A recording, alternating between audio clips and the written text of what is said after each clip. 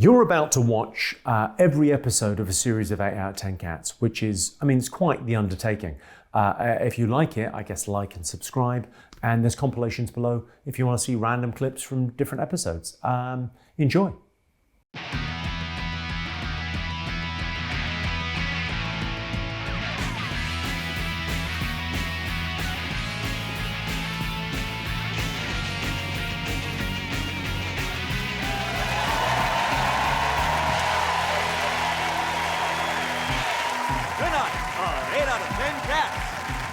That lovely smile. It's Jackie. She loves her country. It's Jamelia. And their team captain, Sean Locke. And facing them tonight, boy oh boy, it's Steve Jones. Notorious D.O.D. It's David O'Doherty. And their team captain, John Richardson. Now, welcome your host, Jimmy Carr.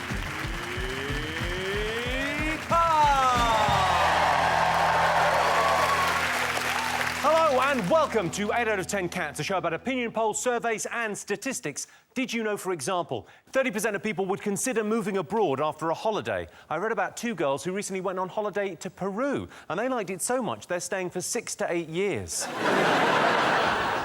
20% of travellers claim to be members of the Mile High Club. I once had a near miss on a flight to Thailand. Sorry, not near miss. Pre-op transsexual. And 23% of Brits have never visited France, which means they've never experienced the thrill of sitting in a cafe on the Champs-Élysées and being put off their croissant by the sight of a woman's hairy armpits and the smell of dog shit. Right, let's get started.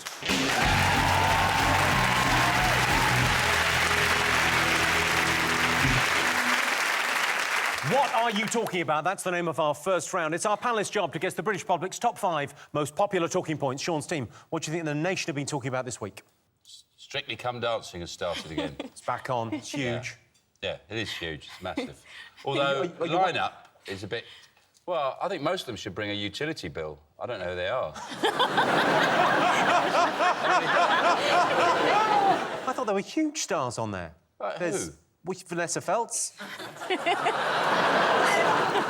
did that. Yeah. I said nothing. No, I did that as well. I've been locked in a house with Vanessa Feltz. I can testify.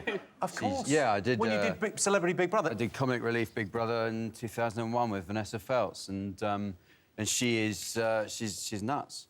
How long did you last in that, Jack? I was in the whole week. I won it, of course. Oh wow. Yeah. Yeah, I remember that. Charm and personality that shines through.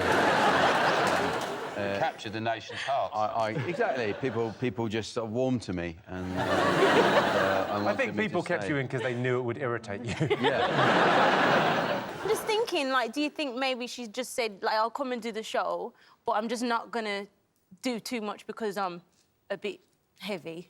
Yeah. Do you mean like serious, or what do you... No, I mean, like, seriously. Oh, no, you're like... being incredibly bitchy. OK, great. No!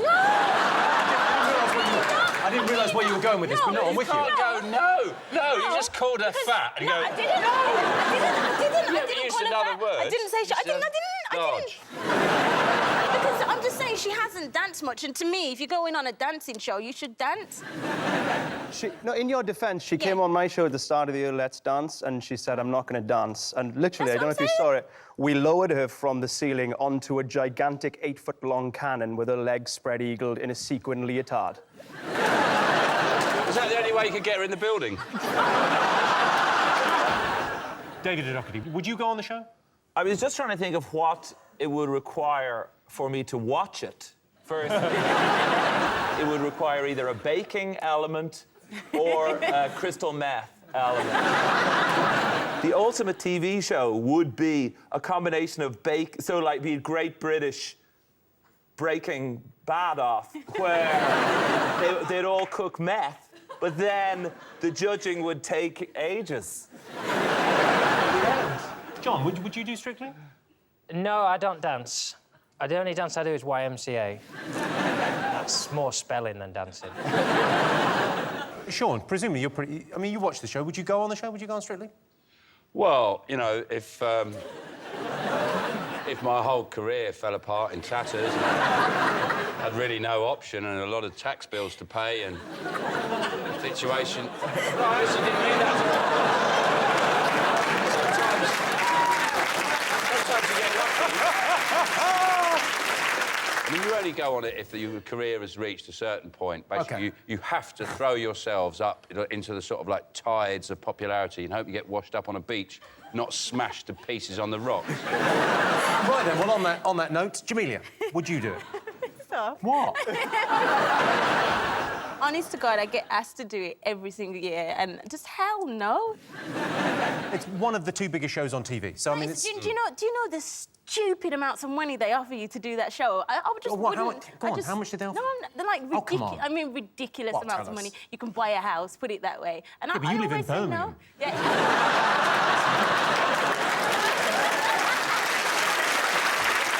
Let's have a look and see if Strictly is up there.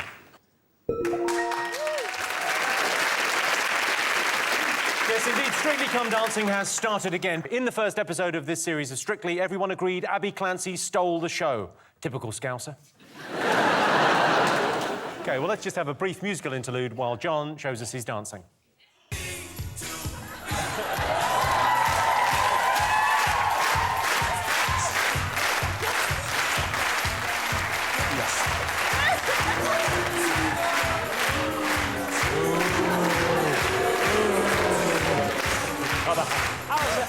I hate being made to dance. I'll dance on my own in my kitchen. And that is a girl. I was at a wedding the other week, and a girl kept going, "Oh, yeah, why don't you go and have a dance?" I said, "I don't want to dance." And she went, "Are you boring?" And I went, "Yeah, and you're talking to me." John's team, what do you think the nation have been talking about? It's got to be Ed Miliband. Ed Miliband. Go on, tell me the story. Well, the story is that the Daily Mail have, I think personally, they've pretty much created a Batman. The Daily Mail are the Joker, and they've shot Ed Miliband's parents in front of him, specifically his father, by saying that he's a Marxist who hates Britain. And Ed Miliband has gone apeshit crazy over it. I don't think Ed Miliband is capable of going apeshit crazy. Let me tell you, if he is Batman, he needs to do something. He needs to fight fire with fire, because you can't win a war of words with the Daily Mail. He needs to go down to where the Daily Mail is made. He needs to wait for the journalist who printed the story to leave the building. Then he needs to beat the shit out of them. I think the most frightening thing is that the Daily Mail have possibly run out of living people to hate. So now they've had to move on to the deceased. And soon they're going to be done with all of them, so they're going to have to just move on to fictional characters. Probably, oh, look at Pooh Bear, just lounging round 100 Acre Wood, broken Britain, honey.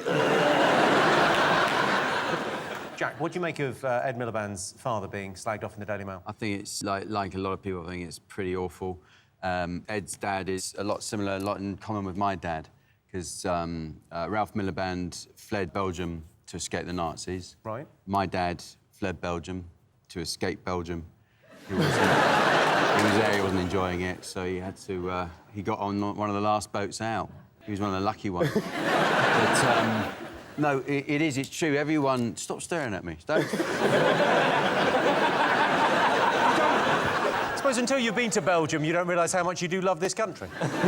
Vinnie Jones is one of the few people who's Vinnie Jones left the country. He lives in America now. Don't turn your back on me. Just be normal. Just be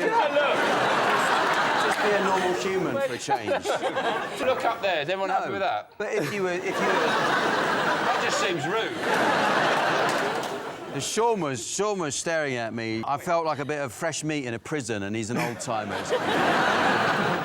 Weighing me up. Jamelia, if someone slagged off your dad... I didn't even... Well, the thing Is this not... No, is this your personal space? Am I invading it? Is that what it is? It's weird, Sean. I don't know. if someone slagged off my dad, I don't care, because he's a knob. So, Can I just say Sean is now taking the piss? No, no. No, I just thought, while Jamelia's talking, I'll look at Jack. No. Jack's talking, I'll look at Jamelia. Where do I look? It's Can someone wrong get me a behaviour. book or something to look at? See the way John is over there, just perfect. Yeah. Perfect, look Be at a bit more like me, mate. that. Totally relaxed.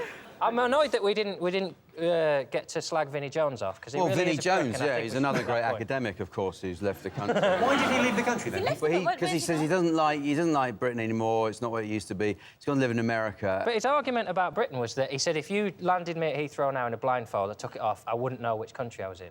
If you landed in Vinnie Jones's kitchen and had a blindfold on and took it off, you wouldn't know which country you're in, because he's still eating English food, probably in an English house. I bet he's got football tops on his wall. I bet he's still got Sky Sports. And you can say what you like, because if he finds out about it, it's because he's watching this show, so he's watching English TV, so he's a fucking dick.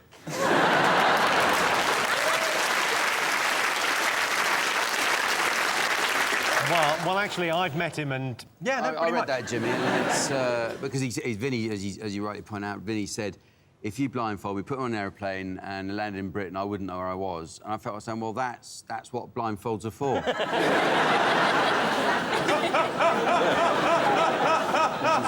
That means it's worked, Vinnie. Yeah. OK, let's see if the male Miliband row is up there.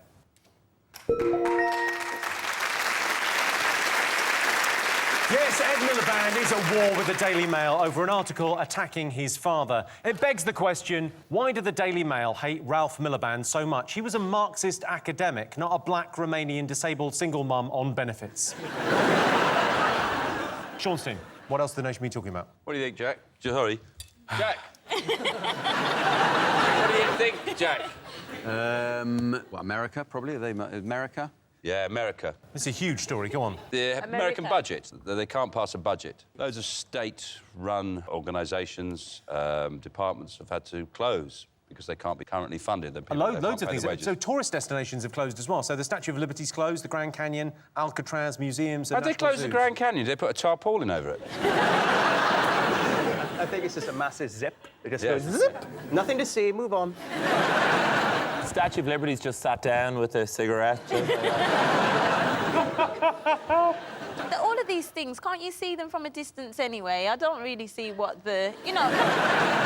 You're not even allowed to look at them, or you're... even if you cast a glance at the Statue of Liberty, you're a scab. Especially with my crazy googly eyes.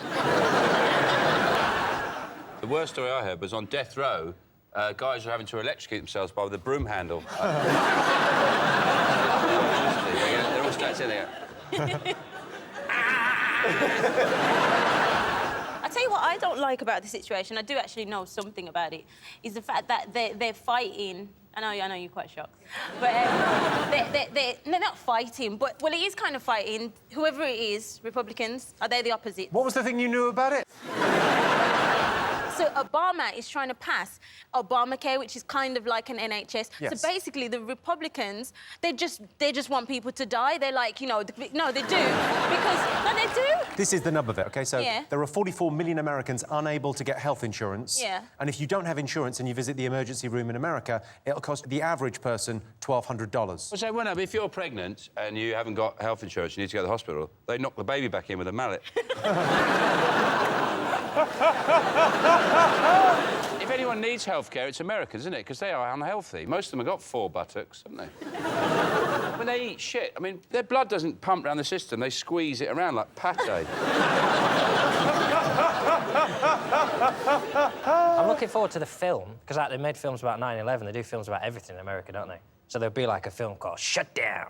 It's like Ryan Gosling in New York going, those sons of bitches closed down every public toilet in the northeast side of the city. I gotta take a shit. I think the supreme irony of it is, no, I don't mind if I'm the one who happened to point it out, but I think the supreme irony of it all, and I hope I'm quoted in generations to come for this observation I'm going to make, Will I hush, please? is it's called the land of the free, but nothing is free.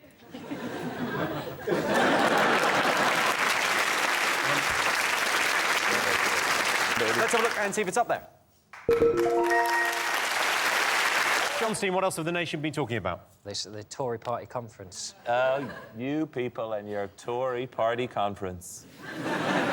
Who are they for? Who are political conferences for? It's the only people interested in this are on the stage or in the audience, frantically clapping. Imagine if you said something at a political party conference and it didn't get a round of applause. you would be so... Like, you can say a burrito in the middle of the day is quite heavy. Everyone's like, ah! True! But even with that, like, it's gentle applause, isn't it? It's not like mad, because the papers have been saying, oh, it's Cameron, it wasn't an amazing reception. And you think, well, it was a Tory party conference. They're not renowned for people getting their tits out and, like, spraying beer everywhere. At best, it's going to be Tories going, yes, I think that's probably a bloody good idea. Can we have a little look at the Tories in action? This is David Cameron giving his speech. In his speech last week, Ed Miliband promised that he would never be photographed with his shirt off in public. And Ed, after hearing that speech, here's the deal. You keep your shirt on, I'll keep the lights on.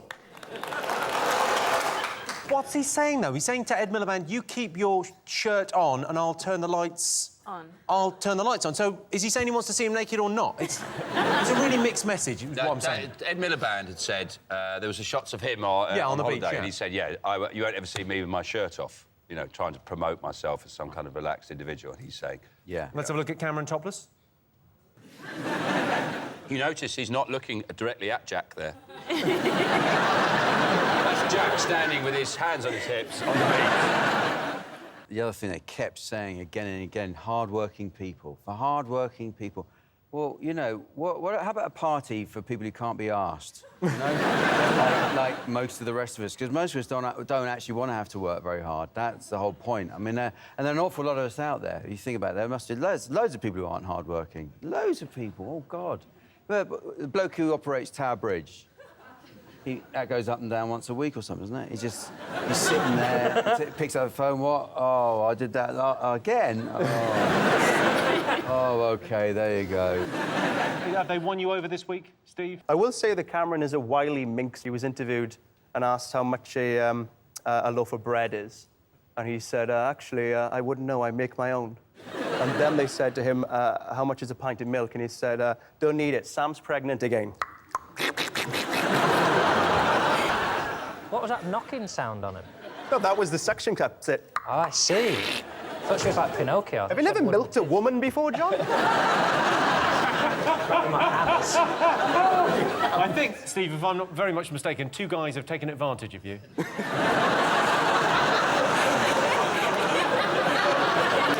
do we have to have the lights off?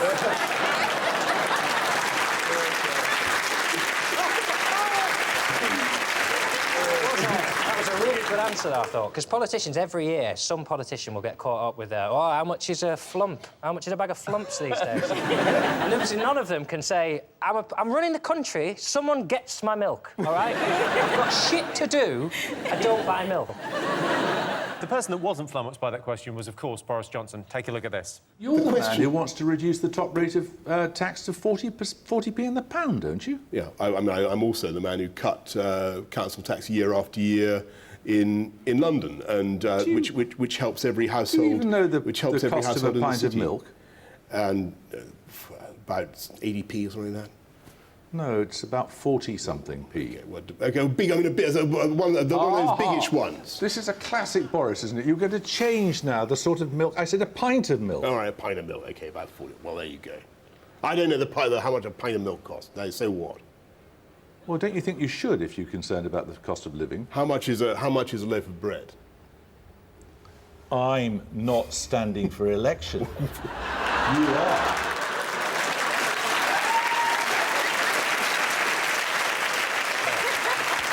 The thing I like about that is the next time he's being interviewed and that comes up, they go, how much is a pint of milk? He's going to go, oh, shit, I knew I meant to remember.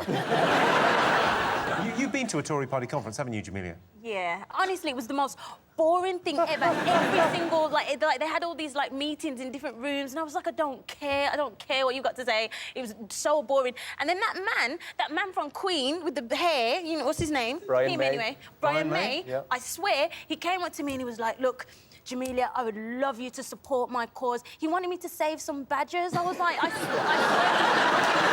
swear. Let's see if the Tory party conference is up there.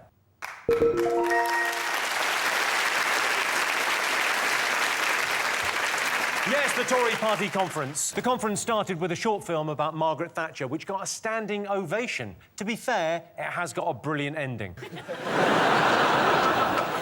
OK, fingers on buzzers, one more thing to go. What else have the nation been talking about? Is it the case that the Jackson family have tried to sue the promoter? AEG, yes, the promoters of the hired concert. Conrad Murray, and they lost. So the Jackson family tried to sue AEG for $1.6 billion in damages. And I was really pleased when this story came up, because I always think, Michael Jackson, it's the death that keeps on giving.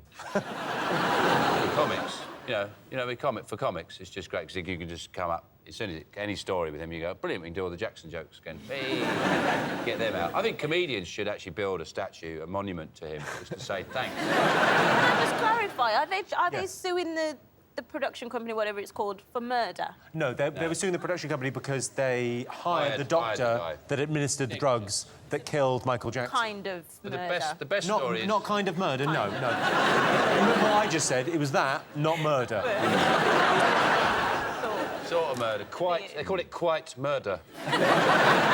What happened was that the production company provided Michael Jackson with a doctor, who then provided Michael Jackson with a huge array of... I mean, they found, something like 78 different types of drugs in his bedroom when he was dead, when they looked, and the most worrying of them was Calpol. And... Or his own personal favourite, Rehipsylix. A lot of them were sedatives and relaxants. I'm surprised he wasn't carried around in liquid form. In a tank, like, just sloshing around. He gets his mic all ready for his next rehearsal. We just pour him out onto the stage.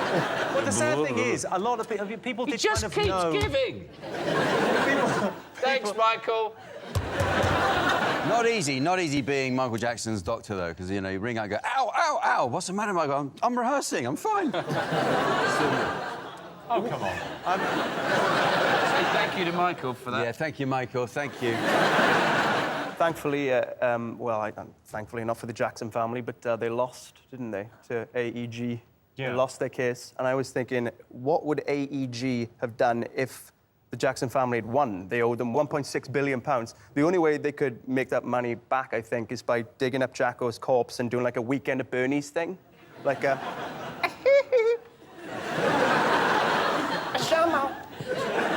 We've got the operator right here, if you want to give it... But that's what I thought when I heard the case, because when you hear these cases, you think, oh, 1.6 billion, you think, well, it won't bring him back, will it? And I thought, that almost could. That's almost enough money to reanimate Michael Jackson, I think. You get the right people involved, $1.6 billion. You could have a bloody good go with that. He was on so many sedatives, it's possible that he's not even dead. He's just... They'll open it up and he'll... Let's go. You think Michael Jackson might just need to sleep it off? Someone should go and check on him. It's not a bad thought. They got rid of his statue, didn't they, up at Fulham. Alfie had invited him to a football match, and he went to see Fulham versus Wigan. I like the idea that Alfie had rang him up and said, yeah, is that Michael? Yeah, who's that? It's Alfie Ed. And he says, do you want to go to a football match? What, who's playing? Wigan? Yeah. Because new owners bought Fulham. They took the statue down, and it's a bit like, you know, when you move into a new house, and you think, well, the first thing is going to that avocado bathroom. We're going to get rid of that pebble dashing, and the statue of the paedophile out the front. That's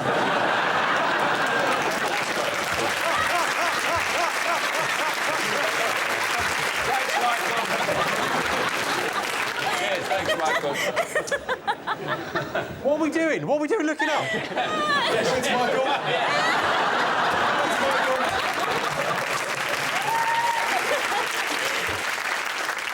Well, I can tell you that's not one of the most talked about things this week, but promoters of Michael Jackson's ill-fated tour have been found not guilty in a lawsuit brought by the Jackson family.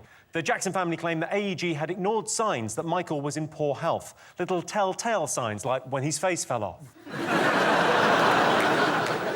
Fingers on buzzers, one more thing to go.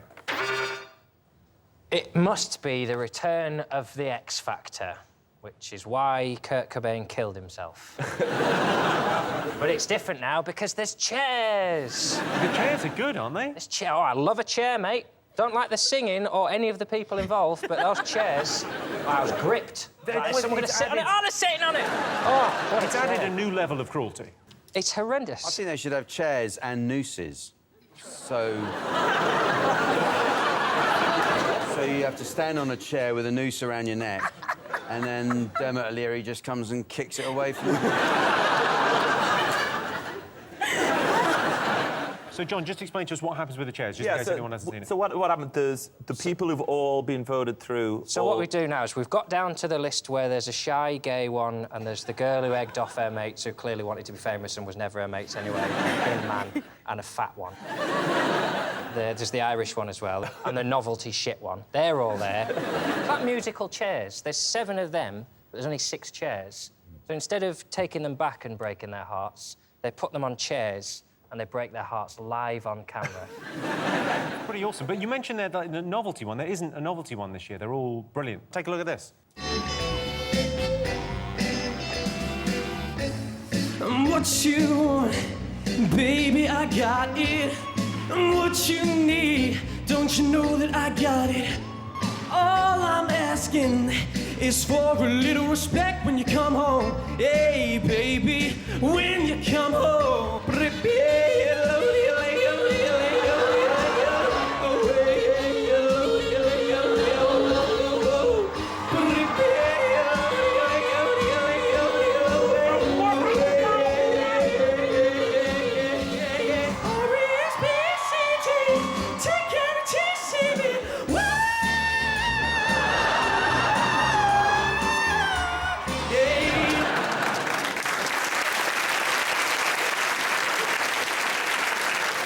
Quality there. I like that. That was good. That guy is... Did he get through? I think he's great. Did he get through? Did he get through? No, he didn't get through because he yodeled. That is someone who's got mates who said, yeah, I think you should yodel right in the middle of it. Now, you presented, Steve, the American version of X Factor. Were they crazier than ours? Were they saner?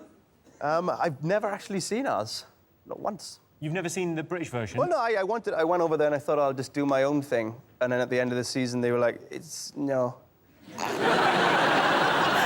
No. Well, good on you. I mean, Dermot's a fantastic presenter, but he does what he does. I didn't want to look at what he does and go over to the States and do that. I thought, well, I'll go in there. I think you should have, because a lot of people, Steve, me included, find you very attractive. And the thing Dermot's done... Yeah. The thing Dermot's done this time, and it's been on all the papers, is he's had a bit of a bulge. That's been the talking point this year. Where? Well... In the papers, they said the viewing figures have gone up by 900,000 because of Dermot's bulge. Shut up. I want to see this. Well, have a look. That's his mobile. It's a phone? Yeah, that is a phone. But if you look carefully, he's charging the phone with his penis.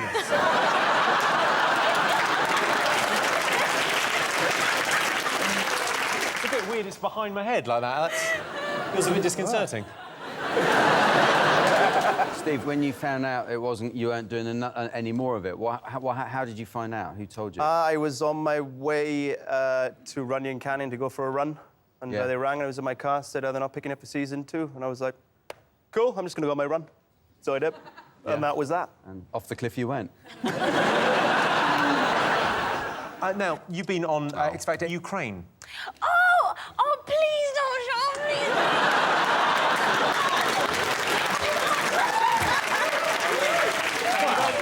Listen, certain shows, you have to understand, right? Honest to God, they gave me shitloads of money, so that's why I was there. I'm not going to lie. And just don't show me, don't show anything. I'm not going to show. I think if you're willing to do things you don't want to do for shitloads of money, I think you're the girl for me. I would show it, but I don't have the clip. Oh, well. Yes. Let's have a look and see if X Factor is up there. Yes, a new series of X Factor is underway. Dermot O'Leary says millions of extra viewers have tuned in order to see his trouser bulge. Oh, Dermot, put a sock in it. Oh, wait, hang on, you have. At the end of that round, Sean, Jack and Jamelia have 2 points. John, Steve and David have 3 points. So our next round is Pick of the Polls. Sean, Jack and Jamelia, pick a question.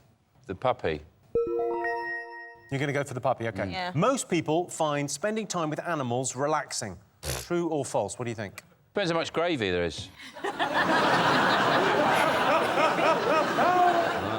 Animals are not relaxing at all. I find them very stressful. I've got a little dog, which... Actually, thanks for that. The last time I was on the show, I spoke about my dog, and everyone thought that I meant that I killed my previous dog. I didn't kill my previous dog. I just gave him away. Well, now you sound like a lovely person. No, then I got another dog, a smaller one, who does smaller poos, and that was my main issue. Who did you give the big dog to? I gave him to the police. Do you know what? At least I was an honest dog owner, and I didn't, you know, ill-treat it. The RSPCA didn't have to come round to my house and say, you know, you're terrible, you are. I was honest, and I said, I can't cope.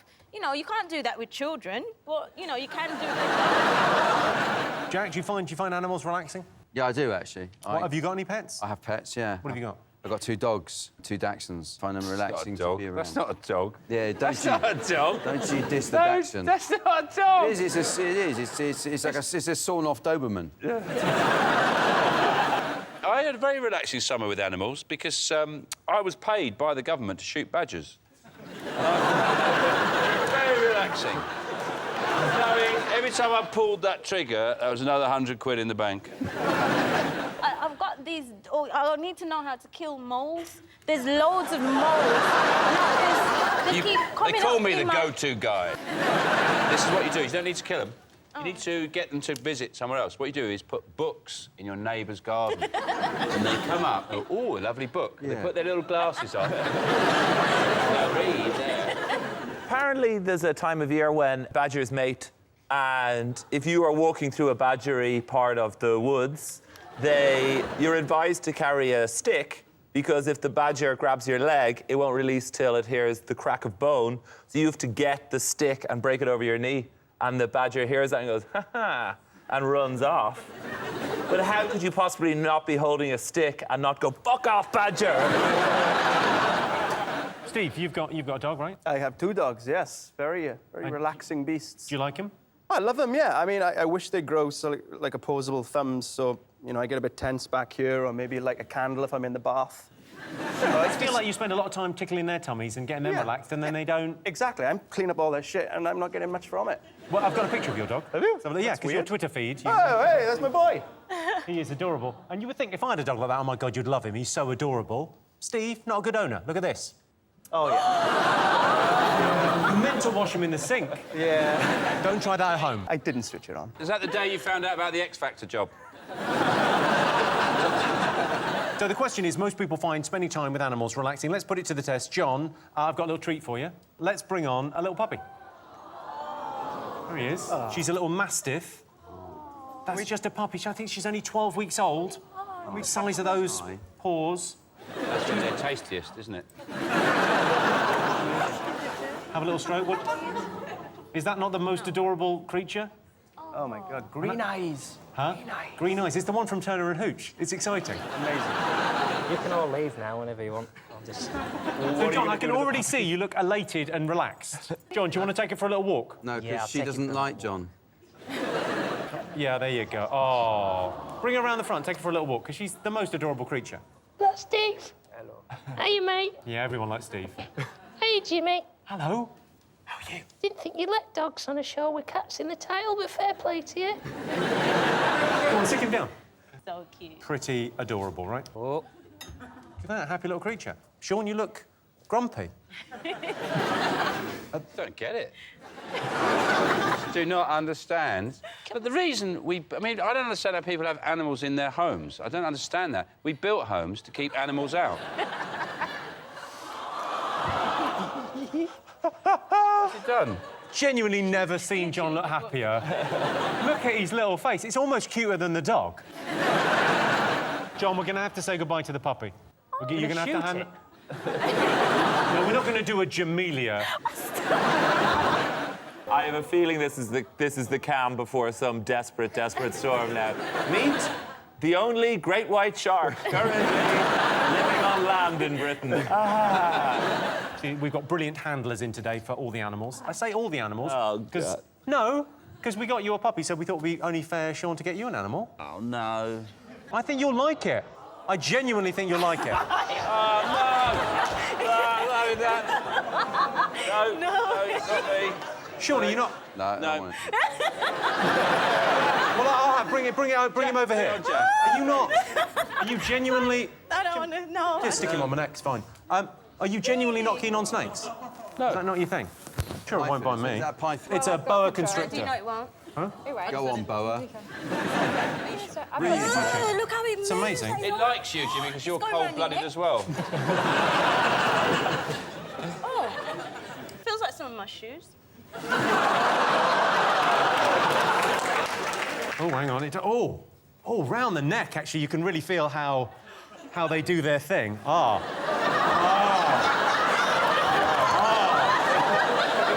well, let's see how close he gets. Yeah, Maybe. It's fine, I'm not too worried. Oh, hang on. Oh, you little flirt.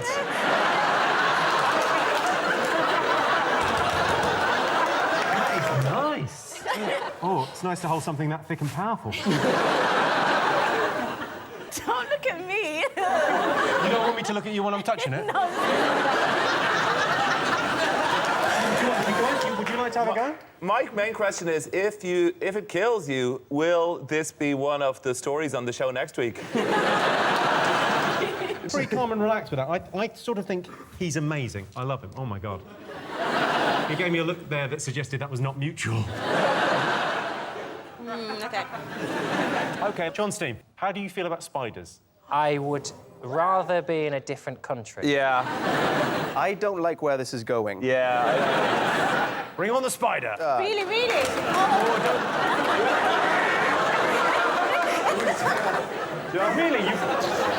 a tiny little spider. Are you kidding me? It's just a spider.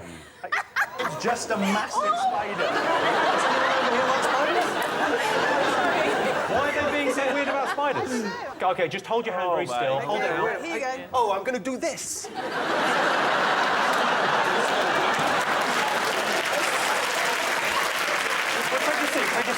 Take a seat. Well, go on. You jump. This is brilliant, Steve. You are taking a hit for the team here. A hit of pure poison. Just hold your hand completely still. No, Jimmy, I'm gonna do something terrible to you. You're being incredibly brave and handsome, Steve. Wow. OK, we can say goodbye to the spider. Thank you, son. We've got expert handlers in with us today.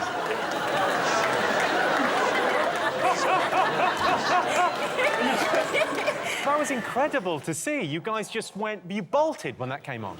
Would you have held the spider? The only thing I want to see with 8 legs in my house is a KFC bucket. You didn't like the snake, you loved the puppy, didn't like the spider. Let's bring in a tiger. Can we bring on a baby tiger? Let's bring on a tiger. Fuck me. So we've got a lovely tiger. Sometimes if a tiger's being a little bit active... That's an actual tiger. That's an actual tiger. Oh there you go. Hang on. Oh. Wow. John, Sean, would you like to come over and have a stroke? No. I want. You sure, John? I'm pretty close to having a stroke from over here, to be honest. I mean, that is a massive tiger. Just see if you find this relaxing. How That old is a is the- tiger how old cub. is the tiger? So he's about 14 weeks old, and when they get to, 4 months, you can no longer do this. Not that nice. Just about a month. We're hoping for a month he'll still be like this. You have a month so like that's this. It's amazing. Oh, he loves his bottle, doesn't he? Yes, he does.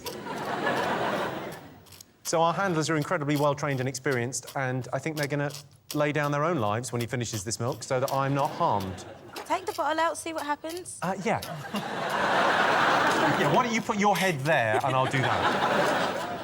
I like that someone somewhere has just switched on this show for the first time and gone, 8 out of 10 cats. It is about cats.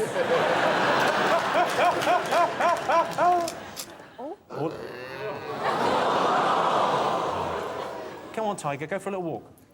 Well, thanks very much to all the animals and handlers. Give them a round of applause. OK, let's get some answers. So, most people find spending time with animals relaxing. True or false? What are you going to go for? I think me and you would say false, but I think most people are going to say true. Yeah. So, what are you going, true. Sean? You're going true? OK, John, what would you say? I enjoyed that. Yeah, I feel relaxed. Yeah? I leave it in your hands. True. Well, I can tell you the answer is true. 72% of people do find spending time with animals relaxing.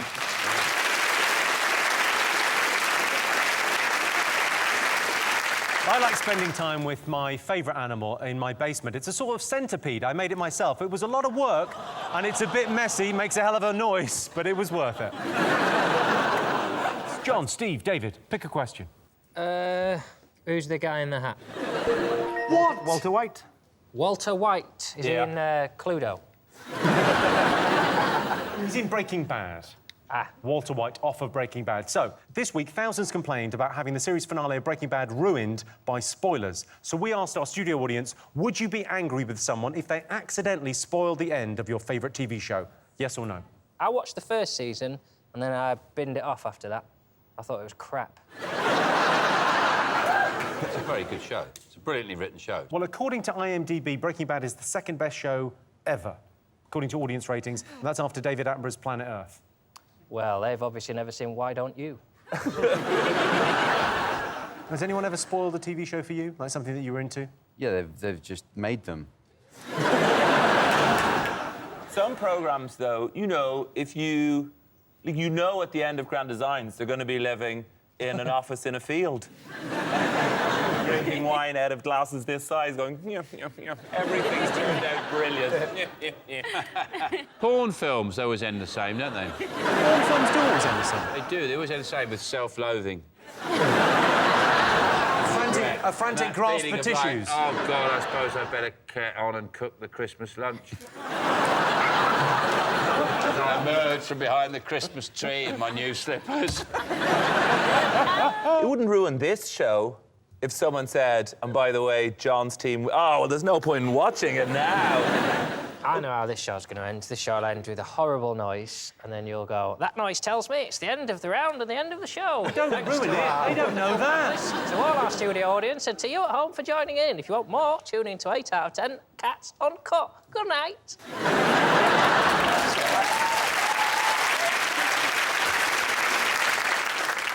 Right, let's get some answers on this. So, what do you think?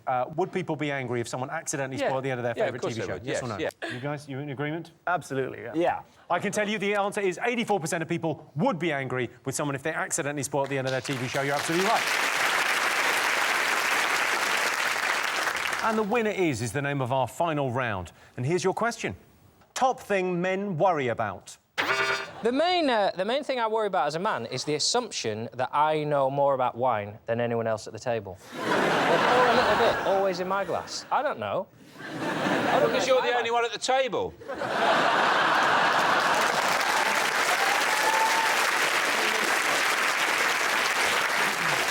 There is that. There is that. See if you worry about anything? Sometimes giving directions. I want to come across as if I'm very manly, and I want to know that you know that. So I'm like, oh, I need to incorporate, like, manly destinations. Oh, just go past the Red Lion, then go past the sex shop, then, like, the engine yards where I buy my engines, and you're pretty much there. Go to the beach, that way. David, what do you worry about? Keeping things charged, mostly.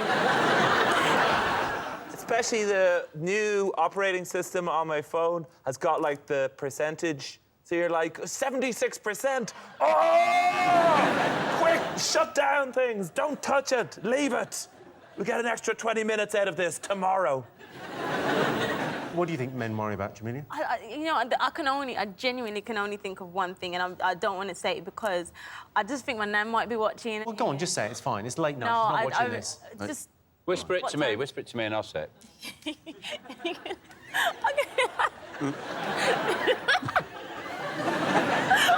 I can't even say it. Honestly, I can't even say it. Write it down. Write it down. Write it down. Or just draw a picture of one.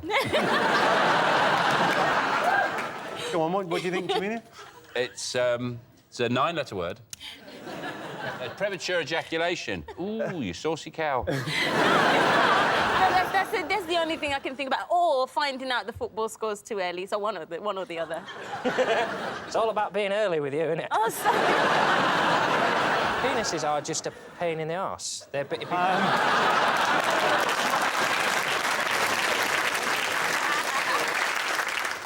When they're up and about, they're an inconvenience. And when they're not, they're always there, aren't they? It's better to have a thing that's in, I think. Are you saying you'd rather have a vagina because it'd be tidier? That's insane. That's the most insane thing you've ever said. You like things to be tidy, but you're basically saying, oh, I'd like to be castrated because then it'd be neater. Jack, do you ever find yourself worrying? I worry about stuff that I've done in the past, and what if it had done, you know, like, when I was on that rowboat on holiday, what if someone had come out in a motorboat and shot me? And then the next night, something else comes. What if that on the aeroplane there'd been a hijack? What would I have done? Just say hello back. Yeah. Oh, hijack. That's that sorted.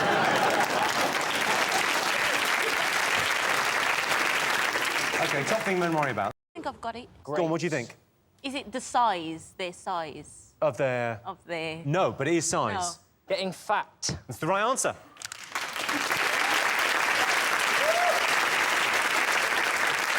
Yes, men's biggest worries are putting on weight and going grey. Either way, the solution is the same. Diet.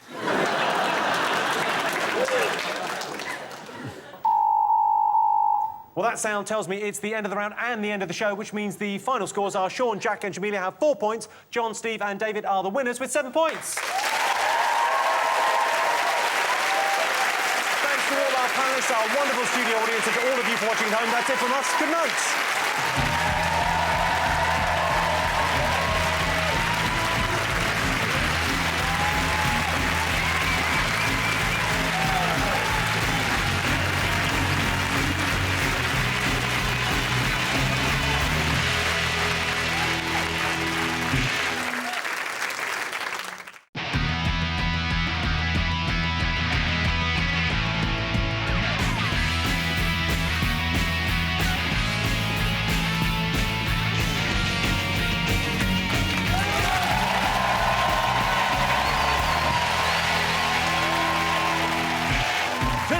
On 8 out of 10 Cats, in the fast lane, it's Richard Hammond. Best foot forward, it's Paul Foot. And their team captain, Sean Locke. And facing them tonight, see you later, calculator, it's Harold Vorderman. He's having a laugh. It's Matt Ford. And their team captain, John Richardson. Now, welcome your host, Jimmy Carr. And welcome to 8 out of 10 Cats, a show about opinion polls, surveys and statistics. Did you know, for example, 43% of men flirt with people behind their partners' backs? I have to confess, I sometimes flirt with people without telling my girlfriend, but it doesn't mean anything. It's just a bit of harmless banter in the steam room of a gay sauna. It's nothing. 11% of single women have already picked out their wedding dress. It's an important decision. It's a lot of money to spend on a dress you're only going to wear never.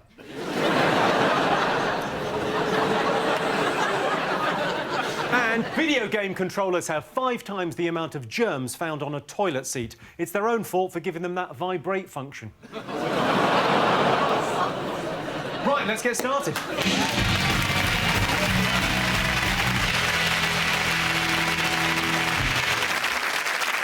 What are you talking about? That's the name of our first round. It's our panellist's job to guess the British public's top 5 most popular talking points. John Steen, what do you think the nation have been talking about this week?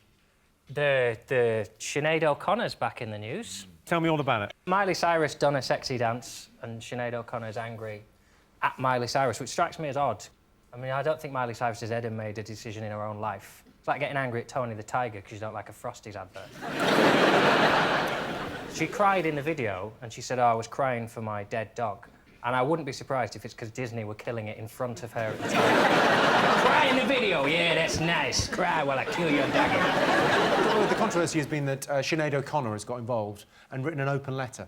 What do you think? But they wrote open letters back to each other. Didn't Miley Cyrus then respond? She then tweeted her, I believe, yeah. The reason Sinead O'Connor did it, isn't it because she was cross because Miley Cyrus said she was imitating her? I think she said that the tear in the video was a homage to her Nothing Compares to You video. She was Hannah Montana, wasn't she? She was Hannah Montana. I think that's really the thing that's caused the controversy, because she used to be this incredibly clean-cut Disney star, and now she's making videos like Wrecking Ball. Should we have a look at the video? We should have a little look, shouldn't we? Don't you ever say I just walked away. I will always want you. I can never lie, running for my life. I will always want you. I came in like a wrecking ball. I never hit so hard in love. All I wanted was to break your walls. All you ever did was wreck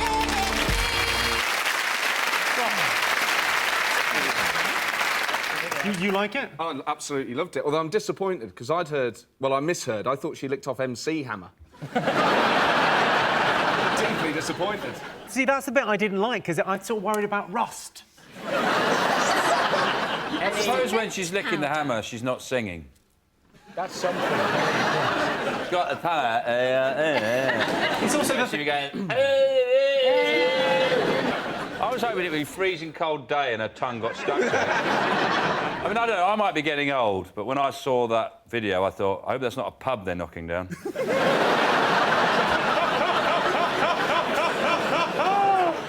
I just think... I used to be a civil engineer, you know, back in the day, and it's the cleanest construction site I've ever seen. I was sort of more interested in how they kept the wrecking ball so clean. Well, she licked it all, hasn't she? Paul, did you enjoy the video? Well, I mean, I just think they're all doing all this sexting now and they're taking their clothes off. I mean, could it possibly be that maybe it's because their music isn't actually that good? How very dare you? I mean, you didn't... but you didn't see J.S. Bach sort of pulling his pants down around the streets of Brandenburg, did you? It's very hard to do a drawing of that. Pull them up. It's fun to watch famous people do stuff like that. I'd like to see Chris Martin on a giant falafel. And he swings out of the pita bread and you see, like, a little bit of his flank and his meat and two veg. And just as you think you've seen it, he swings back into the falafel pocket and out again like that. Just going, woo, and a big falafel. That'd be nice. Let's have a look and see if it's up there. Yes, Sinead O'Connor has angrily criticised Miley Cyrus for her raunchy video. It was shocking seeing Miley Cyrus on stage at the MTV Awards in a skimpy outfit, rubbing herself up against a penis, or Robin Thicke, as he's otherwise known. Sean Steen, what else have the nation been talking about this week? Badgers! Badgers! It's a very upbeat response. Ah, they can't kill all the badgers. Well, they don't know how many there are. Badgers have moved the goalposts. This is actually a quote from a government minister when Environment Secretary Owen Paterson was asked if he'd moved the goalposts, because they're now saying they need to kill more badgers. He said, the badgers have moved the goalposts. They do, and that's why they must die. That's the kind of thing they do. Richard, what's your problem with We've got badgers? a massive problem with badgers. We have a lot of badgers anyway, and now we've got all these refugee badgers coming in, running away from all Starting these... to sound like Clarkson, mate. No! He was rude about badgers. No, he was rude about badgers. I like badgers, but I only like the ones that we already had. And then all the protesters were blowing whistles and banging saucepans to scare them away. So now they've all come and lived at our place, and that's kind of chucked our home badgers out. And... How can you tell the difference between the new badgers and the old badgers? Well, they've got different accents. Because... No. I think the cull's a good thing, because they say that there's the equivalent of one dead badger for every 10 yards between Tiverton and Exeter. They always say that, don't they? Yeah, people are always saying that. No, but it's actually quite a useful way of finding your way home. Yeah. Instead of just sprinkling rose petals as you walk along, we can just follow the usual method, yes. A trail of dead woodland animals. We gave it to them. That's what I feel sorry for. We caught TB in the Industrial Revolution, gave it to the cows. The cows gave it to the badgers. We killed all the cows that had it. We got rid of it. The badgers were just left with TB. Like, there you go, mate. They went, oh, I've got bloody TB now. And now they're trying to give it back, and we're shooting them all. It's like giving someone a cold and then shooting them, going, don't give me that cold, mate. I'm a supporter of the badgers, and I've actually rescued 2 badgers, because they came round to shoot them, and I had a cottage down there, and I took them in, and I pretended they were slippers. And I would have got away with it, but one of them started coughing. Carol, what do you make of the badger cull? Well, I think it's interesting because obviously TB is supposedly spread by the badgers, and with this cull now, they're all running for the hills and obviously spreading it even more. There is no TB. The whole thing is just the Countryside Alliance. It gives them an excuse to shoot something that's slightly black.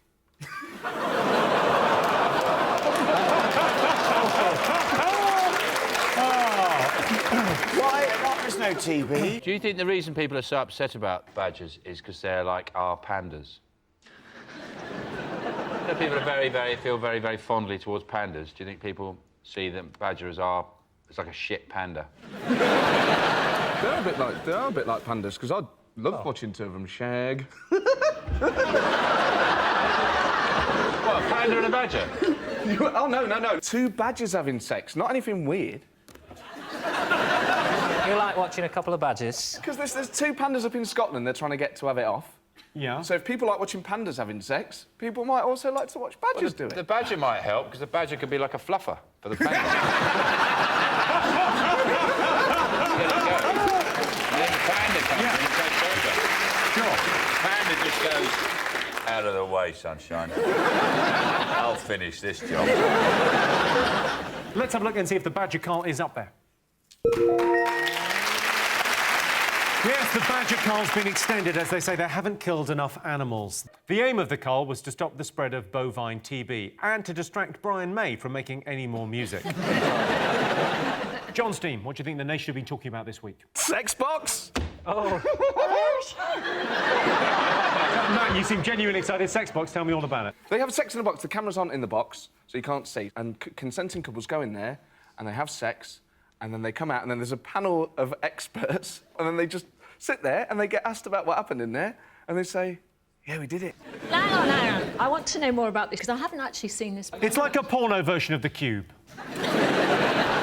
Right. They should do it in the Cube, then at least you'll be able to see what they're getting up to. Yeah.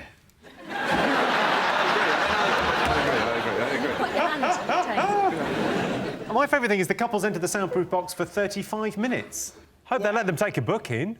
I couldn't be trusted. If I was on a show like that, I'd just sneak a big tub of yoghurt in, and then when they open the door, just lob it all out.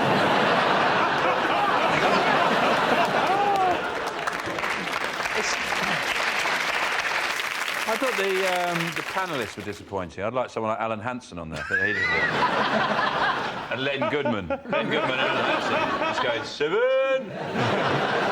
Alan Hansen going, that was woeful. But isn't it a bit like a student house, where two people go into a room and then everyone sits around and talks about it? John, What did they get up to? John, Matt, you live together in a house. One of you must have brought a lady home. There must have been that when you two came out of the bedroom. When one of us was having sex and the other one wasn't. Yeah, guess which way around that went.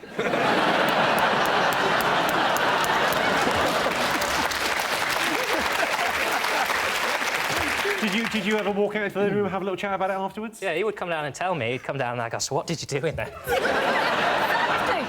And he said, I gave the badger some nuts.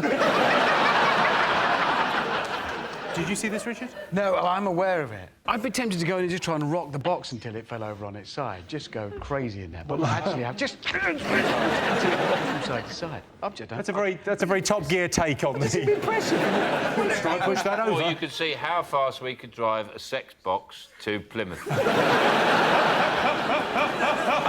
There's a reason people don't talk about sex, because not very nice. You don't... One girl said something like, you know, I sometimes joke about it with my mates, but, you know, I don't really talk about it with my mum. Well, of course you don't. You don't get to Sunday dinner and go, I had a cracking shag this week. You can't listen to them talk, though. When you know they've had sex, you cannot... Even if the conversation is mature, you cannot have a conversation with someone knowing they've just had sex. Because you're just waiting for them to go, well, we started off with a bit of...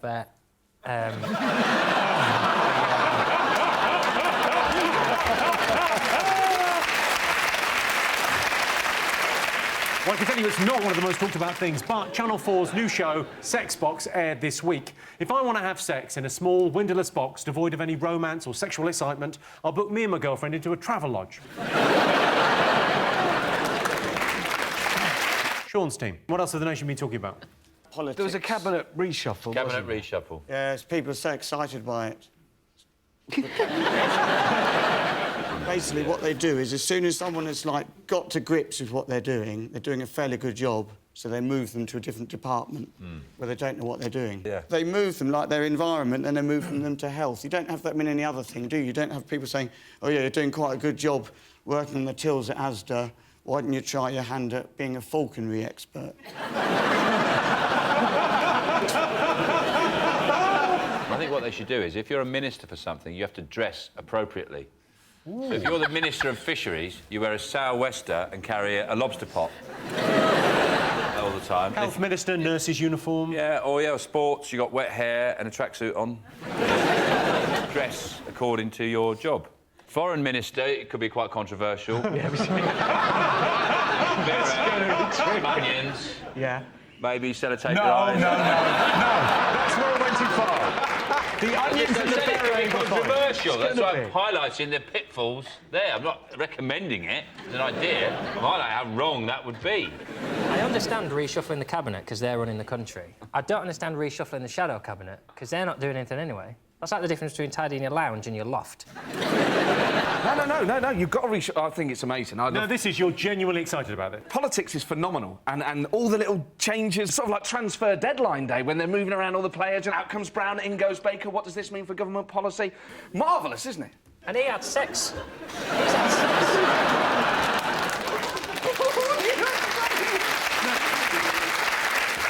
Matt, you used to work for the Labour Party, Yeah. right? What do you think's the matter with politics? I think there's a serious lack of personalities in it, and I think Ed Miliband is sort of part of that problem. And there are people... I shouldn't like Nigel Farage, but... That's the end of that sentence. People like politicians that make us feel good. And Farage, even though I disagree with most of what he says, he's got that sort of, like, braying golf club... You know, the sort of guy who'd turn up at a golf course and go, "Roger, you bastard!" I want to hang around with that guy. Well, talking of UKIP and characters, have a look at Godfrey Bloom, formerly of UKIP. Now, Mr. Bloom, what do you make of the front cover of this, the conference brochure with no black faces on it? After he interviewed. What a racist comment is that? How dare you? That's an appalling thing to say. You're picking people out for the colour of their skin. You disgust me. Get out of my But I mean, I'm making the point that you haven't got... What's appalling about making that point? You, sir, are a racist. Why am I racist for saying there aren't any black people? And you've checked out the colour of people's faces. Disgraceful. You're disgraceful.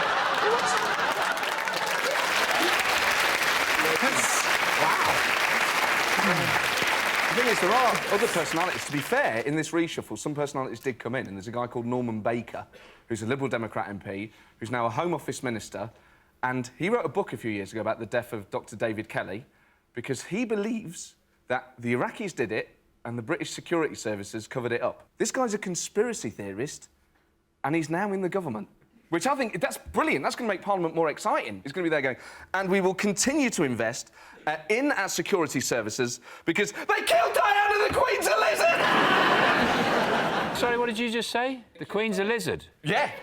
That's why they call her Liz.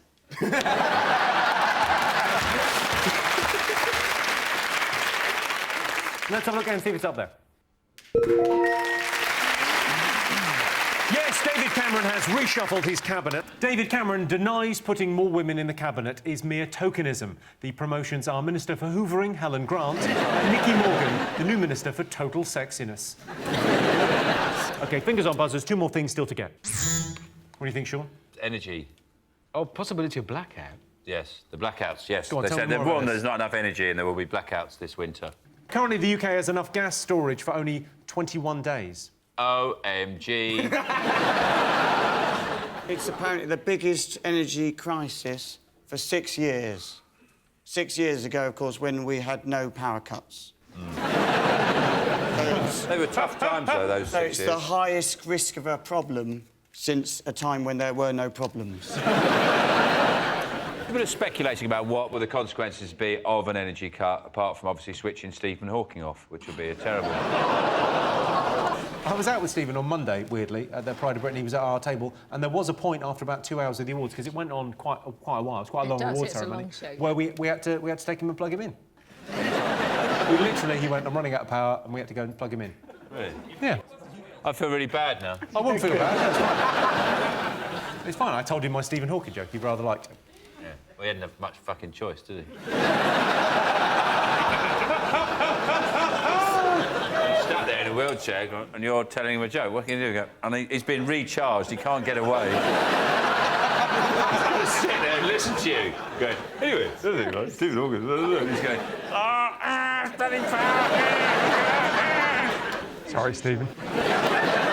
Back to the blackouts. John, how do you think you would cope in a blackout? Well, interestingly, I've been watching... there's a programme on Channel 5 at the moment called Under the Dome, which is about a city that gets trapped under a dome and they've run out of power, and there's riots and looting and murders, and that would be my concern. If we had a power cut, I wouldn't be able to watch that anymore.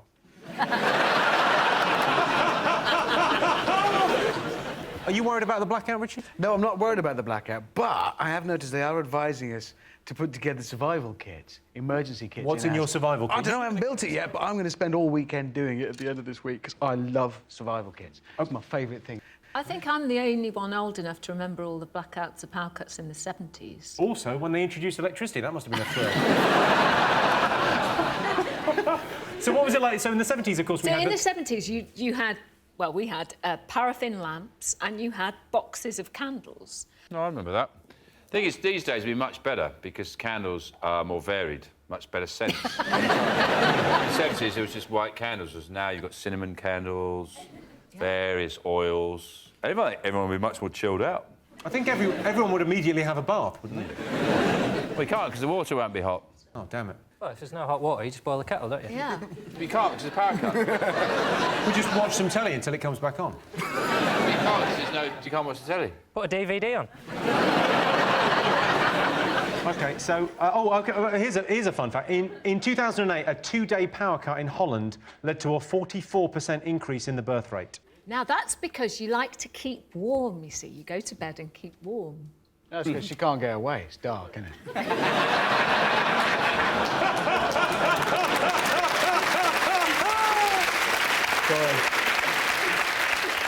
Paul, what would you do in a power cut? Well, I think the solution to all this is Snickers. Should we just leave it there, or...? Yeah, should we agree? I think we're all agreed. Snickers. Well, Snickers, it's got high energy, hasn't it? A lot of energy in Snickers. Yeah, a lot of oil. Build a power station and burn Snickers. Immediately, massive amounts of energy. Snickers can give us everything we need. There's no need for power. That's our new Minister for Energy. You spin the wheel and you see what happens. Yeah. Let's have a look and see if it's up there.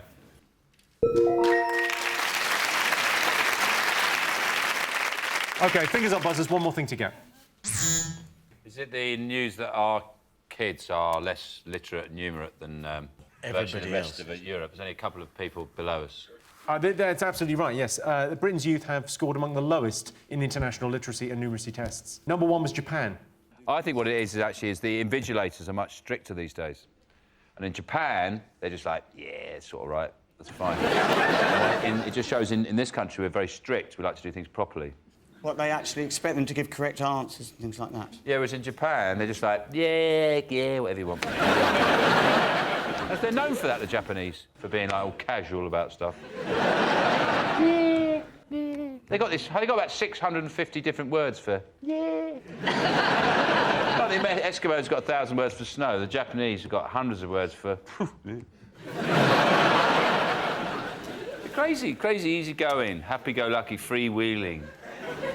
Drifters, that's what they are, really.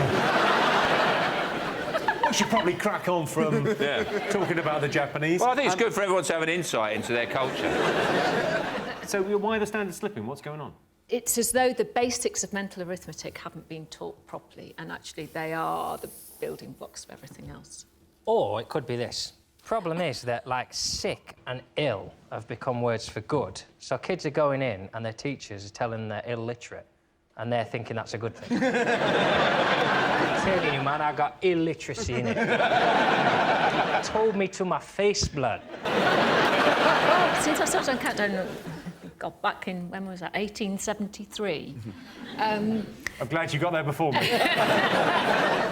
Everyone says, you know, oh, Carol, because you're quite good at mental arithmetic, people think you're a maths genius, whereas him, over there, he's better at maths than me. Paul, you studied maths? I studied maths at university, yes. So you did maths at Oxford? Yes. Do you think you're better at maths than Carol? Well, yes, obviously.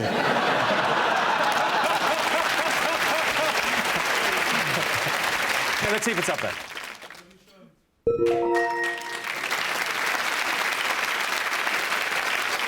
Did you hear that there? Just as I said, let's see if it's up there, someone just shouted, "I love you, Sean."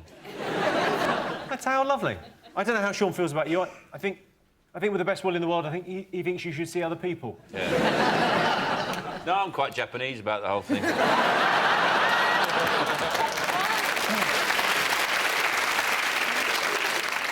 Yes, Britain's youth have scored amongst the lowest in international literacy and numeracy tests. How do you expect Britain's teenagers to learn to read and write? They're too busy bringing up their kids. So those were the most talked about things this week. But in other news, Silvio Berlusconi is set to carry out 12 months of community service, although unfortunately the community he's chosen is a Catholic girls' school. And this week, a Bristol woman of 85 got her first ever tattoo. She had the Grim Reaper on her shoulder, watching as she got a tattoo of a dolphin.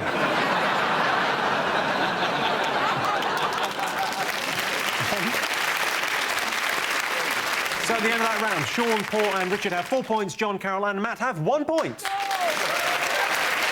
Our next round is Pick of the Polls. Sean, Paul, Richard, pick a question. Well, I think we'll have Richard. OK. Here's your question. Most people find driving a stressful experience. True or false? False. It's not stressful. I'm usually drunk anyway. Is that why you crashed that car? Is that why you pissed? That was on purpose. Why did that crash? What happened? Tyre blew. Tyre went bang at 320 mile an hour. And Why would that happen? Why would a tyre go up? it was bad luck. It wasn't a plot to kill you. I hadn't thought of it like that until now. No, it was a tyre blew, but it happens to... Well, I'd just like to say thank you for all the jokes we got out of it. That's why I did it. I've actually never met someone who's a text joke before. What, was I a text joke? Oh, yeah, there's loads of them going around. I suppose that's one of the terrible things, is you sort of missed that. You missed that? 7 years Did ago. anyone send them to you? Well, no, I couldn't see, could I, Billy? There was some crackers going round. My favourite one was the reason they call you the hamster is after the crash, your nuts were in your cheeks.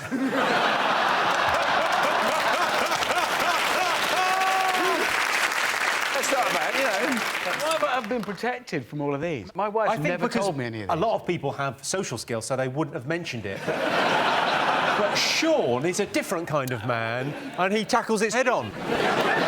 John, do you get stressed driving? I do, yeah. You're supposed to get stressed driving. I had a tyre blowout as well. I mean, it was less dramatic than yours, I'll give it that. Mine was 70 miles an hour in a Ford Fiesta on the M5 at Strensham Services, and it did not make the news. There were no Did people text tweet jokes. things about that? No, Hashtag bored. It's frightening, though, isn't it? I mean, we're sort of brethren on that tyre blowout. How fast were you going? I was going 320 miles an hour. Yeah, I was doing about that. Just under? Just shade under. Just what's the speed limit? Well, it was 70. I was doing that. I was doing that. Maybe just a little bit more, because I'm a renegade. I might have been doing 72. Maybe I wanted to get home and have a glass of port. Who gives a shit? Carol, do you get stressed driving? Do I get stressed? No, I love driving. I love Top Gear. You know I love Top Gear. Should we look at Carol on Top Gear? We'll have a little look. Now, the Liana. Oh, yes. I just had a great day. I love the Stig. He was so good, and he taught me how to do handbrake turns today. Well, that's not going to make you go very fast. No, it isn't. No, Pulling a isn't. handbrake on. No. Have you never done one before? No. So did that explain what happened when you were on one of your practice laps? The last one, I was just pushing it a little too far. Who'd like to see what happened on one of the practice laps? Yeah. Here we go. Right, where are we now? Oh, it's the follow through. Oh, a bit wide. Oh, how is this? Oh.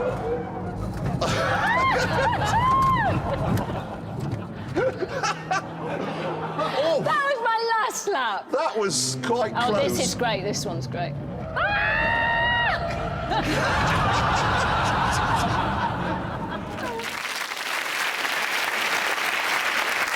I have to say, I was fastest in the wet by 4 seconds at that time. Fastest in the wet by 4 seconds. I forgot to issue Carol with the list of words you cannot say to Jimmy. I'm afraid wet is one. You just can't say it. If it's raining, Jeremy you have to say argued it's and raining. he said it was only mildly moist.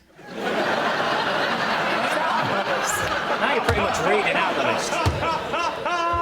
Oh, it's amazing watching that, though, because you look about the same, but Jeremy has gone from 0 to 60. If you look at Jeremy then, There's Jeremy back there. Look at that, he's a young man. Look at him now. It's like he's been in that pod, you know the film The Fly? And he got in there with a pickled egg. One thing I don't understand is, why does Sting wear a helmet? I don't understand that, 'cause he's quite a good-looking fella.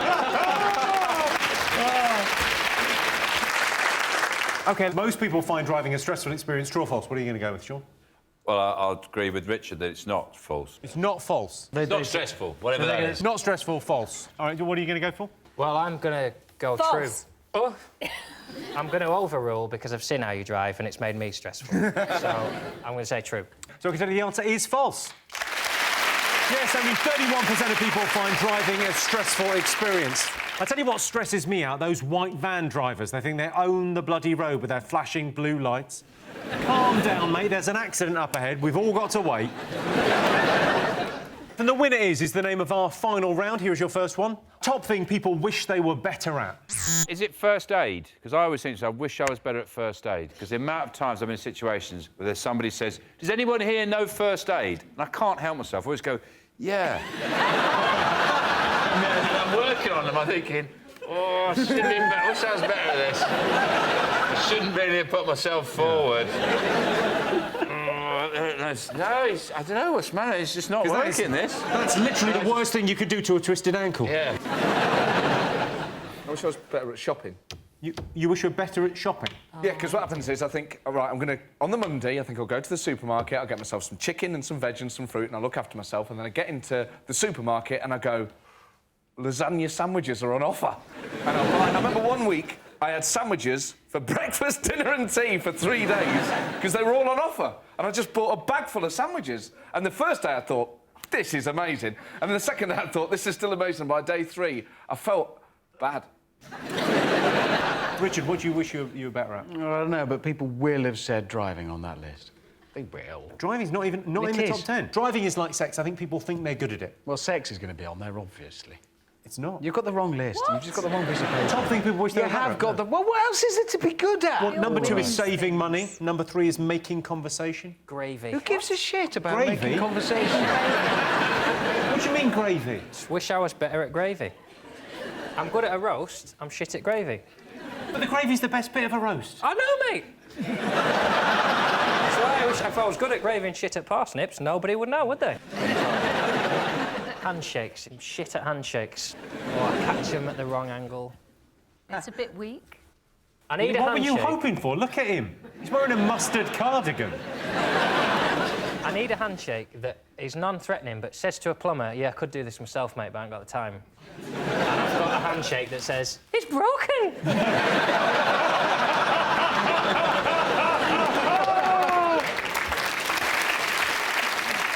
OK, it would help you if you went travelling, if you went to another country? Foreign languages. That's the right answer. John got it. Yes, the top thing people wish they were better at is speaking foreign languages. We had a really great French teacher at my school, but in the end I failed the oral. Apparently I didn't cup les balls properly. OK, worst thing about living alone? Very much your specialist area we've hit here. Well, I liked it. It's just the sympathy is the worst thing. People say, you all right living on your own? Yeah. Have you not got any mates? Yeah, because I don't live with them. But no, I loved it. I loved living on my own. What was the best thing about living on your own? Oh, just all of it. Nothing moved. Just, you know, think I'm going to stay up all night. Doesn't matter. No one's going to wake me up. No one's going to come round. Actually, it was tragic. I've just remembered what it was like, and now you ask the question, it's the constant crushing loneliness, the fear it's never going to end and you're going to die on your own.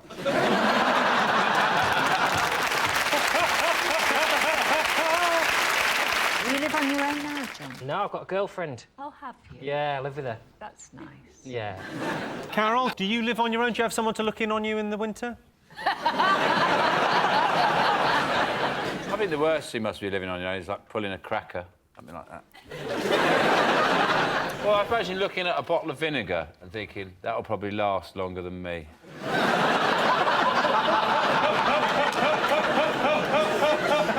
Or if you have a thing of Marmite and you don't even like Marmite.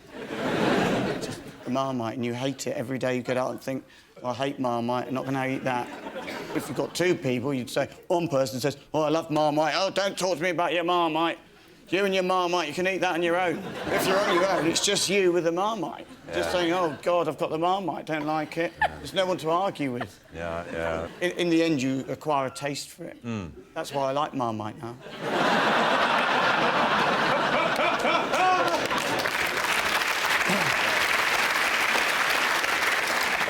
I reckon one of the worst things about living alone must be you've only got your own clothes to wear. There's not another like bank of clothes to dip into. Yeah, and situation arises that you'd need to. If you're like wearing women's clothes in the day, you can't say, look. Whoa, whoa, whoa, whoa! I didn't mean that. Whoa, whoa, whoa, whoa, whoa! If you wouldn't wear women's clothes on in the day. Well, not on television. I don't say that. But you could, and you just say, oh, well, look, it's part of a loving heterosexual relationship. It's just something I like doing when my wife's out, sort of thing. Who told you that? You know, it's fairly obvious.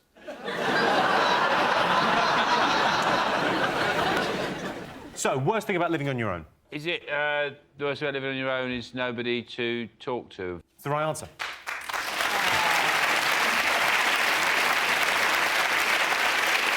Yes, the worst thing about living alone is having no one to talk to. There's an old man who lives alone next door to me. Still, he's just bought himself a new dog for company. I think he's called it Help, because I keep on hearing him calling it. Help! Help! Help! Don't worry, though. I think the dog's come back, because I haven't heard him shouting anything in ages.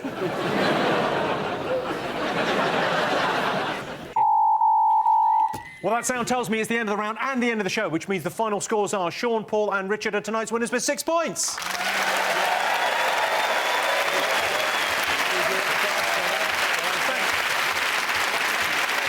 Thanks to all our panellists, our wonderful studio audience, and to all of you for watching at home. That's it from us. Good night.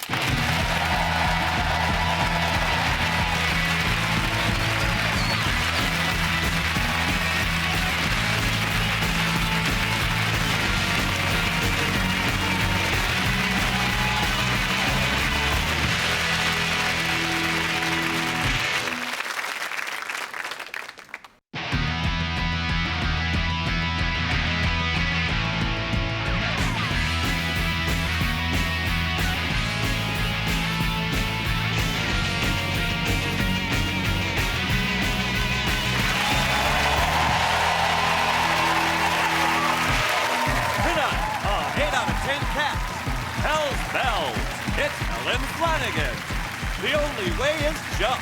It's Miles Jump and their team captain, Sean Locke. And facing them tonight, Achtung, baby, it's Henning Babe. The Brooker Prize, it's Alex Brooker. And their team captain, John Richardson. Now, welcome your host, Jimmy Carr.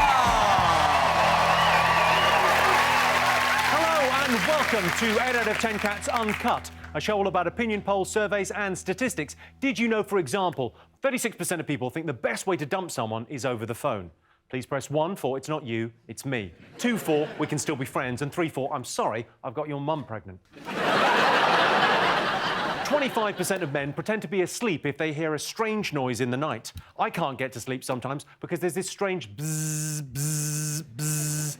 I asked my girlfriend, is there a fly in here? And she said, yes, yes, yes! And 73% of dieters abandon their diet at the weekend. And there's a special name for those dieters. Fat people. Right, let's get started.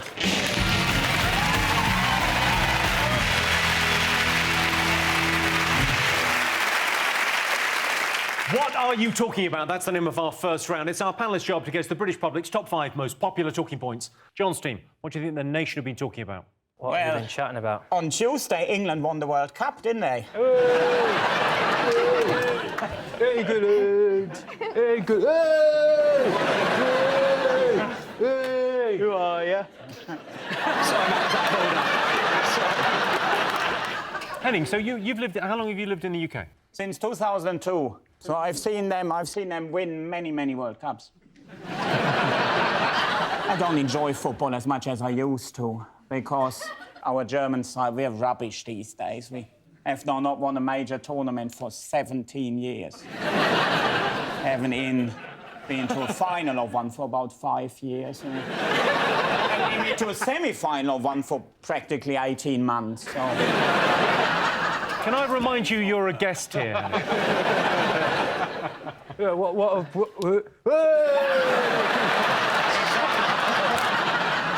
You a big football fan, Helen? Yeah, I like football. I think it can be quite exciting. But I've been away, so I haven't actually caught up with the news. So they had this. They had a game that basically got them towards the World Cup. Yeah. So who was that against? It was against. They beat Leeds. They beat Leeds. No, they didn't. So it was England played against Jossie's Giants. No. Who did England play against? England played against. Count Duculus 11.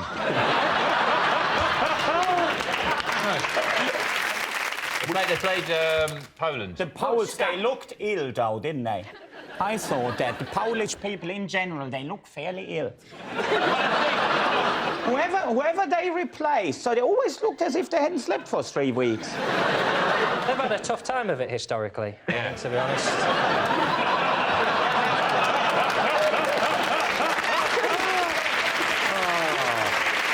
Maybe they've been watching the History Channel just before the game.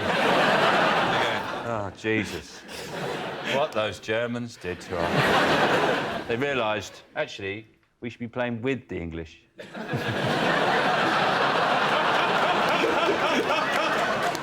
Sean, if it was a choice, OK, between England winning the World Cup and Chelsea, your team, winning the European Championship, what would you go for? Well, one that's not plausible, is it? I think Chelsea are a good side. Just literally no chance of England winning the World Cup. You say that, but on the other side... Hey! Yeah. John, if it was a choice between England winning the World Cup and Leeds not being relegated again... Somebody's Googled football this week, haven't they?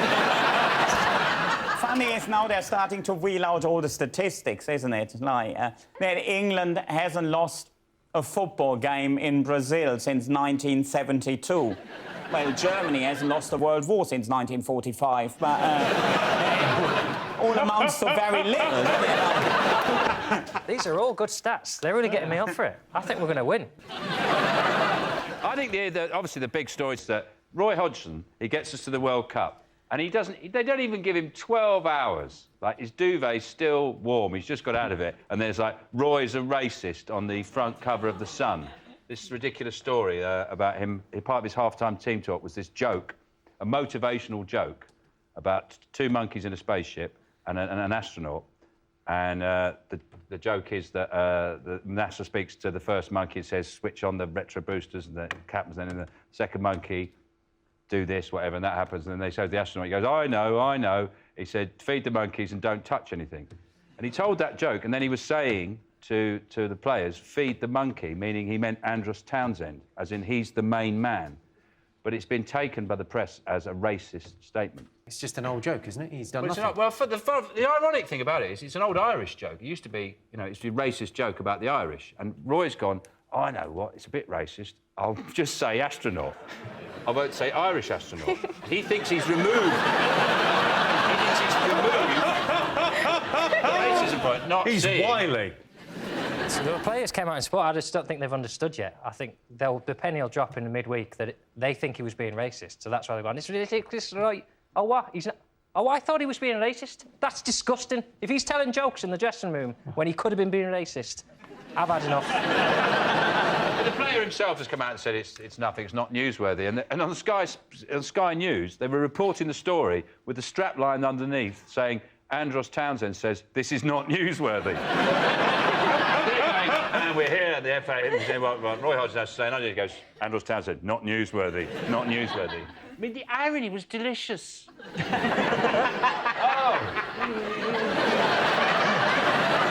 I don't know an enormous amount about football, despite the fact that I've been talking so much during this section of the show.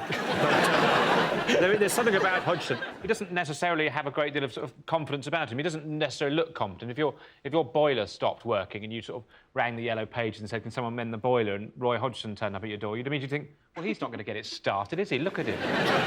Let's have a look at him. I mean, he looks fine now, doesn't he? That fills me with confidence. That's a man saying, I don't know what's wrong with your boiler. That's a man saying, has anyone seen my chin? What I liked about the way the press are just desperate to get some kind of innuendo or pun on the word Brazilian. So they're just these really like these headlines that grammatically don't work. Like, yeah, let's get a Brazilian, because they know that the Brazilian means the waxing job, but it doesn't quite work. They should just go, we're in the World Cup, shave your pubes. There, we've said it. That's what we really want to talk about, you shaving your pubes. We know we're not going to win, so shave it off. All right, let's have a look and see if it's up there. Yes, this is the news that the England football team has won a short holiday in Brazil. So England beat Poland in the football, while Poland beat England in the putting up shelves and the child-minding. Sean Steen, what else have the nation been talking about this week? They've sent Boris Johnson and George Osborne to China. Yeah, oh yeah. A trade trip, really, to encourage trade links. Let's have a look at Boris Johnson in China. Let's have a look. Yeah, that's him at the Forbidden City. They're not the ideal people, George Osborne and Boris Johnson, send out. I mean, normally when we want to get people interested in our country, we wheel out David Beckham, don't we? Prince William. We normally send them out. But, I mean, when I met Boris Johnson, it put me off living in London. Kenny, what do you think of him?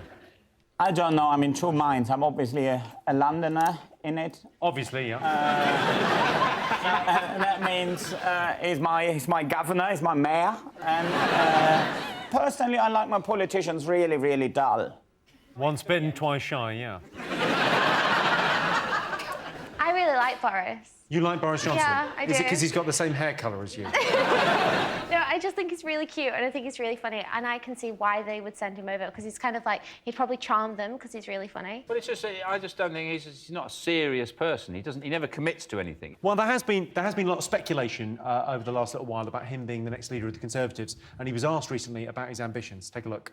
Matthew Dancona's book, In It Together, he quotes a conversation between you and David Cameron, where on the night of your second victory over Livingston, you say to Cameron, "This is my last election, Dave. I want to go and earn some money." I don't remember saying that. David Cameron replies, apparently, "That's bollocks." Is it bollocks? What, the whole story or what? No, the idea that what you want to do when you leave the mayoralty of London is to go and make some money. Well, I've just said, in case you weren't paying attention, that one thing I had thought of doing, perhaps in a completely vain and unrealistic way, was romantic fiction, with those kind of glossy novels at airports with very embossed covers with pictures of orchids. Perhaps I'd adopt a pseudonym, so that you might, your hand might waver over the. I'll tell you what, you're not going to make a fortune out of that, Boris. There you go. All right. But you, I mean, you have try something else then. Something will crop up. Well,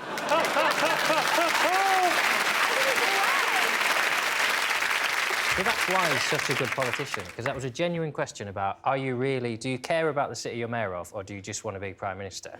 And what he said was something so stupid that nobody concentrates on what his answer is. Just go, isn't it true that you killed 100 people last week for fun? Well, yes, but one day I might set up a clown company and call myself Titty McVitty. Sending him to China on a trade mission and George Osborne is like sending Jedward to sort out Syria. The Chinese just looking at him thinking, well, why have you sent him this idiot? Yeah. Man that looks like he's just come round for a general anaesthetic. Yeah.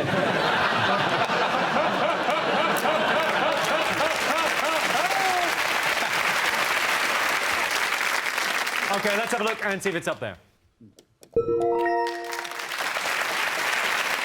What else do the nation be talking about? John, Alex, Henning. There's a new show on telly, Jimmy, called The X Factor. Did you ever watch The X Factor? I watched it until the judges' houses this year, and I thought I'd give it a go. And then they sent Paul home, and Louis might as well just gone, "Oh, well, I've heard y'all sing, but I'm going to pick the youngest and the ones that'll go on the posters there on the bedroom walls." It was absolute bullshit that Paul went home, and that's my serious answer. I think Paul had the best voice in the competition. They told him that in the first round, and now what they're going to do is to go, "Oh, come back next year." I hope he does with an Uzi. So the X Factor live show started last week. Shall we take a look at one of the performances? This is Shelley Smith. but the secret is still my own. Oh, my love for you is still unknown. Alone. Till now, I always got my own. I never really cared till I met you. And now it chills me to the bone. How do I get you alone? How do I get you alone?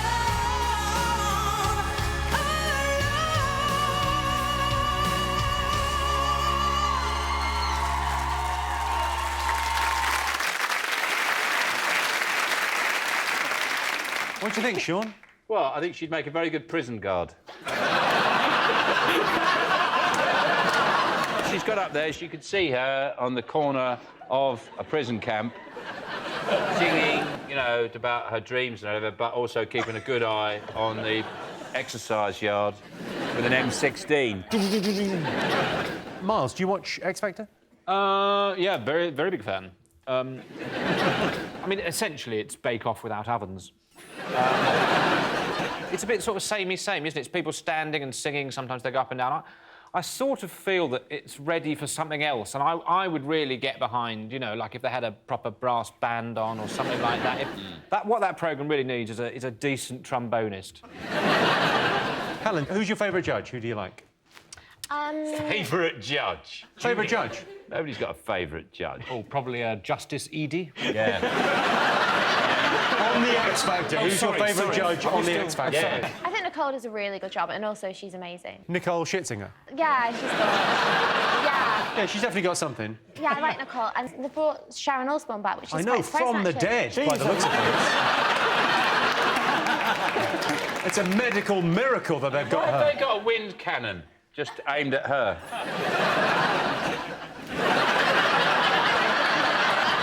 Henning, do you watch X Factor?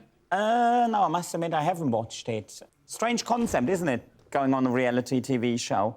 Because the people, essentially, what they end up with, they end in a situation where they'll be temporarily too well-known to take public transport, but because it's unwaged, they're still too poor to travel by cab. And that is the real sob story for me in that whole context. Well, a leading psychologist this week claims the X Factor producers are deliberately creating cruel twists because viewers have become immune to sob stories.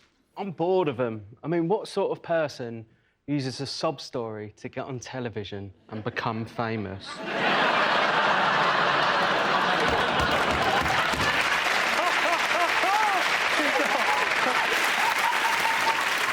I'm not sure whether you're allowed to say, disability, it's a sob story, isn't it? It's a Paralympic legacy, mate. Do a bit of sport, now we're everywhere. Let's have a look and see if the X Factor's up there. Yes, the X Factor live finals have started. Lorna Simpson claims she was voted off X Factor because of a fix. Yes, Lorna, God fixed it by giving you an average voice and a shit personality. Sean's team, what do you think the nation have been talking about this week? The Andrew Mitchell thing. That's what people have been talking about. The disbelief, the incredulity of the whole nation that the police might have made something up. That story. There's ice cream men just stopping, switching off the machine, just going, what's the point of selling ice cream in a world where policemen make things up? So last September, Andrew Mitchell was accused of swearing at the police and calling officers plebs when they wouldn't let him ride his bike through the main gates at Downing Street. He denied calling them plebs. The worst thing about it is obviously he's coming out of it all right now, whereas he's a massive knob. Isn't he? Well, Andrew, Andrew Mitchell has nicknamed himself Big Swinging Dick. I'd love to have a nickname like that. That's not going to happen. I was called Cocknose at university because I had a nose, well, shaped like a cock. A couple of things. Firstly, your cock is a weird shape.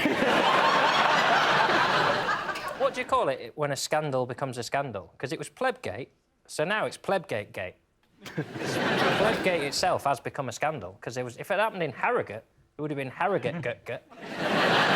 In the end of the day, we're discussing now a story that exactly nobody knows anything about because, well, first the police said that's happened, so he swore, and then it turns out no, he didn't.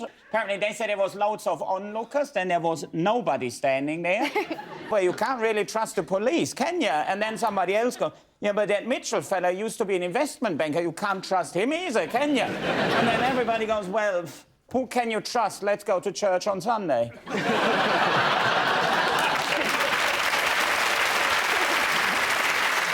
I'm confused. I've not felt this way since I watched Inception. I'm gone. I don't know what's happening. Let's see if it's up there. Yes, the Plebgate row has intensified this week. Andrew Mitchell's always disputed the police's version of events, saying, I 100% deny calling those pricks plebs. OK, fingers on buzzers. One more thing still to get. What do you think, Sean? The Queen has got a...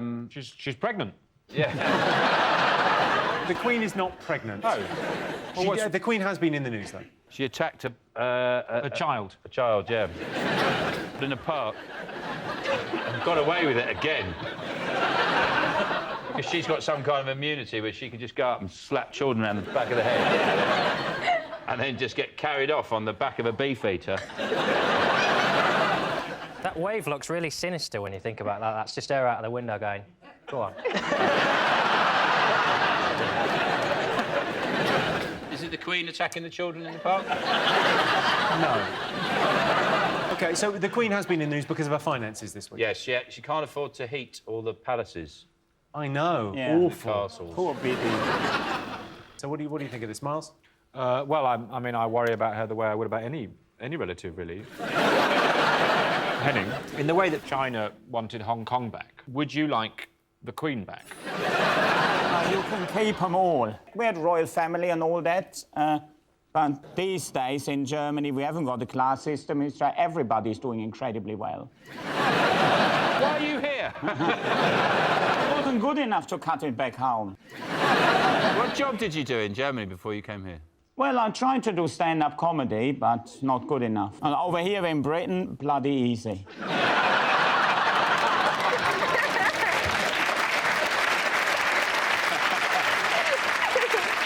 I can tell you it's not in our top 5, but the state of the Queen's finances has come under scrutiny. 39% of royal buildings are in need of repair. There's one crumbling facade that's constantly leaking. But doctors say Prince Philip is on the mend. Buckingham Palace is riddled with holes, especially in the walls between Prince Philip's dressing room and Kate Middleton's bathroom. OK, fingers on buzzers, one more thing to get. I keep seeing Banksy in the pissing papers. You're not a big fan of the Banksy? He's a vandal. He's a bloody public nuisance is what he is. And for every funny Banksy, where they go, oh, that's a good one, for every Banksy, there's a Binksy and a Spanksy and a Wanksy and a Monksy and someone who's just drawing on walls.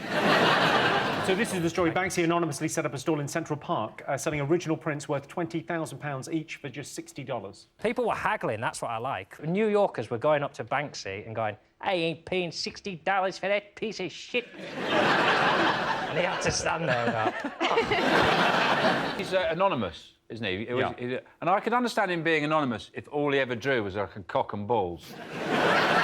You would be proud of that, would you? Well, it's good for a city. This is why he's never been caught, because really, when he's in London, people know, oh, this will create a lot of tourist attractions, and he's pretty much been invited to New York to do an exhibition. So that's what... If you wanted to catch Banksy, I don't imagine there's many people with a Bristolian accent wandering around New York at the moment. You ain't got 500 cans of red spray paint, have you, geezer? So what does he do drawings of? Like, what does he do artwork of? We can't show any Banksy. He won't let us. Although, who do we ask? Well, why don't we show some and just go, yeah. I'll say I'm Banksy. Yeah, exactly. What the fuck is he going to do? I'm Banksy. No, well, I'm Banksy. No, I'm Banksy. I'm Banksy, I think. Well, no, I'm... And I would say it's me, but no one's going to believe I'm that skilled with my hands.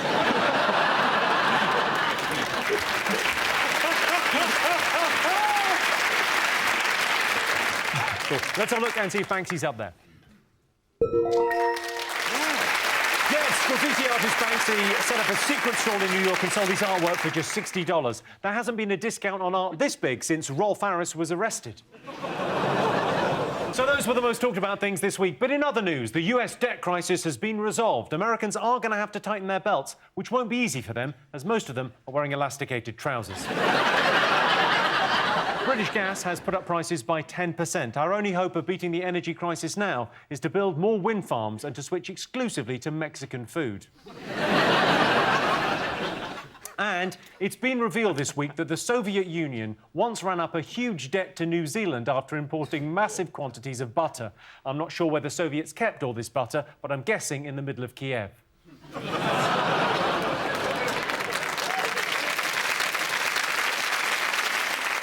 OK, at the end of that round, Sean, Miles and Helen have 2 points. John, Alex and Henning have 3 points. So our next round is pick of the polls. OK, John's team. What do you like the look of? Oh, let's Yasser Arafat. Yasser Arafat there. So I can't really see the monitor very well. I just assumed he was there. Simon Cowell. The picture of Simon Cowell taking a picture of himself. OK, you've chosen the selfie there. A recent survey revealed that British people take 35 million selfies a month. So we asked our studio audience, do people take too many pictures of themselves? Yes or no? I would say no. Are you aware of how many pictures you take of yourself in the average week? Well, all girls do my age. Like, you know, when you're going out, before you go out, you take lots of pictures and stuff. I mean, if I look on Instagram, I can look at my account and there's loads of all my friends and there's loads of things and everyone's got selfies. Let's have a look at some of the pictures of you recently. Have you put on weight since that was taken? No, there's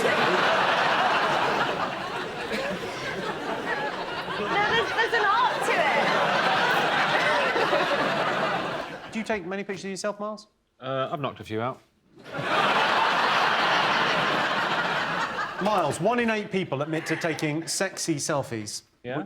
Are you one of those? Listen, if it comes out sexy, it comes out sexy. I'm not... I just think of them as photos.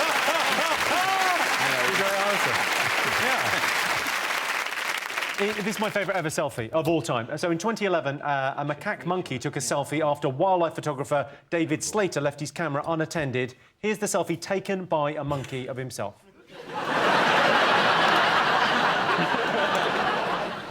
Is that for real? That is for real, yeah. He left his camera out and the monkeys got hold of it. Really? That's a genuine thing. Here's another incredible selfie. See if you recognise anyone from this photo. No, not really. The guy on the left is the Pope. What? Some kids took a little selfie with him, which I think is a modern thing for the Pope to do. Did it on their phone or his? Because he's got the Pope mobile, hasn't he? I keep reading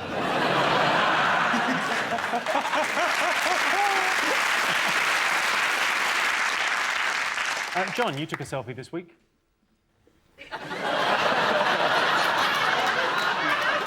Can you talk me through what was going on there? I mean... This week...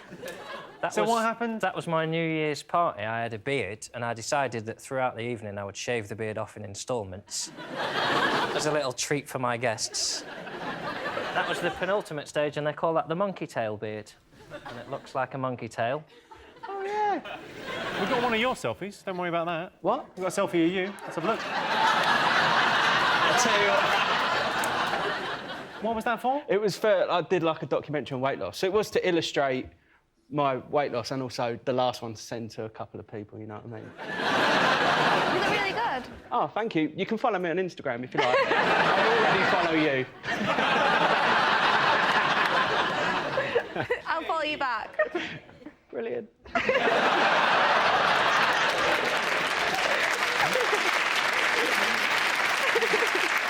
OK, so do people take too many pictures of themselves? What do you think our audience thought? Yes or no, John? Yeah. But we have to define what is too many. A lot. Yeah, I'm going to go yeah. Yeah. You're going yeah. OK, what are you going for? Well, too many. Well, it's a very interesting question that Henning has raised. Too many. Because too many would suggest it's actually causing a problem, that there are consequences to this, the amount of photographs that have been created. And I can't equivocally say that the consequences of the amount of photographs that have been produced has a negative impact on the well-being of the nation. So I don't think I'll feel comfortable saying, yes, too many have been taken. Does anyone want anything from the shops?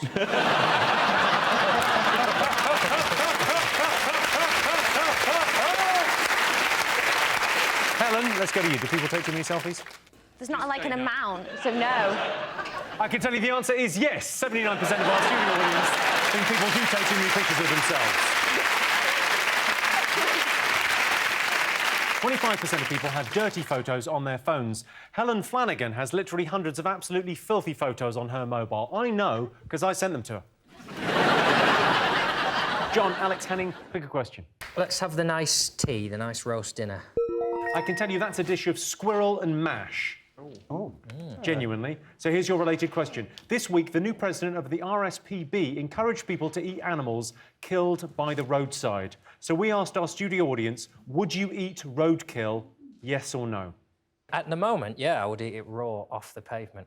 I haven't eaten meat for a while and I'm gagging for some. So if it died by accident or of laughter, I will eat it raw. I've eaten flies when I've been on my bike. Well, it depends on where you live, isn't it? Like, if you live in America, of course you eat roadkill. Because you drive into bears or moose or... So, like, proper big animals where there is a good steak on them. But over here, essentially, well, all you have is hedgehogs or something, and there's just nothing on them. So, and then just squashed into the tarmac, and so it's more road than kill. Disgusting. That's disgusting. Do you ever look at some of the things you've eaten? Not really. Let's have a little look at you eating some stuff. That's camel toe. What do you mean camel toe? You've got to eat a portion of the camel toe. That is a camel's foot. Camel toes. That's it, try it. Chew, swallow, chew, swallow.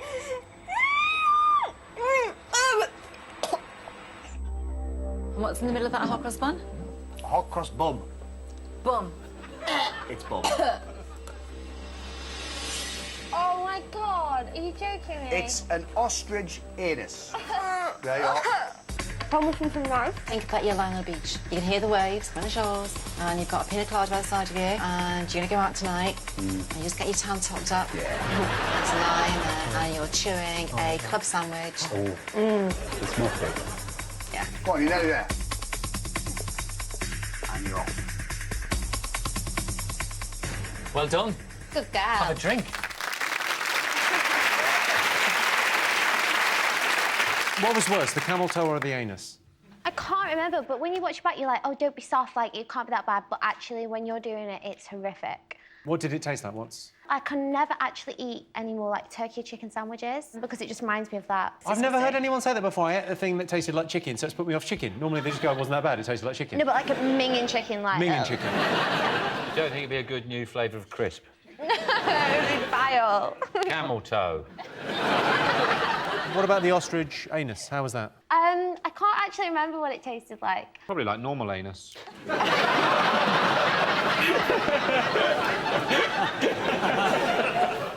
Would you eat roadkill? Well, it's hard for me to eat roadkill because I've got a sweet tooth. So unless someone run over a trifle. Oh, would you eat roadkill? Nah, but then I'm kind of a stickler for it. Like, I'm the sort of person who won't eat meat that's cooked on the dirty George Foreman. On the dirty George Foreman? You know, like the little grills. It cleans itself, the George Foreman. Doesn't in my house. People come in when you leave the room and do that, but it's not self-cleaning. Cleans itself, a house, doesn't it? I find. I just leave, I come back, everything's clean. OK, so we asked our studio audience, would you eat roadkill, yes or no? What are you going to go with, John? People don't eat bruised fruit, do they? So they're not going to eat a smattered rabbit. That's a very good point. OK, so you're saying no. What are you going to say, Sean? Well, I think most people wouldn't. I mean, I would. Seriously? Yeah, I would, yeah, I would. Well, as long as I knew it was fresh, and if it's wrong to drive around an owl sanctuary with a cricket bat... guilty as charged. Lock me up and throw away the key, why don't you? Got a luminous cricket bat at night time.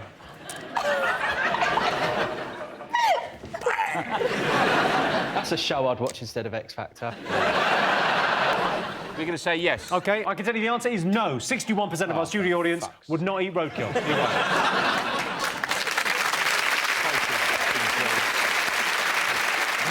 So you say you wouldn't eat roadkill, but if you've ever eaten at a Little Chef, chances are you probably already have. And the winner is the name of our final round, and here is your question. Worst thing about camping. What do you think, Sean? You can't pretend you're out when the Jehovah's Witnesses come round. They can see the silhouette. They can see the silhouette of you creeping round inside the tent. Earlier this year, I went with a few friends to the French Alps for some camping and mountain hiking. And there was two downsides to that holiday. One was camping, the other one was the walking. So, I mean, mountain walking, that's a strange one, because, I mean, if it really was that good, I mean, why is no other fucker doing it? Helen, have you ever been camping? I've always wanted to go camping, actually, because I thought, you know, go with your boyfriend camping, it might be kind of romantic, but, you know, you just get like, frizzy hair, you can't shower properly. I'm not really a big fan, to be honest with you. There's a thing called glamping now. I know, that sounds really cool. Which is camping, but it's like you stay in a super posh tent with a bed in it. That's basically like a hotel. Would you do that? But that isn't proper camping. No, you know? but on the plus side, it's nice. Sean, you go camping quite a lot. What do you like about it? What do I like about it? What's the attraction? It's cheap. No, I like going to the toilet and everyone knows what you're going to do.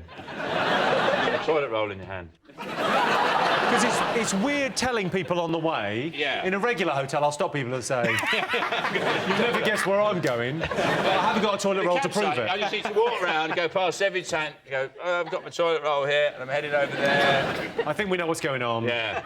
Everybody, me, off the telly, I'm going to the toilet. John, do you go camping? No, I've tried it. I like the idea of being in the wilderness, but then I find out how scared I am of everything. Everything pretty much from a worm upwards. I'm pretty shit scared of. Sleeping in a wet, don't like that. And just the general loneliness. The general loneliness? How's that different from home? Because there's a telly at home and I can have the voices.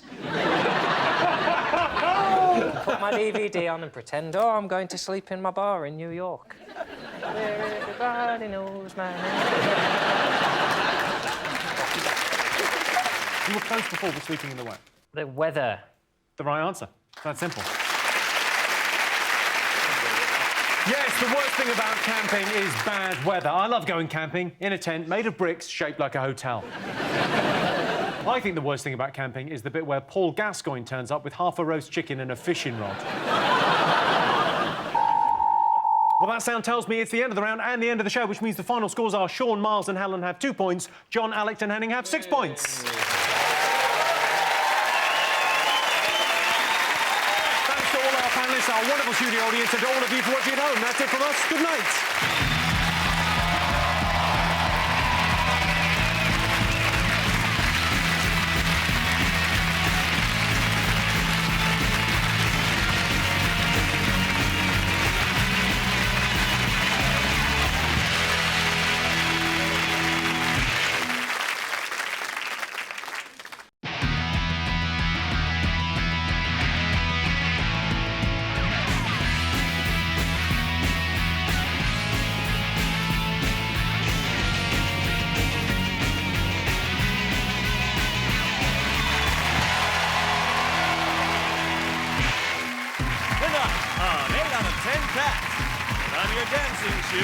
It's Bess Daly.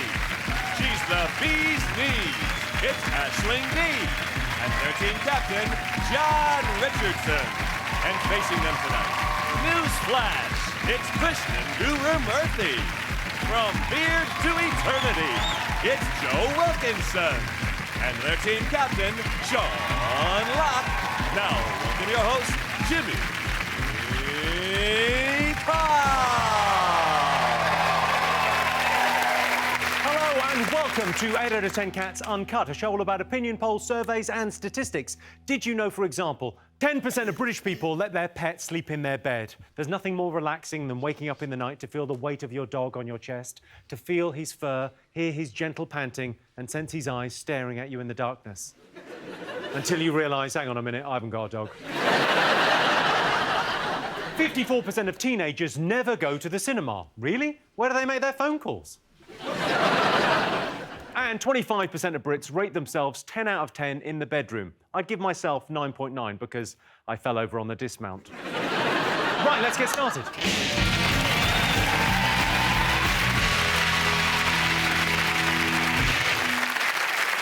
What are you talking about? That's the name of our first round. It's our panellists' job to guess the British public's top 5 most popular talking points. John's team, what do you think people have been talking about this week? I don't really talk to people. Tend to move away when We've put 2 girls on your team this week because we thought it would force you to talk to girls. OK. Hey. All right, John. Yeah. Girls. John. What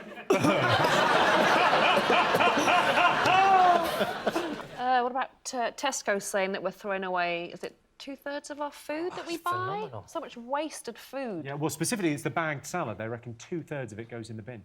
Tess, do you waste any food? Well, I try not to, but yeah, hands up, I'm guilty of occasionally throwing away a bag of salad that's gone past its sell-by date. You've got kids, give it to them. Well, I do.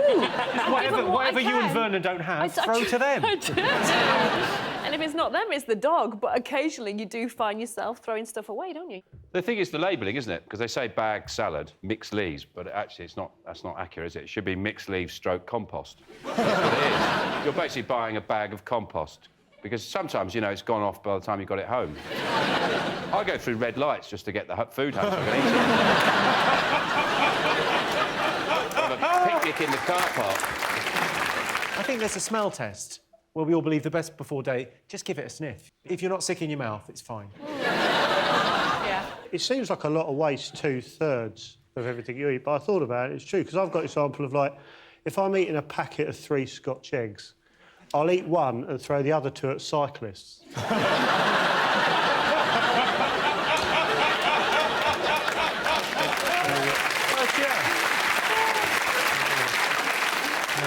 You've really put that in terms everyone can relate to.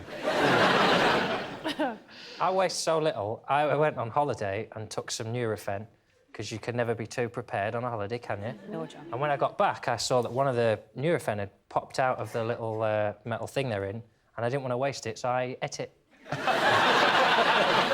Didn't even have a headache. Just thought, I'm not putting that in the bin. Then I had to get shit-faced just to get the benefit out of it. I hate food waste. I think it's the worst thing in the world. I'd eat things off the floor just to make sure there's no waste. I also hate mice. And one time, my flatmate, to catch a mice for me while I was asleep, left some peanut butter by the toaster with rat poison on it and a spoon. And I came downstairs the next morning, I was like, oh, waste not, want not, oh. I had to go to hospital and get my stomach pumped. It shows how much I hate food waste and also how easy I'd be to trap. But it's...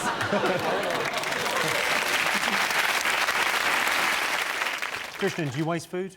I do waste food. I'm really bad. I'm a bit obsessive about the dates. So I'm always the one who looks at the date and it says it runs out on the 23rd, so I can't eat it. Because if it's off, then I might want to be sick or something. So, Krishnan, you've been reading the news and all these stories about, you know, conspiracies too long. It's grand. Years ago, there was a flood in Honduras, and a woman was in a tree giving birth to a baby. A helicopter came along and pulled her out of the tree as she gave birth to the baby, and she was put into the helicopter with the umbilical cord still attached, and they both survived. Your bag salad isn't going to kill you.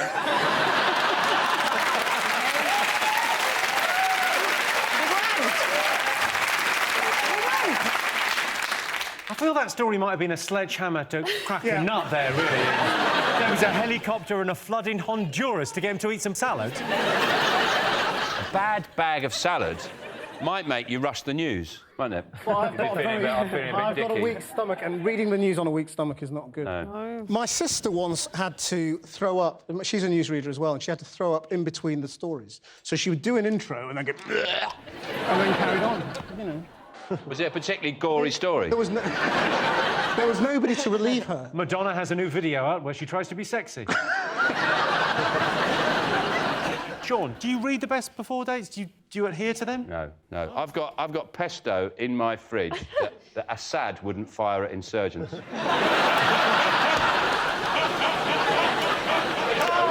I don't give a monkey, so I'm fine. I've got cast iron stomach. Yeah. The problem is we have a generation growing up now who have never seen Ready, Steady, Cook. So they don't know how to make a meal out of a Mars bar, a red pepper and a stock cube. So they open the cupboards and everything's a meal anyway, and they just go, oh, I've got nothing in. Ainsley Harriott would have turned that into a gourmet feast and been delightful company in the meantime.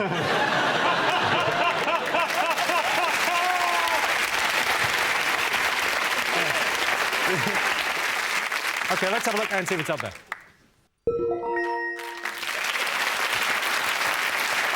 Yes, Tesco has revealed the extent of food wastage in the country. According to the survey, 53% of food in this country goes to waste. The rest goes to hips and bums, right, girls? Sean, what else has the nation been talking about? Alex Ferguson has written a book. He's basically got a few things off his chest about various players. Did you think it was controversial? I think people were having a go at him, saying, "Oh, why is he washing his dirty laundry in public?" But imagine managing footballers for that many years. We all know what monumental tossers they are. Imagine just having to manage 22, 25 of those for 26 years. I can't believe he just hasn't just shot himself one day. I can't believe you can get those guys on a bus. It must be like trying to herd cats. Yeah. We have to be there by 2. Honestly, there's a kick and a whistle. I thought what was interesting is the cover. His nose isn't red. It's the one photograph where his nose isn't red. You got a picture of him? Here's a picture. There he is. Yeah, look at his nose. It's brilliant. That's his home nose. That's what he wears to the United home games. Someone should have told him to hold it a bit higher. That looks like his penis is a tiny little Alex Ferguson. He called his My Autobiography, which isn't... It's quite a lazy title. The only way it could have been shitter if it was just called Book.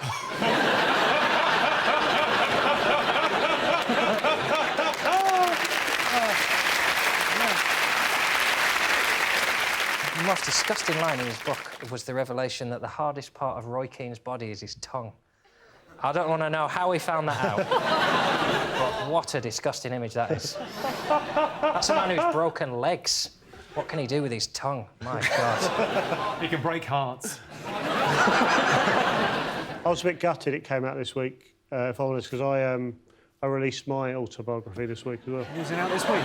Yeah, it's called Sex Panther.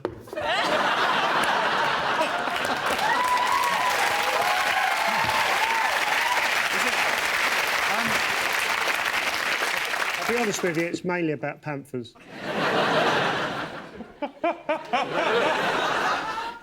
Yeah, it's mainly some great pictures in there. Yeah.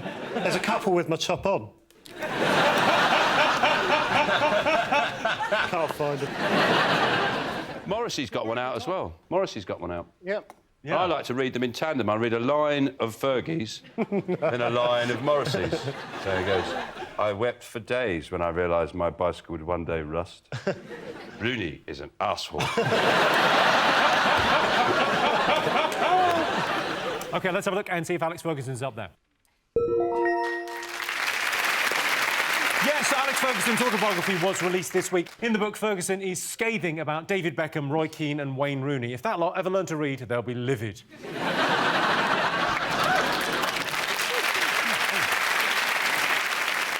OK, Johnstein, what do you think the nation should be talking about? Are you going to hug him? Strictly come dancing. You do it every week at Christmas charades. You've never seen a fafafu? No, we're People are talking about Strictly, of course, aren't they? Of course they are. Because people are dancing and it's nice. It tires out the mums, doesn't it? A lot of dancing. You know, like kids, you send them to the park so they sleep. That's for mums and nanas, innit, Strictly? They get all excited and you go, "Oh, she'll sleep tonight." The thing about Strictly is a little bit of something for everyone, isn't there? There's like the reality TV element for the 20-year-olds, and for the 30-year-olds there's a celebrity thing, and then for the nanas there's live music. Well, let's not forget there's a lot of stuff for the dads. And for the dads, yeah. So who's Vanessa Feltz for?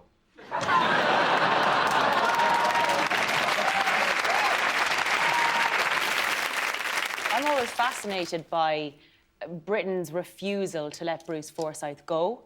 I mean, he's just like Britain's Nelson Mandela. He is our Nelson Mandela. He is. They're going to be wheeling that man out in 20 years' time and going, "What was that, Bruce? Was that a joke? Tap once for yes and tap twice for no." Is it true, Tess, that they've told men to cover up? Have they done that? Oh, Ben last week. Oh, was it? Ben, when he was doing the samba. Well, no, because the rumours were he's going to have a bare chest, and I'm sure further down the line ladies and gents, he will have a bare chest. Oh, my God, you heard it here first. It is frustrating, though, not that they can't take their tops off, isn't it? Quite frustrating. I just think it's a shame. Like, I find it frustrating. Like, I'm not allowed to go bottomless on this show. They make me wear my trousers and pants even though I'm behind a desk. What's the point? It's health and safety. We've been through this. Christian, would you ever go on Strictly? I have been asked. It's basically middle-class porn, isn't it? That Strictly come down to, as far as I can tell. I mean, it's like...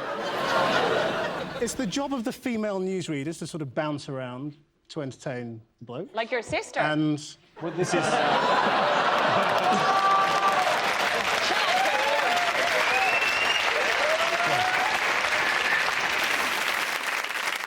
What I find particularly annoying about Strictly is that if you are a camp man, you are allowed to be ruder than a man who is not camp. For example, if I were to watch Rachel Riley dance and I were to say, your bottom looked like a sack of potatoes there and frankly it made me sick, there'd be complaints. But if I were a camp man like Bruno and your bottom looked like sack potatoes, you know...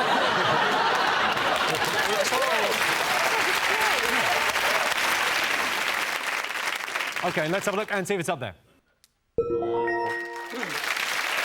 Yes, Strictly Come Dancing continues. One of the celebrities, Patrick Robinson, is from Casualty. His dance starts well, but halfway through he starts climbing a stepladder to hang Christmas lights over a bath, and you think this isn't going to end well. We're still trying to guess the most talked about things this week. Sean's team. The thrilling climax to the Great British Bake Off. Yeah, or as I like to call it, Britain's Got Trifle. Did you watch it, Sean? No. I don't watch it out of any kind of, I don't have a problem with it, any issue with it. Just didn't happen to watch it. I was a bit disappointed by the winning pie. It was just a pie. What were you hoping? Well, something a bit special. Like, I don't know, pie with Wi-Fi. Can't do that. Bullshit. There were people who called Ruby, who was in the final, a filthy slag. I mean, to get into the habit of calling cake makers a filthy slag is dangerous, because most of them are in their 70s. I'll swear at a cake, if a cake is really nice, I might go, oh, you dirty bastard. You never shouted at a baker before? No, I don't think so. Just going, yeah. I don't watch it an awful lot, but I do see Mary Berry a lot because she lives very close to me, so I bump into her in the local supermarket, which is brilliant because I get to look in a trolley in a basket. Is she buying Mr. Kipling? I bet she is. No, but interestingly enough, we've got a local frozen food shop. Allegedly, she goes in and buys a pre-cooked brownie tray bake. That filthy slag. I feel like I'm at a bus stop in Buckinghamshire. You see her, she thinks she saw that, she buys pre-made. Christian, did you partake? Well, it's a bit like Breaking Bad, the Great Bake Off. The idea of it is a bit ludicrous and you wouldn't want to watch it, but then if you catch it, it's amazing. And you learn a lot, and it's quite addictive. I would rather see the kind of shit bakers. You know, like, at the start of X Factor when they show the really deluded The crazy ones that can't really do it. I want to see the guy that baked a pie with, like, a lever arch file in it, or like, decorate a cake with his own hair. That's what I want to see. And it lashes out when he doesn't get through. What you're saying is you want to be on the show? Yeah, I love it. OK, let's have a look and see if it's up there.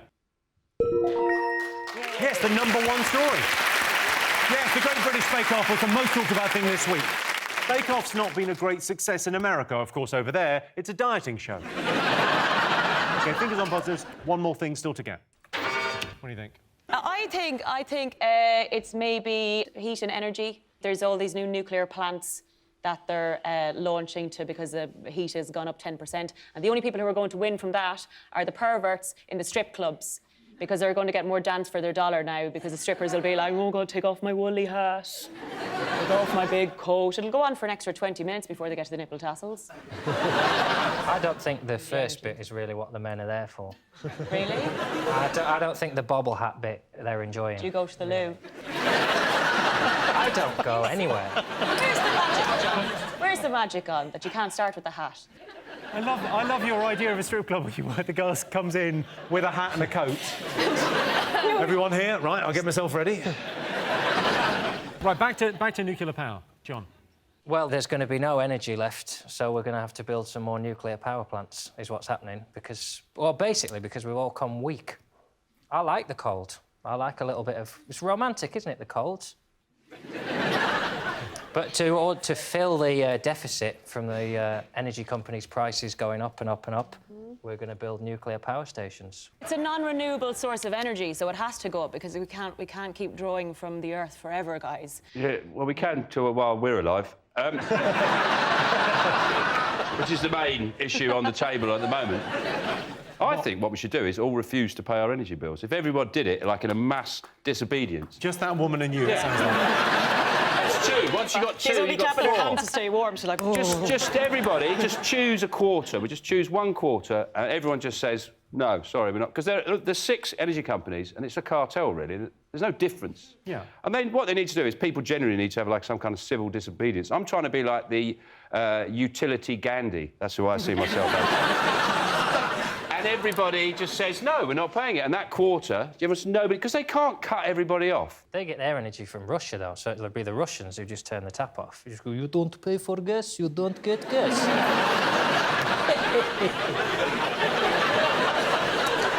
I put the shoulder laugh in just because I thought I made him too evil. They're putting it in Somerset, which is incredible, because Somerset has about 5 years' worth of energy from burning dead badgers. Pile them all up. They just set fire to the badgers. They could keep toasty warm. Or you don't shoot the badgers. Put the badgers in like a hamster wheel. Get them working. Joe, you're probably an expert on this, I would imagine. What do you think about nuclear power? Well, I'm not... Yeah, I know we need more energy, but I'm not really bothered about electricity because I quite like sitting in the dark. And I own a pair of night vision goggles. So I'm quite happy. What happens with night vision goggles if you wear them in the day? It hurts real bad. Yeah, I was wearing them, I opened the curtains, didn't realise 8 in the morning, lost one eye. OK, I can tell you it's not one of the most talked about things this week, but the nuclear power station will be built at Hinkley Point, or as it will be known in 5 years, the Forbidden Zone. Fingers on buzzers, one more thing to get. Go on. It's the christening of the royal baby. Yeah. Exciting, wasn't it? They christened him his official title, which is Prince George Asda. So they're in touch with common people. Yeah. Would you like to be asked to be one of the godparents? I think... would have been a tough choice for them, but... I think it'd be a very difficult choice for everybody involved. I think it's wise that we discussed it and it was agreed that for both parties it wasn't going to work out. And that's why Joe got the job. I'm quite liberal about these things in the church, though. I mean, I'm a godfather to someone, and I said, when they asked me, I said, but I'm not a Christian.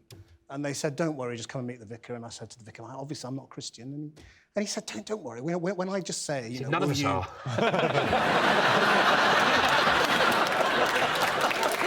Sorry, carry on. Well, he basically told me to lie. He said, you know, when they ask you the question, you know, will you bring this child up in the tradition or whatever it is, just say yes. It's fine. Joe, I was saying a big scandal was that some of the royals didn't get invited. I was like, that's good. Christenings are shit. There's no disco, you can't smoke. You have to get the gravy stains off your suit. This is a grey suit, it's just covered in gravy. He didn't look very happy, though, did he, in the photographs, the official I think pictures we've got a of baby photo. We've got George? an official photo. Oh, wait, look. Look at that, he's Look, got wearing- tentacles. Oh, look. It's only his second ever public appearance and he's wearing a frock. These sort of things are the only days where weirdos get called well-wishers. That's a very good point, well made, yeah. You can sort of go out and about in London and no I'm one free as bats a an bird eyelid. that day. I can wave at babies and no one arrests me.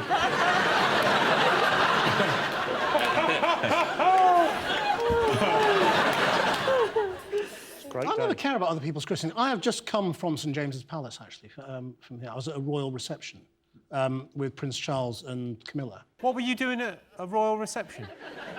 No, they're going off to India and Sri Lanka, and they wanted to get in the mood, so they invited some British darkies. And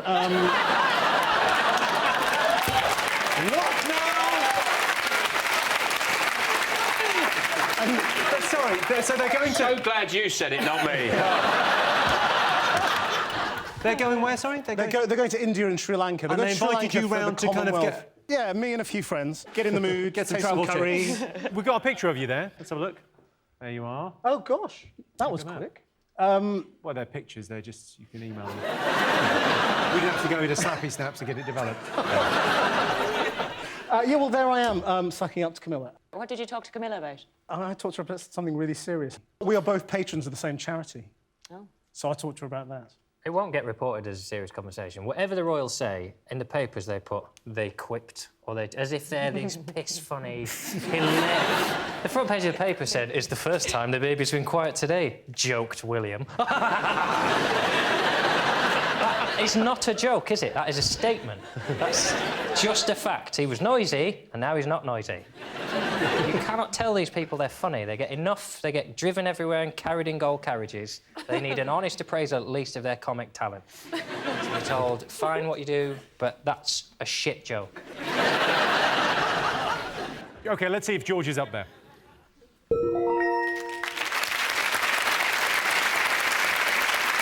Yes, it was Prince George's christening this week. Sadly, DNA tests have revealed Prince George actually belongs to a Romany gypsy couple from Greece.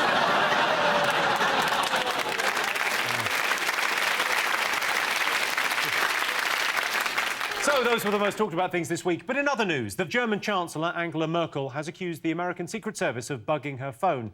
I'm not being funny, but if history's taught us anything, it's keeping an eye on the Germans. Never a bad idea.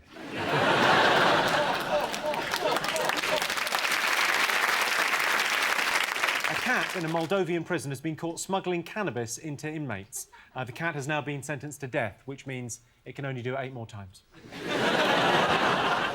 And the Vatican has announced it's forming its very own cricket team. They should be good because pretty much every Catholic priest can be described as not out.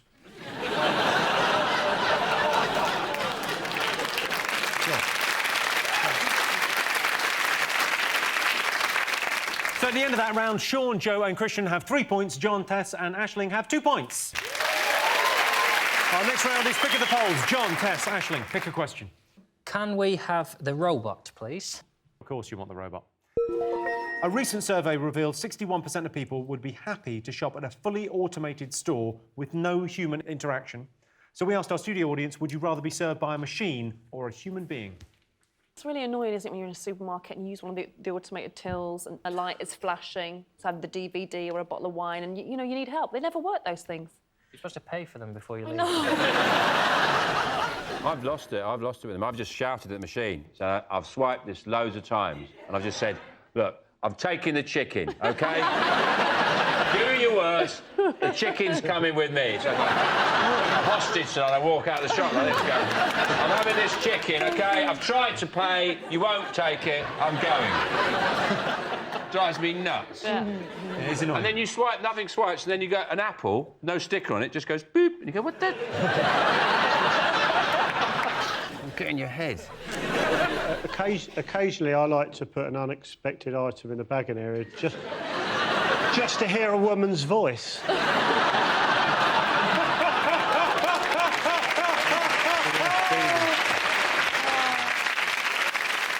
Christian, would you rather human interaction, Christian, or...? It depends what kind of mood I'm in. Generally, if the machine worked, I'd rather have a machine in a shop, but the machines don't work. It's like when you go to Heathrow, they've got the machine immigration thing, so that you can avoid the large queue, and then you queue up for the machine, and you put your passport on the machine, and the machine says, go and talk to a person. It doesn't work. So if the machines work, fantastic, but they don't. I think they do. I'd rather have a machine, because sometimes I'm buying stuff I do not want to have a conversation about. Let me just look at your basket and you go, well, we're not getting through this without a little quiz, are we? What's the worst combo of items you've had to buy at a supermarket? It's more the reason I'm buying it. Once I had a dream about a cake. I had a dream about a cake. Our very own Martin Luther. A set, yeah, I have a dream today. It's a set rhubarb and custard flan. It was rhubarb and custard, but the rhubarb had been cooked in rose water, so it had a slight Turkish delight flavour. It was set round the thing, and the custard set on top round a pastry. I wanted to bake it that afternoon, I didn't want to have to explain why a 25-year-old man was buying rose water and not booze. I should have been buying a 4-pack of lager and a DVD. I was buying rose water and rhubarb. I didn't want what I got, which was a cashier going, "Oh, what you doing with this, then?" Because you look mental if you go, "I dreamed of a cake." I'm genuinely intrigued now as to how that turned out. All I know is, you know, you said earlier you'd like to see an early round of Bake Off where they see the nutters.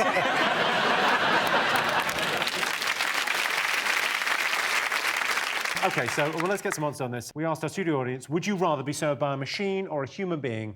What do you think they said? What would you go for? I'd say machine. Human being. OK, I can tell you the answer is 70% of our studio audience would rather be served by a human being. Point in the bag.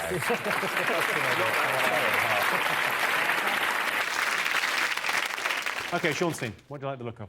I like the look of a crying woman. This week, a man was jailed after forgetting to book his wedding venue and phoning in a hoax bomb threat to try and cover it up.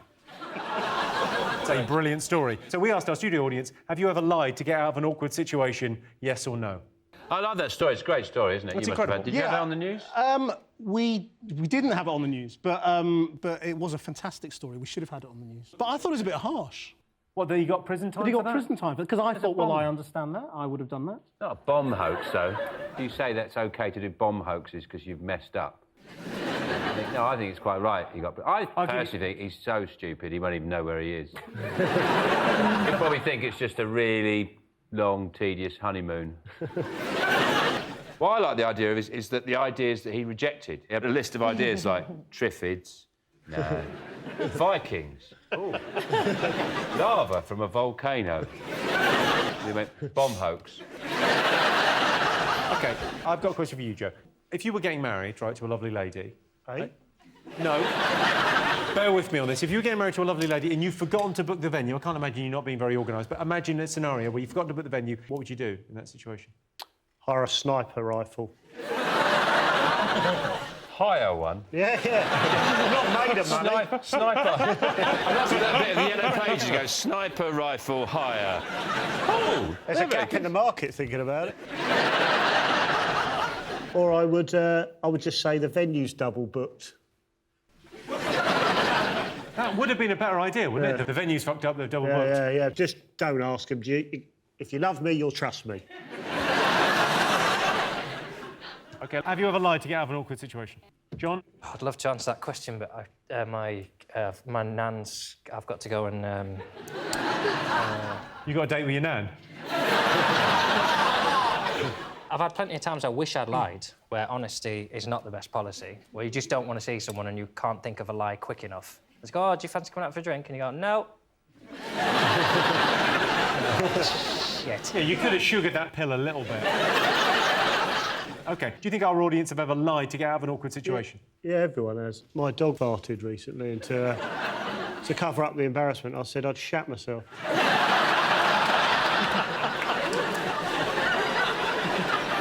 OK, so let's get some answers on this. So, yes or no? Yes. Yes. OK, I can tell you the answer is yes. 93% of our studio audience have lied to get out of an awkward situation. Things get out of hand so quickly. I once heard of a girl who lied to her husband about how she got pregnant, and now there's an entire religion.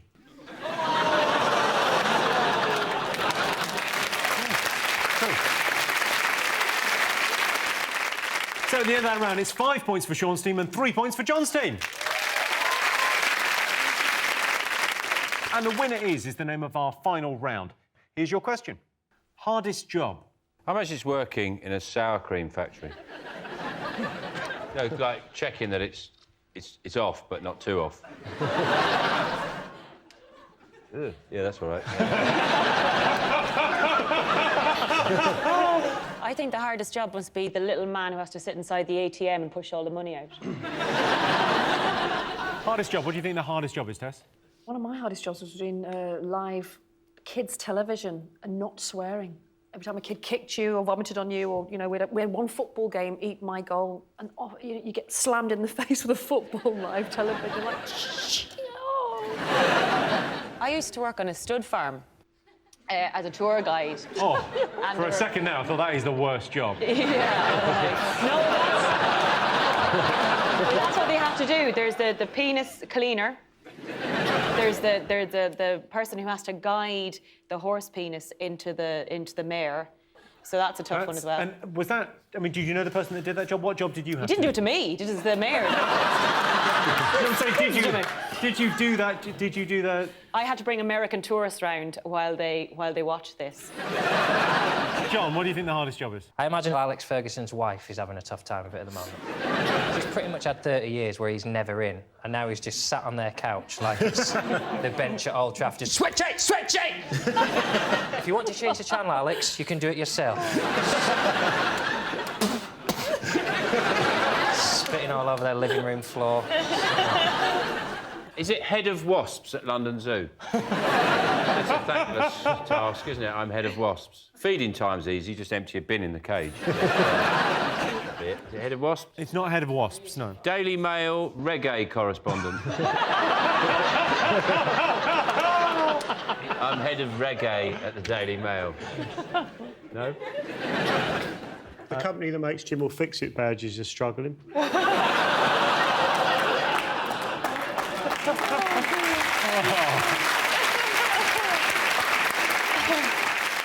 Is it police nurse? Because they're both difficult jobs. Imagine if you had to do two of them at once. Police nurse? The police nurse. Police... So you're a policeman up there. Oh, you're not feeling very well. Police nurse. Police nurse, mum. You were saying mother's most difficult job in the world, isn't it?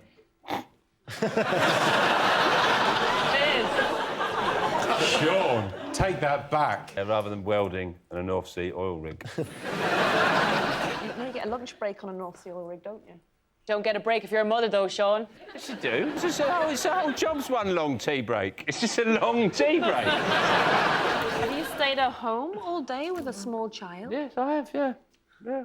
Have you fed it from your boobs?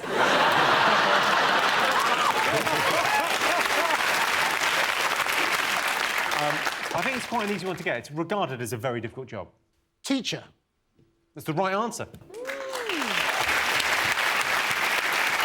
Yes, the hardest job is a teacher. All the teachers at my school were very strict. I remember every Monday morning I had to give the deputy head.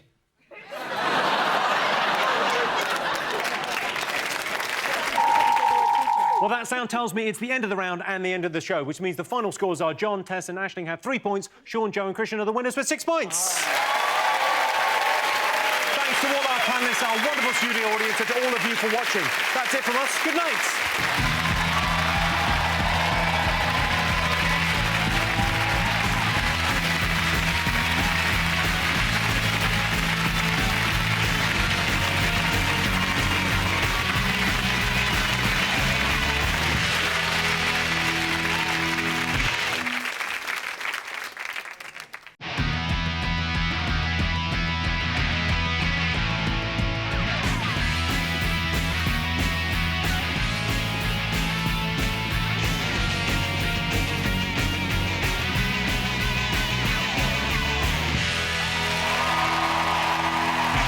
Tonight on 8 out of 10 Cats, the one and only Alex Jones. As easy as D.O.D., it's David O'Doherty and their team captain, John Richardson. And facing them tonight, all wrapped up, it's Tintry Strider. That's the way to do it. It's Catherine Ryan and their team captain, John Locke. Now, welcome your host, Jimmy Carr. Hello and welcome to 8 out of 10 Cats Uncut, a show all about opinion polls, surveys and statistics. Did you know, for example, 1.5 million Britons would like to be buried with their mobile phone? And if you answer it when you're sitting behind me in the cinema, you will be. 1 in 20 people have held a party for their cat's birthday. Even the cat's thinking, this is a bit tragic. And 22% of nightclub hookups are one-night stands. Yeah, who would have thought the guy you tugged off in a toilet cubicle 2 minutes after meeting him in Hollywood's nightclub Romford wouldn't turn out to be the love of your life? But if you are watching, Darren, call me. Right, let's get started.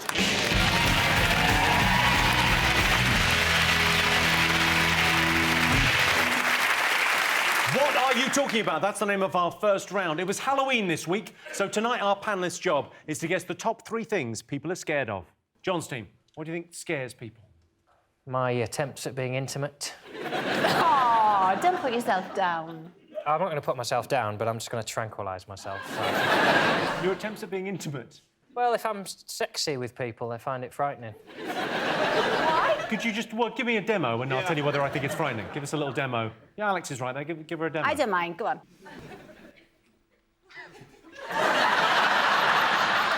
It's the tongue, innit? It's the tongue. I've got too powerful a tongue. I was born with it. What am I going to do? But I don't think it is me. What are you scared of? I'm not Well, see, I say this with trepidation. What are you scared of? Ghosts. You're scared of ghosts? Because last time you were on the show, you spoke about ghosts, because you've seen a ghost. Yes. Have you seen anything since you were last on the show? No, but I have seen 3. So don't play it down. I mean, there's 3. You've seen... Yes, you think you've seen 3? I don't want to be one of these people who sees ghosts. No, and there's medication you can take to stop... But if you forget to take it, you will see them. That's... Yeah. Has anyone else seen ghosts? Have you seen it? You believe in the paranormal? I haven't seen ghosts, but I'm kind of scared of ghosts. Yeah, because I'm just scared. Well, you are little. But no, I got something about when I was younger. You know what? Let me cut the story short. I'm just scared. I think there's a happy medium between a really long story that goes on too long. I mean, really, that's just a bullet point there, I feel, too. Give us a bit more. When you were young... That's it. There's no story. I'm just scared of ghosts. Yeah. Like, actually, not every ghost. Casper was all right. Yeah, Casper was a friendly ghost. Yeah. Are you scared of ghosts, Catherine? Absolutely not. And I promise you, ghosts are more afraid of you than you are of them. They're more scared of you than you are of them. I think that's spiders, isn't it? Oh, spider ghosts, spider ghosts, spider ghosts. Yeah. Do you know, Naomi Watts said that the ghost of Princess Diana visited her and gave her permission to make the film Diana. But I feel like if Diana came back, she'd be straight into Kate Middleton, like, fill your knickers with jewels and run.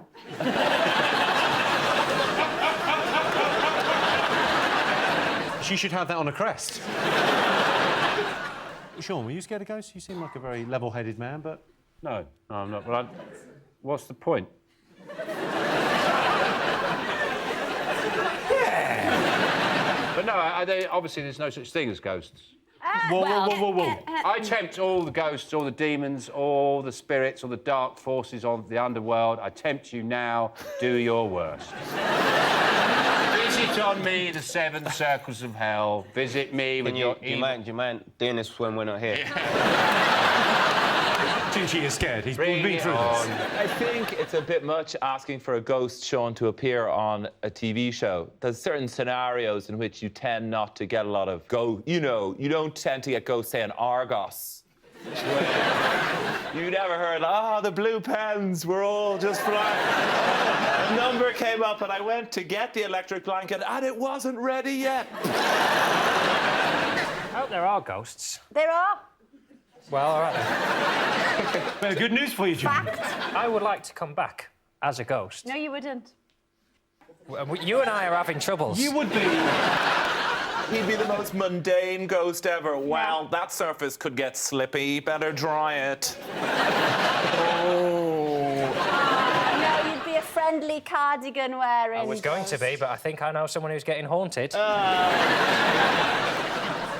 Well, I can tell you, ghosts are not one of the scariest things. But if you see a ghost, there are 3 things you must do immediately. Number 1, put down that drink. 2, turn the lights on. And 3, stop making things up.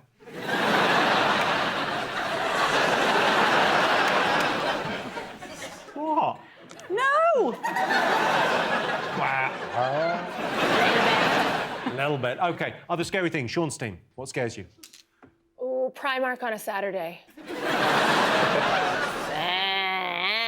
And the biting and the blood. If you ever want to know what it's like to just have a true nightmare, drink a 2-liter bottle of Coke, just stand in the middle of a Primark. Your heart will be racing, and you'll never be afraid of ghosts again. It'll toughen you up. Don't go there, Tunchi. Don't go, I don't think so. They'll take you to the place where they take all the children that have lost their parents.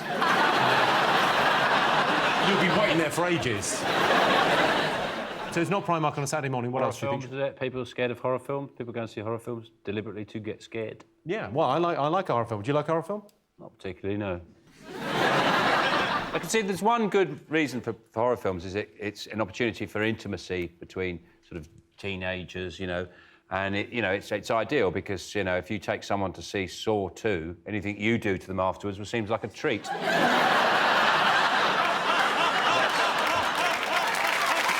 one reason for it. Finchy, do you watch horror films? Not really, you know. No, I don't watch Not your thing? Nah, not my thing. I guess you can work out why I don't watch it. Why don't... No, I'll ask. Why don't you watch horror films? I'm scared. Simple as that, really. No, I don't really watch horror films. If it's on and I'm with people that are watching it, I'll watch it. But, like, I don't want to be scared for. I sometimes admire the plumbing. You know, like they turn on the taps and blood comes out. You go, that's pretty good, isn't it? Or a shower and all blood comes out of the shower, or they've got a blood jacuzzi. Yeah, I think that's quite a lot of plumbing's gone in there. The plumber's gone in there. Do you watch horror films? John? Yeah.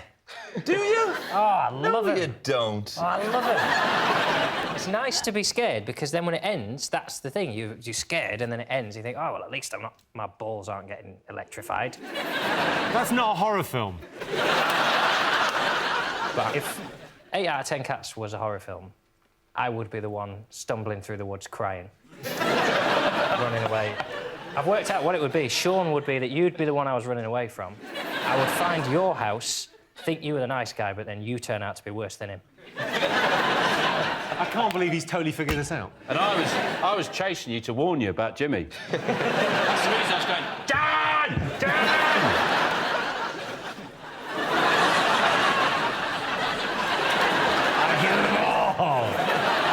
OK, Alex, you watch horror films?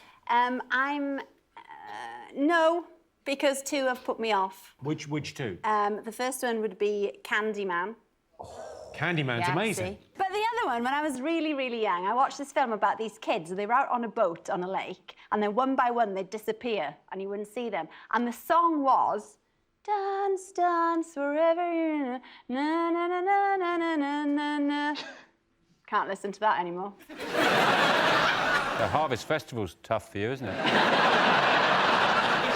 Sure it wasn't just Riverdance? They were just disappearing off the side of the stage. But it was horrible. So they're on a boat and then they, fall off? Well, I don't know. They just disappear. Jaws. I mean, I was about 8. Yeah, Jaws is... It wasn't Jaws, because there was no bloody shark. If it's a lake, it's a coarse water version of Jaws. Trout.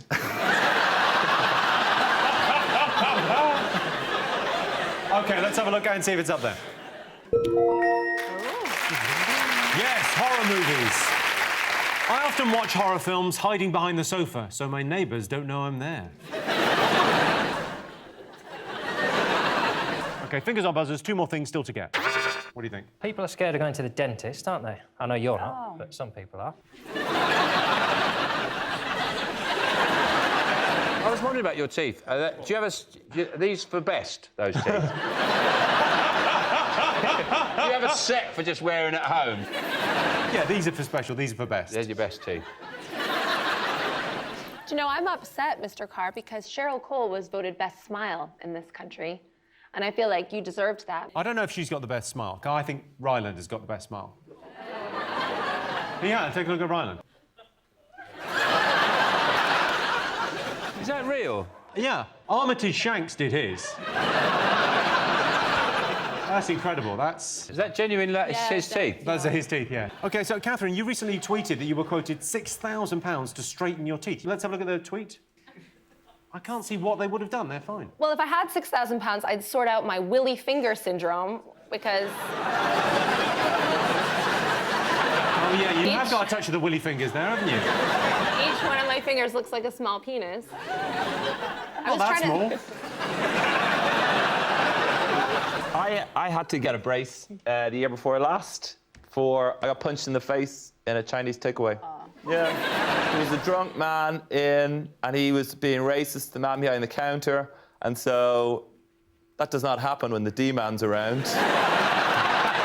Sure, the enforcer. I told him to shut up, and so he swung, but he was so drunk, he went that way and fell over that way, and so I stepped back, and then he went that way and he fell that way, and like this could have gone on for hours. But the man behind the counter, the victim, just looked up, had missed what had gone on before, and just saw two pricks fighting, and he jumped over the counter and punched me in the face. It knocked that tooth back 1/4 of an inch.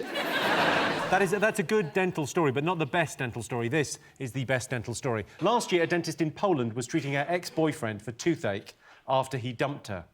She knocked him unconscious, knocked him out with the drugs, and then she removed all 32 of his teeth. Whoa. I imagine he said...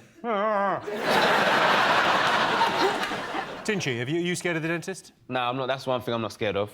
Yay! We found it! OK, let's see if going to the dentist is in our top 3. Yes, going to the dentist. When I was a kid, I was scared of the dentist. He was a paedophile. Fingers on buzzers? Flying. People are scared of flying, aren't they? Because you might die. What amazes me about people who are scared of flying, they always go, oh, yeah, but the odds of dying in a plane crash are like 1,000,000 to 1. You go, yeah, I'm scared of being the one. And it looks... If you're going to die in a plane, I'd rather die... You know, they made it look in the 70s. Like, people used to turn up at the airport, like, 5 minutes before the flight with a martini and, like, get on smoking a fag and shit on the floor. It looks amazing. Yeah, start the bloody plane. Do you want a martini, pilot? Yeah, I'll have a bloody martini. I'll see you in Jamaica. OK, a recent report revealed that 1 in 6 pilots have flown planes in which both pilots fell asleep at the same time. You know there's a problem when you're hoping to get hijacked just so someone is awake in the cockpit. You need to be awake for the whole of the thing? No. I feel that way about motorways. Like, if it's the M1, that's really straight. You've got cruise control, and there's a little buzzer that comes on if you're too close to the car in front. Just have a nap. I kind of disagree. Well, it's a real different perspective, thank you. Alex, what do you like on a plane? How do you pass the time on a plane? I'm quite good because my boyfriend, he's Kiwi. I thought you were in there too. I felt the vibes. I thought anything... Go on, Alex, go on. You do remind me a bit of him. Well, I'm not alone in thinking, Alex, you could do better. So he's a Kiwi, so we've got to go quite a long way on a plane quite often. So what I do, I book an airline that has Who Wants to Be a Millionaire. And then I tell myself, you will not get off this plane until you get $1 million, which takes me quite a while. I would imagine, so that keeps me occupied for the entire flight. I feel that I would be scared of flying if I thought for a moment about how, in the name of Jesus, planes stay up there.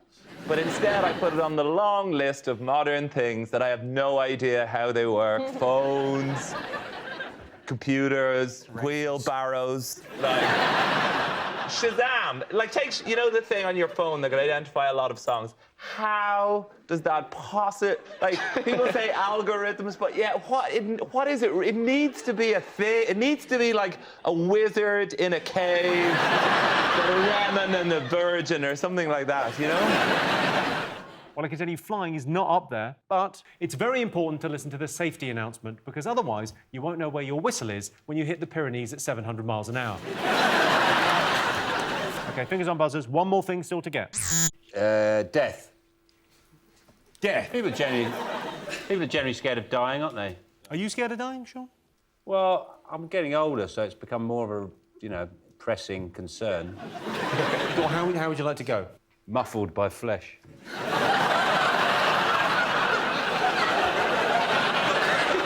I'd like to be cremated and then made into pencils. When I'm dead. Is there lead in you? Stick around, baby, you might just find out. Carbon, isn't it? Carbon for pencils. Graphite, that could be a carbon pencil. I think it'd be a good way of teaching kids to be more careful with their writing. If, say, their pencils were made out of, like, dead relatives. If they made a mistake and had to rub it out, you're rubbing a loved one off the face of the earth forever. Yeah. Whereas if you don't make a spelling mistake, then you've turned Grandad into a lovely poem. You really understand the mind of a child, don't you? I think the thing about death, I mean, it's a scary thing for lots of people, but I think the idea of your own mortality can make you kind of do things in life. So take a look at this.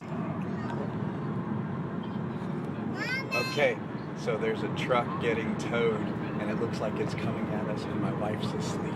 So we're gonna see if we can scare her.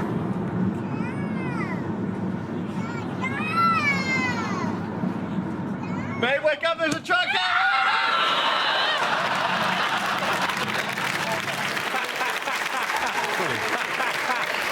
That is good. Tinchy, if you had to die, how would you like to die? Have you got any idea? If I had to die, I don't know, maybe on a plane. On a plane? It's very few people's first choice. It's interesting. On a plane, you know, like when you're going down, I feel like you're just like, I don't know, it's like a roller coaster ride. I suppose right until the impact, it's pretty good. I've had a near-death experience on a plane. Oh, yeah? Yeah, no, it's flying to America, and they had a problem with one of the engines, and people started getting very nervous and edgy, and then the other engine packed up, and the plane was plummeting towards the ocean, the Atlantic Ocean, and there was just panic, pandemonium on the plane. And I remember, for some reason, it was quite interesting, because I realised I wasn't actually that, but I was quite calm, I was quite composed. I was a bit pissed off to turn the film off.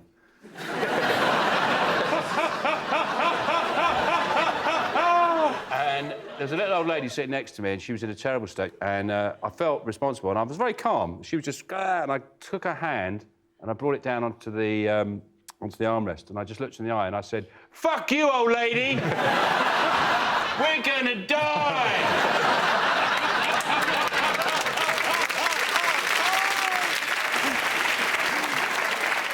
Let's see if death is up there. Of course it is. The most frightening thing. Yes, the top thing people are scared of is death. Personally, I'd like to die as I lived, charging each funeral goer £25 plus booking fee. So at the end of that round, John's team have 1 point, Sean's team have 2 points.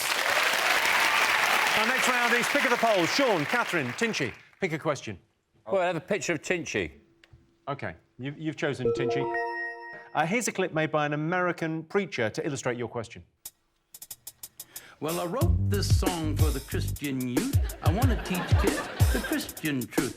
If you want to reach those kids on the street, then you gotta do a rap to a hip-hop beat. He's a life changer, miracle arranger, born to the virgin mom in a manger. Water to wine, he's a drink exchanger, and he died for your sins. Now I'ma pass the mic to my lovely wife. She's a fly MC and the light of my life. So to bust a rhyme without further ado, take it away, Mary Sue. If another MC says you're a freak, you're a lame butt rapper and your rhymes are weak, I don't get mad and I don't critique. I forgive him and turn the other cheek. If you hate drugs and you think you're cool, you need to come to Sunday school. Put those drugs in a garbage can. Stand up tall, you're a Christian man. Word up. I'm freestyle. Hit me.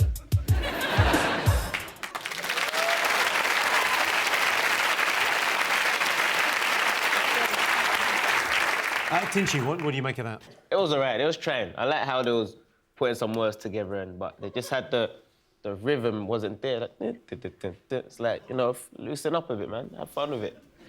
I like the bit about turn the cheek. Yeah, that was the sexiest bit, I felt. So here's your related question. Most people think rapping is harder than singing. True or false? I rap, so I'll say singing is harder because I can't sing, and I think rapping is easy. Have you ever tried rapping? I've never tried rapping because it would be the worst thing in the world. I think you should try as in now. I would say that is about as likely as me getting my balls out. Go on, teach Catherine how to rap. Catherine, can you... I could rap you a love song. All right, lyrics. First of all, let's make it simple. If you say like 1 line, that's a bar. Yeah. 2 lines, so to make it easy, let's do 4 bars for you. Okay. And you say you want to talk about love. Yeah, I want to talk about you and me. Oh, you're in love? Yes. Now tell me how deep you're in love.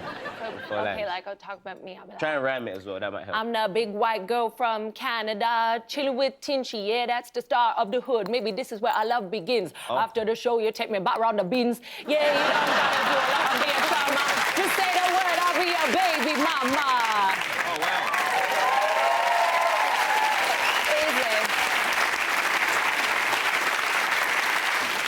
John, do you sing? I've never heard you sing. No, but you've never seen me do a lot of things I do. I sing, yeah, I sing. Mostly musicals. Oh, I like musicals. Yeah. Which one? Phantom. Lovely. Love a bit of Phantom. Cats, obviously. Ironically, I don't like cats. David, you do a fair bit of singing. Yeah, I do. I think when I try to sing, it's so bad, it comes across as just talking, really.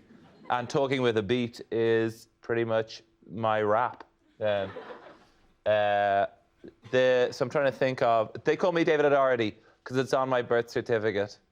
18-12-7-5 at 8:15. Youngest of 3, 7 years to the last. Was I planned? I don't know. I've never asked. Was I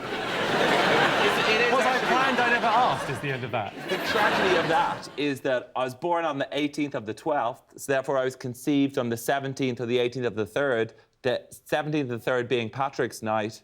So that would answer that question, pretty much. And raise the horrific image of my mother in a green afro wig going, go on, it'll be fine. Don't worry.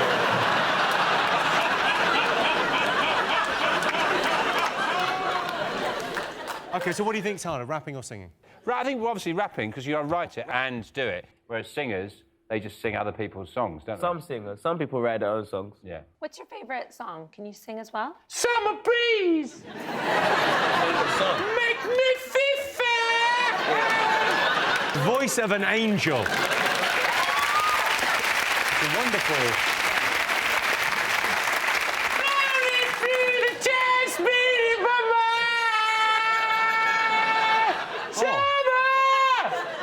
There's a tear, there's a tear. Yeah, I think I got my next beautiful. feature. Yeah. So you're going... You know what, really, I'm just saying singing because I rap and I find it easy. You're being humble. I'm being humble, but really... OK, we'll say no. We say rapping's harder. You're saying rapping's harder. John, what are you going to go for? What have you done? Something just flew in my fucking ear, Jimmy. Ghost! It's a ghost! Ghost spider! Maybe the ghost fly was escaping ghost spider. OK, what are you going to say, rapping or singing? Singing is harder. Yeah. OK, you're saying singing, you're saying rapping. I can tell you it was close, but the answer is false. Only 47% of people think rapping is harder than singing. You got a point. My problem with rap music is it tends to disrespect bitches and hoes. The trouble with rapping is you have to lizzle a whole new vocabulary. Right, let's get on with the quizzle. So at the end of that round, it's 2 points for Sean Steam and 2 points for John Steam. And the winner is the name of our final round. Here's your first one. Most romantic gesture. What's the most romantic thing anyone's ever done for you, Alex? Taking me to Chicken Cottage. I did read about a man Go on. who took his fiancée to a hotel, and the plan was he was going to propose to this lovely girl. And so in the morning, he opened the curtains, and a year before, he'd planted these daffodils, and the daffodil spelt, "Will you marry me?" But imagine if there'd have been a mole he didn't know about, and he'd eaten loads of the bulbs. And then when she pulled the curtains out, it just said, Willie... me. Willie me. He went, ah, those bloody moles! What's the most romantic thing you've ever done, Tinchy? Me? Yeah. I'm not really romantic like that. I kind of try and, you know, the whining and dining and all that. I skip that, go straight to the point. Catherine, what's the most romantic thing anyone's ever done for you? Well, I used to think cooking was really romantic till I saw how it turned out for the guy on Breaking Bad. My current boyfriend's very romantic. Right. But it's wasted on me. I'm a bit of a man. Right. Yeah. Right, mate. Hey. John, are you a romantic guy? I will sometimes, for my girlfriend, I will not deliberately piss her off all day. That's quite romantic. But I'll do a thing if she says something like, can you turn it up a bit? I'll go, I'll turn you up a bit. And I will literally do that for every sentence she says. And sometimes I don't do that, because I'm a good guy. I need to learn from you. I think so. Oh, yeah, he's like Mr. Miyagi, yeah, sure. Who's Mr. Miyagi? Mr. Miyagi, you know, from the Karate Kid. Karate Kid. No, I've never seen that. You've never seen the Karate Kid? It's been on, but I haven't really watched it. So you're in a room, the Karate Kid's on, but you look the other way. OK, David, most romantic thing you've ever done? Fart the music from Sonic the Hedgehog. No way, the whole thing? Certainly it sounded like the start of it, but we both just went, that was the Sonic the Hedgehog music! What was that second bit? Was that you making out with someone? Yeah. Can we have that again? Because we want to learn. Well, there's two classic sorts of making out. There's this. Oh, that was like Hannibal Lecter. I opted for the other one, which is this. Your tongue really flicks. It's got good tongues, actually.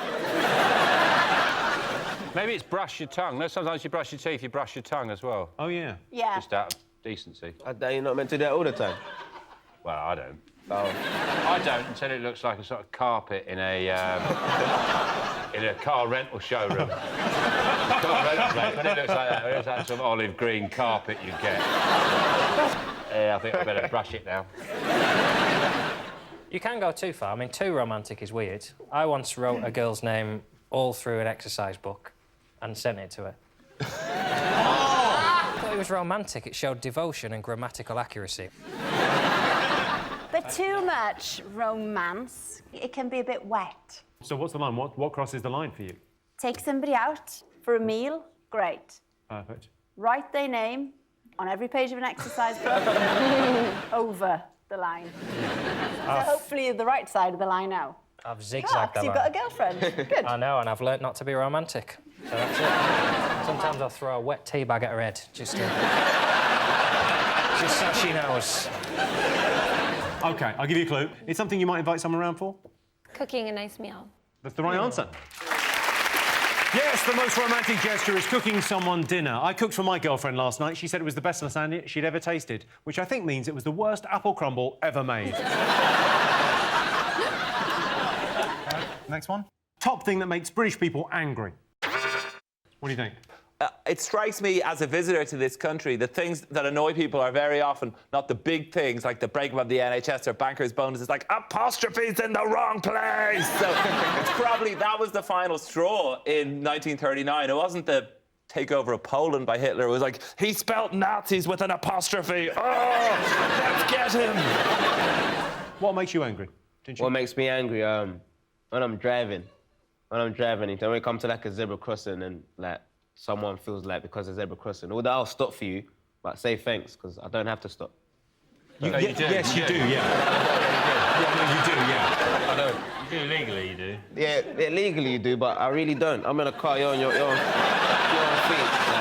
if I didn't stop, what were you gonna do? I absolutely get that because when you're driving, because all it requires is it's just the eyebrow raise. It's just that's it. Like some people look as if like they look at me like, oh, you don't do the eyebrow raise on a zebra crossing? No, you're meant to stop. You're meant to be considerate of pedestrians, people who are softer than you. You're in a big metal box.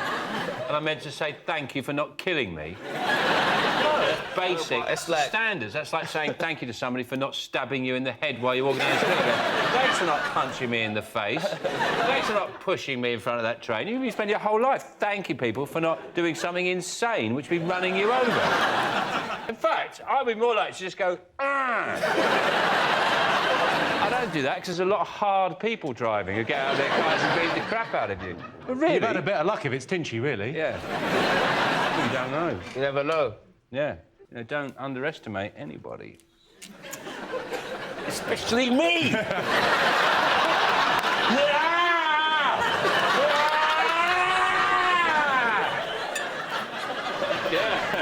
Oh.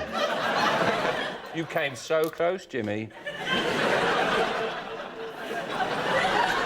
What do you think? What makes you angry? John, you seem like a pretty easygoing guy. I can't imagine you get upset by much. Getting run over by rappers. It's not having anything to get angry about, isn't it? It's nice to get angry. That's why we read papers in the morning. So before we've even finished our toast, we go, look at the state of that! What were you looking at? Stacey from Warwick. Ill-thought-out views on Britain's membership of the EU. Fair enough, have an opinion, but put your clothes on and then we can talk about it. OK, Alex, have any guests on the One Show annoyed you? There's been about for? Let's name them. Come on, let's How go about down. no? One Direction. No, they're all right. Lovely. Yeah, I mean, they've got about literally 115 people with them, choosing which ripped vest they're going to put on. They're all right. They always make the right choice.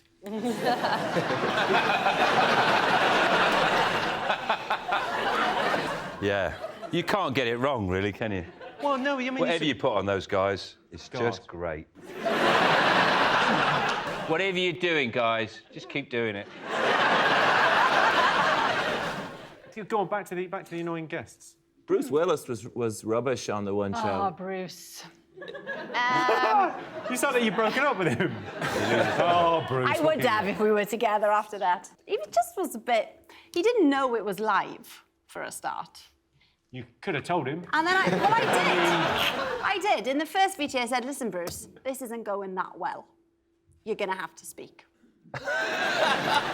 To be fair, it's a difficult gig for him to get up for, I imagine. If he's come off the back of, like, a Hollywood film where he's blowing up helicopters, and he's got to come off the back of a Giles Brandreth documentary about maggots. I'll tell you what something really does annoy me is when you go into a jeweller's and they're selling loads of clocks and they're all different times. I'm thinking, you're trying to sell me these clocks and you can't even be bothered to get them on the right time. Why would I buy a clock from you that isn't showing me the right time? That's all I want from a clock, is that it tells me the frigging time, and you want to sell it to me, you want to charge me money, and you can't be bothered to go like that. You've got a bloody nerve trying to sell me clocks, and you can't even prove it's not a clock. If it's not the right time, it's not a clock. It's just some numbers. It's some numbers and some sticks moving different ways. It's not a clock. So don't... Next time I come in there, mate... I'm annoyed about that now. Did you see that CCTV footage of, like, some armed robbers? I'd love to go into a clock shop with balaclava and go, put all those clocks right! Just hold it to his head and go, now the next one, now the next one. Right, I'm out of here. OK, what's the top thing that makes British people angry? Is it football?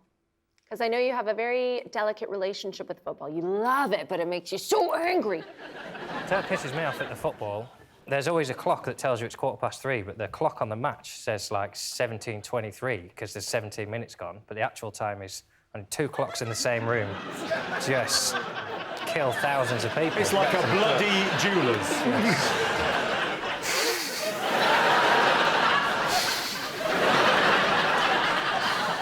We wait till Series 16 to break out that face. OK, top thing that makes British people angry. It's people being unhelpful. Bad service. Yes, that's the right answer.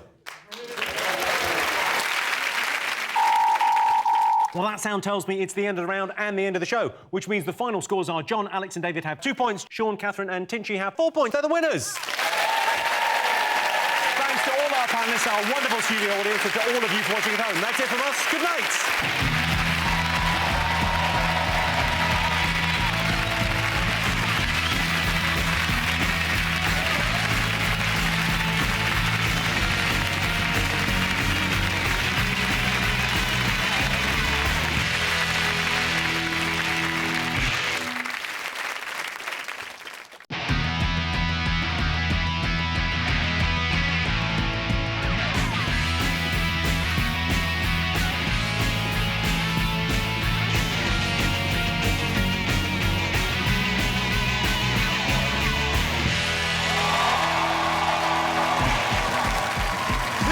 On 8 out of 10 Cats, Off the Brook, it's Alex Brooker.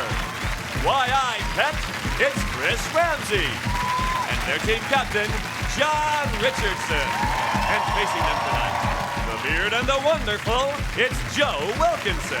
From Man Down, it's Roisin Conity. And their team captain, Sean Locke. Now, welcome your host, Jimmy Carr.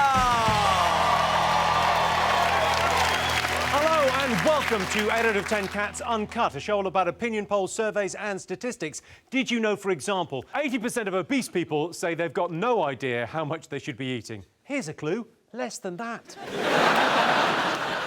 30% of people say their favourite meal hasn't changed since childhood. My favourite meal's still the same, sucking on boobies. Right, Mum? And 18% of the population has sleepwalked. My girlfriend's a terrible sleepwalker. A few weeks ago, she sleepwalked out of the house, met up with her ex-boyfriend, they sleep-shagged, and now she sleep-left me. When she wakes up, she's going to be so embarrassed. Right, let's get started.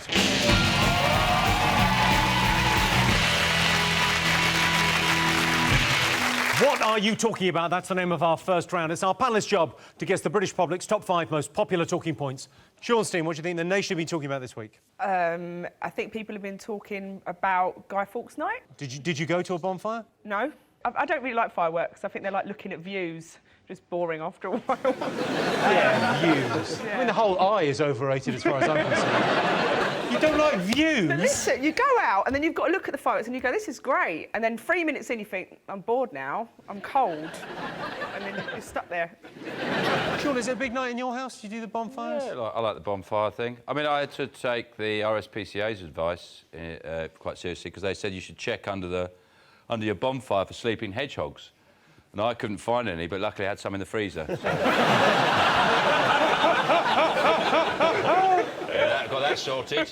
Yeah, sure. I think I look like Guy Fawkes because the people on our road did an effigy and it really looked like me. They'd done it on our road. It was right in front of my house. It was kind of in my front garden. They'd even used, like, a photocopy of my face. And they were, like, chanting, "Weirdo out, weirdo out, weirdo out," which must be like a traditional chant or something. John, did you go to a fireworks display? It was a landmark year for me. This was the first year when I couldn't even be bothered to go to the window to look. Usually, if I hear some, I'll go and have a look at my neighbour's fireworks. But this year, I just thought, nah, I'm enjoying Gogglebox. I think anyone who pays an entrance fee to a bonfire display doesn't understand what the sky is. Like, £2 in, I'm going to stand on that car over there and play with my £2 that I've just saved. Taunt them with it. Yeah, just... The best firework display, I think, in history was in Scotland a couple of years ago. It was meant to last half an hour, but due to a technical hitch, all the fireworks went off in under a minute. Let's have a look. This was meant to last half an hour.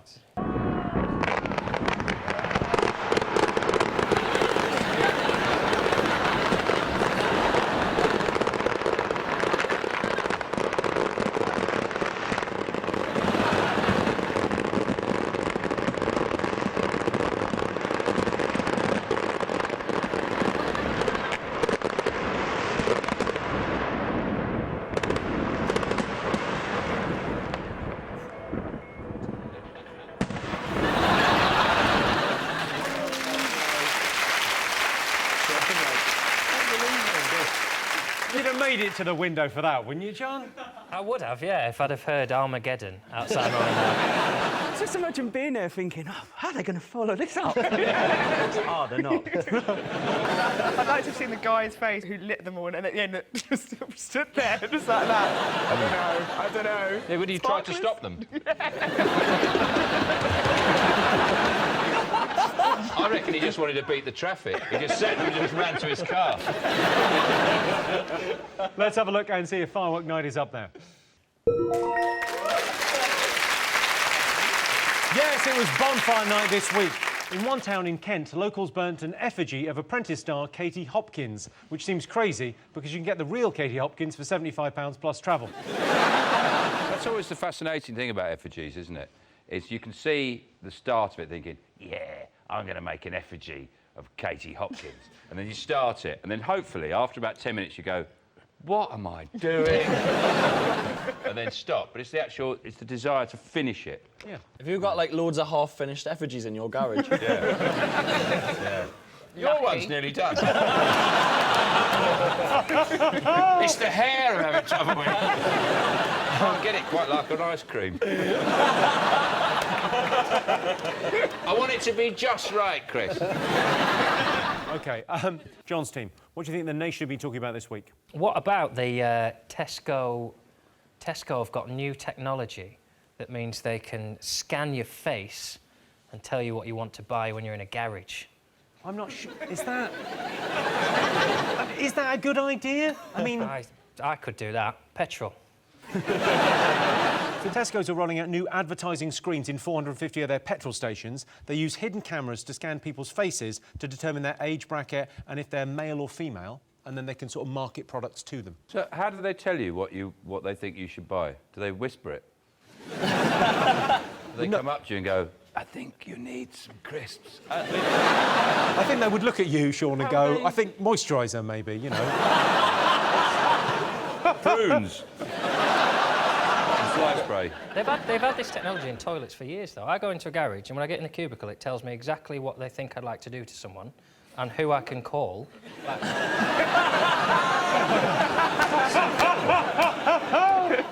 Alex, you used to work for Tesco's. Yeah. Is this a good idea? I was a heartthrob on the tills back in the day. Heartthrob on the tills? Yeah, of course you were. where you were just on the main tills? Yeah, I was on the tills. I mean, I'm crap at shelf stacking, so... tills is the only place they were going to put me. Imagine the till might be a bit hit and miss as well, but that's not... I think I was the reason why they brought in self-scanning. The long game of it is to improve shopping experiences around the supermarket, and I don't think that's going to make much difference. If they want to make shopping better, I just think it's simple. Just make a shopping trolley that adults can sit in. Who's going to push you around, though? I'll just ask someone. I'll just sit there until someone pushes me around. Or you could get a baguette. And punt around the supermarket. A couple of them. Yeah. Well, let's have a look and see if it's up there. Yes, indeed. Sean Steen, what do you think the nation has been talking about this week? Is it, well, hit right into my territory here. It's Justin Bieber's done some things. Justin Bieber. Well, police in Brazil have charged Bieber with illegally spraying graffiti in Rio. Defacing buildings is a crime in Brazil, punishable by up to 1 year in jail. I can't imagine Justin Bieber surviving a whole year. But it'd be a hell of a week for the inmates. You like one of those piñata, Mexican piñata toys? They just keep bashing him till sweets just fall out of him. He's just a kid, isn't he? I think I feel a bit sorry for him. When I see him now, I hate him. But you know, he first did a video when he was 16 of him on a guitar, and he's a really nice little kid in his mum's house doing a little song, and then I kind of think, I think we made him a twat. I get really upset because, as a believer, you know, and I know you'll find it unbelievable that I am a believer. I find it unbelievable. I'm sick and tired of unbelievers mocking our beliebs. Well, I can tell you it's not in our top 5, but Justin Bieber appears to be having a meltdown in Brazil. According to tabloid reports, whilst in Brazil, Justin Bieber allegedly visited a brothel. He must have ordered off the kids' menu because he had a mini sausage, fish fingers, and then he spilt his beans.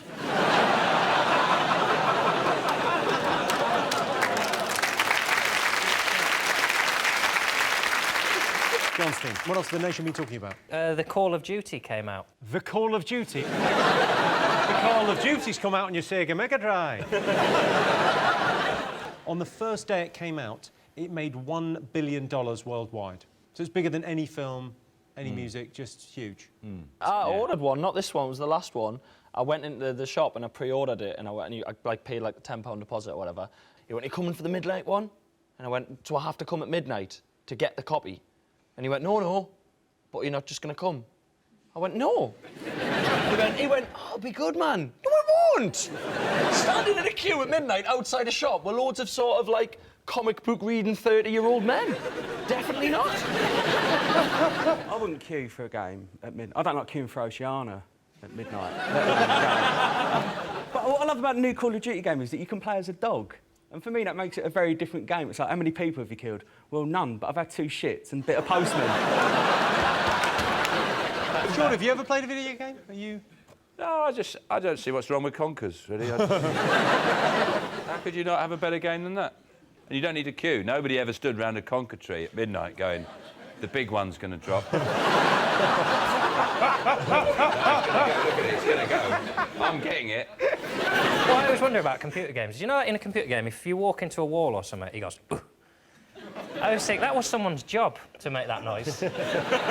Someone got paid to sit in a studio for a day going, "Oh."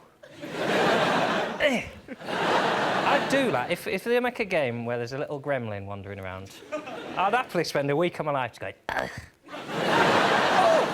What about the guy whose job it was to find out what noise you make when you walk into a wall? Surely you got it now. I don't really play like Call of Duty. I play a lot of like FIFA, but the worst thing about online gaming is the messages you get from people when you beat them. Like I had one the other day which was all in Spanish, and I Google translated it, and it wasn't very nice. And if you're watching Carlitos 97, I don't shag my mum, so the joke's on you.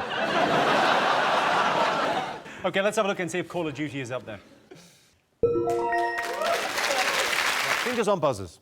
What do you think? Is it Michael O'Leary, the boss of Ryanair, promising that he's going to give us better customer service on Ryanair at last? He said, I'm not going to charge anyone to use the toilet, and you're not going to have to pay to have a chair, and I'm not going to put you in the roof rack if you didn't print your boarding pass. So this is allocated seating on Ryanair. I mean, should you expect good service on one of these low-cost airlines? I'm glad they're doing allocated seating on Ryanair, because when I travel on my own, what I like to do is I look at the queue and I try and spot someone I think it would be quite nice to sit next to. And then I follow them down the queue, and as they're checking in, I jump in and go, I'd like to sit next to him, please. And then we chat for the whole flight. It's brilliant. A lot of people say you meet weirdos on planes, but I've never met one. I've got some quotes here from O'Leary. He's extraordinary at giving quotes. On charging people to use the toilet, he said, I would wipe their bums for a £5. That's good value, that. Yeah, probably. Not bad at all, that. On overweight passengers, this is nice. He said, nobody wants to sit beside a really fat bastard. The thing is, normally, fat people, quite bubbly. Have you flown Ryanair, Sean? Yeah, I don't particularly, you know, if I can avoid it, I would avoid it. But when you're paying £12.99 to fly to Dublin, I mean, that's incredible. I mean, you know, £2 for a go on the Dodgems. You don't get very far. No. I tried to break out of that ring.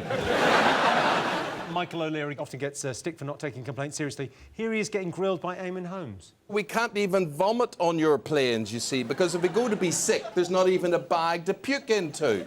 But you'd be so on time on such a beautiful new all-leather seat, brand new aircraft, and we'd sell you the vomit bag. But nobody gets sick on Ryanair. They're saving so much money, they just spend the time laughing.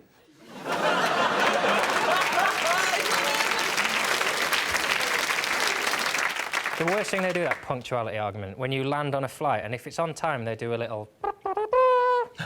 That is the very least I expected, that you wouldn't kill me. I was on a Ryanair flight once, and the tape machine had broken down, and the bloke had to do it himself. You know, and he came over the tunnel and went... Ryanair flight on time. That was worth the £2.40 I'd spent on the flight. OK, let's have a look and see if Ryanair is up there. Yes, Ryanair has agreed to offer allocated seating. I tell you what you can't take away from Ryanair, their headphones, because they don't give you any. Right, fingers on buzzers, one more thing still to get. I like the story of the Indian mission to Mars. A few years ago, the Chinese put a mission into space, and it's quite funny. It's a very similar response to it. The Chinese went into space, and the British press had the same kind of reaction they had with the Indian one, which is a bit like Cool Runnings. It is. It's a bit like, what? The Indians go, you know, they've got a space mission going on. Yeah. And the thing I think's odd about it is it costs like 48 million. No, but this is it. This is why it's controversial, because Britain gives £280 million in aid annually to India, and the mission costs £45 million. They go into Mars. So we're giving them this money, and they're leaving. It's like you've lent your mate money who's skint so he can come out on a night out and he's got a round in and hasn't got you a drink. I'll tell you what's mad. The cost of it is half of Gareth Bale. That's what's... Real Madrid could have bought a slightly shitter player and gone to Mars. Well, you put it in those terms. Roisin, would you like to go to Mars? No, thanks. No. It wasn't like a date suggestion, was it? Sounded like one, Jimmy. I don't understand. It's got so much poverty there, and I think their priorities are completely mental. It's like someone who's got a Vauxhall in their garden with no wheels, yet they'd put tinted windows in and a sound system. They've got so much poverty there, they can't justify spending that money going to Mars. When I'm skint, the first thing to go is space exploration. I'll cut it out. The whole thing with the mission is to tell whether there's methane in the atmosphere. So basically, they spent 45 million to see if Mars smells of shit. I don't understand what's the point of that? I'd like to live there.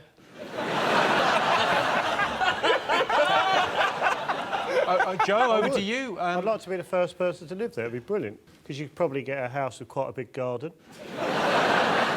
Big enough for a trampoline. I don't think you need a trampoline there. I think it's bouncy. Well, that's why I want one, mate. Go well, I'd run a small business. I'd start a pub. And I'd call it the Mars Bar.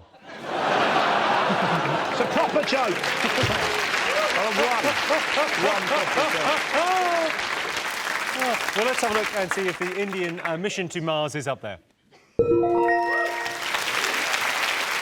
Of course, India aren't the only country with a new space programme. Earlier this year, Iran said they plan to put a man on the moon by 2025 by nuking Israel. So those were the most talked about things this week. But in other news, during their trial, it was revealed that Rebecca Brooks and Andy Coulson have had an affair. We don't know if Andy Coulson was tapping phones, but we do know he was tapping Rebecca Brooks. And if anything, I think that's worse. Sir Alex Ferguson's book has become the fastest-selling piece of non-fiction in history. Alex Ferguson's book details his incredible journey from slightly pink to red and ultimately a bright purpley colour. Wayne Rooney's very keen to read Ferguson's book, and he'll get onto it just as soon as he finds out what's happened to this very hungry caterpillar.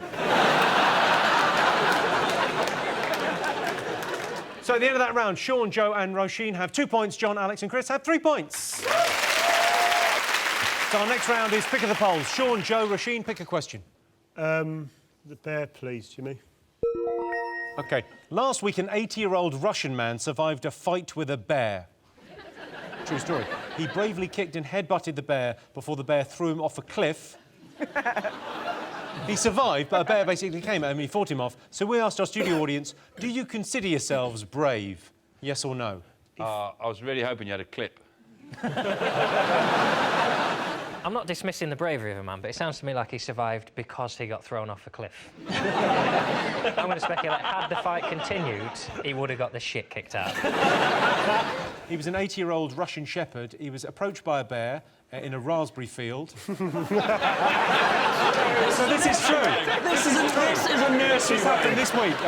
Approached by a bear in a raspberry field. He showered him with kicks and headbutts. Reporters say he managed to knock the bear off balance before it threw him off a cliff. He was hospitalised with bruises, bite wounds and 4 broken ribs. Wow. Discharged within a few days, and it's not known how the bear is. I just love it how we're sitting slagging a man off who fought a bear. We're like, We're sitting in London in a warm studio. He fought a fucking bear. Yeah, in a raspberry field. Get over it.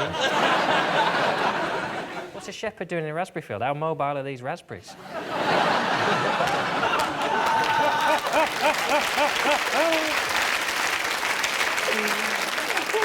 Well, I like the line, he was approached by the bear. I can imagine, if you're the shepherd, a bear goes, excuse me. The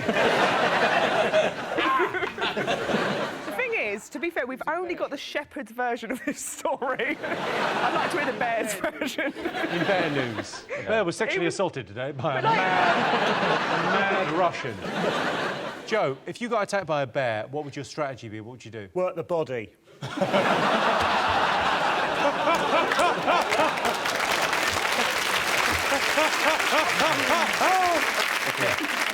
But you know, I mean, I wouldn't be.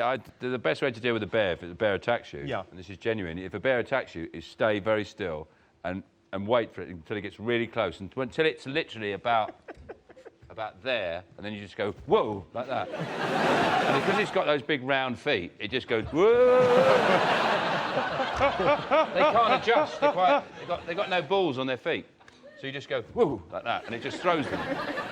And then and sometimes I've been attacked by loads of bears, and they're just literally going, whoa, and they're all behind me in a big pile. Would you remember that under attack? Because you know there's so much information about dealing with animals that I think if a bear attacked me, I'd probably like piss on my feet or something, you know, get confused with jellyfish. So you'd have to remember it. Would you remember that? Well, the difference between a bear and a jellyfish, easy. OK. We asked our studio audience, do you consider yourself brave? Yes or no? John, I associate you with machismo and sort of all things that are... I mean, are you brave? Would you consider yourself brave? I think sometimes, Jimmy, the bravest thing you can do is just be yourself.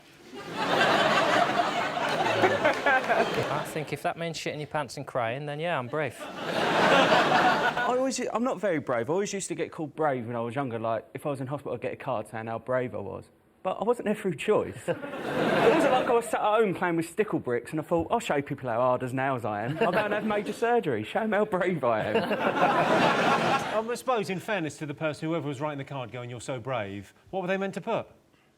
Well done. Still here. We asked our studio audience, do you consider yourself brave, yes or no? What do you think they said, Sean? Yes. What do you think, John? No. Nah. You go, no, OK. I can tell you the answer is yes. 60% of our studio audience do consider themselves to be brave.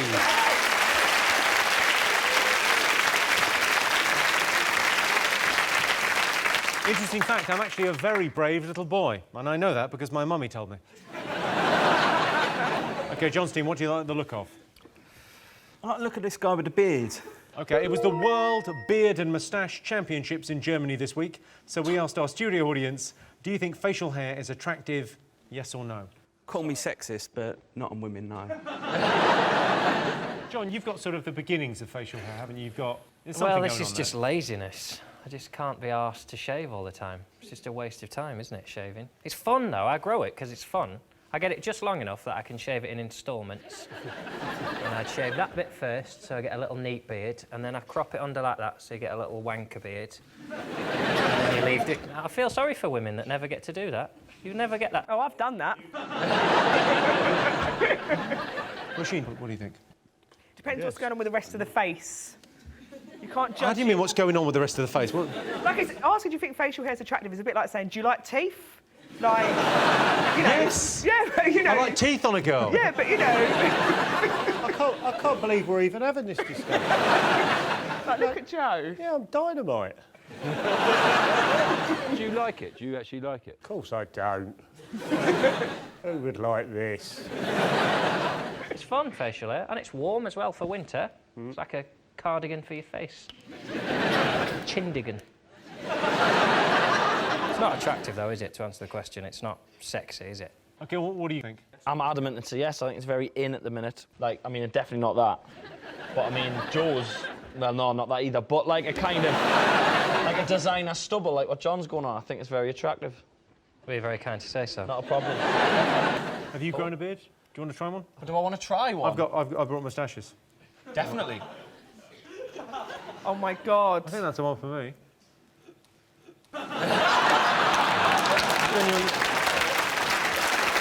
I sort of feel I could run quite a good regional, like a regional department store. Yeah. Welcome. Sean, any interest in a moustache? You're more than welcome. Yeah. Just had a bloke off the Pringles. I could sell Pringles, couldn't I? What would you care for? You've got a buffet of moustaches there. I do, of course I do. Would you like one, Roisin? Yes, please. Of course you would. Hang on. Here you go. This will look terrific on you, because I think for the blonde colouring. Thank you. No problem at all. Happy to help. There's no point, Joe. Some games you can't play. I look like a cat.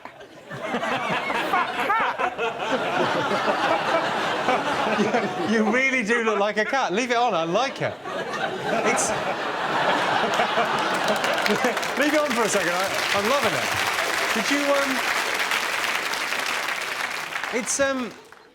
It's not unattractive, but you do. I look better. I like that.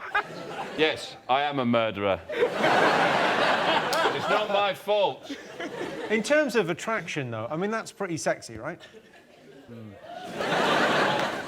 Sean, I feel like I'm in a strange nightclub and I go, I'm supposed to go, oh, they like it. I'm going to give one to, should we give one to, should we give John a proper moustache? It'd be lovely for him to try, wouldn't it? Moustache, how very dare you. Fill your boots there. You bounder, you cad. Well, I very much like it on you, actually. You've awakened something dark within my sexuality. Thank you. John looks like a magician. Is that supposed to be like this? It really hurts. That's a really good look for you, trust me. I'm like forgetting things. It's nipping that hard. You look like a rival cat. You look like you've got whiskers on. I'll go on for you, Joe. You can just see what you'd look like with a beard.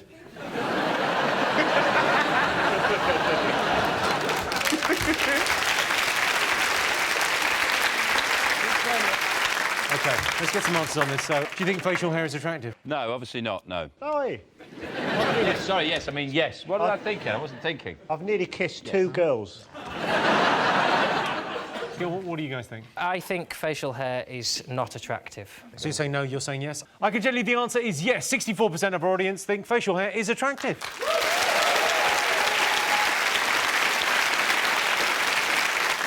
Different beards can mean different things. For example, a Santa Claus-style beard means friendly with kids, whereas a Joe Wilkinson-style beard means too friendly with kids.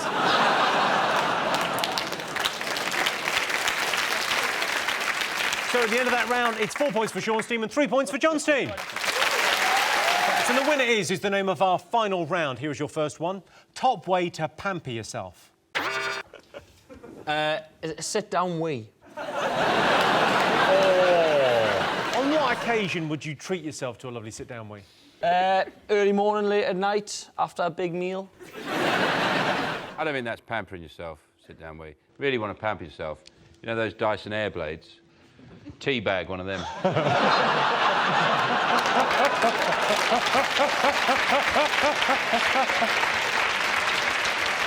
It's risky because you've got to have 1 foot on the door as well. 1 leg up. Actually, the facilities manager wanted me to bring that up with you, and I was sort of looking for the right time to mention that. Yeah, well, if you're wondering why it came off the wall. John, how do you pamper yourself? Just get drunk, really.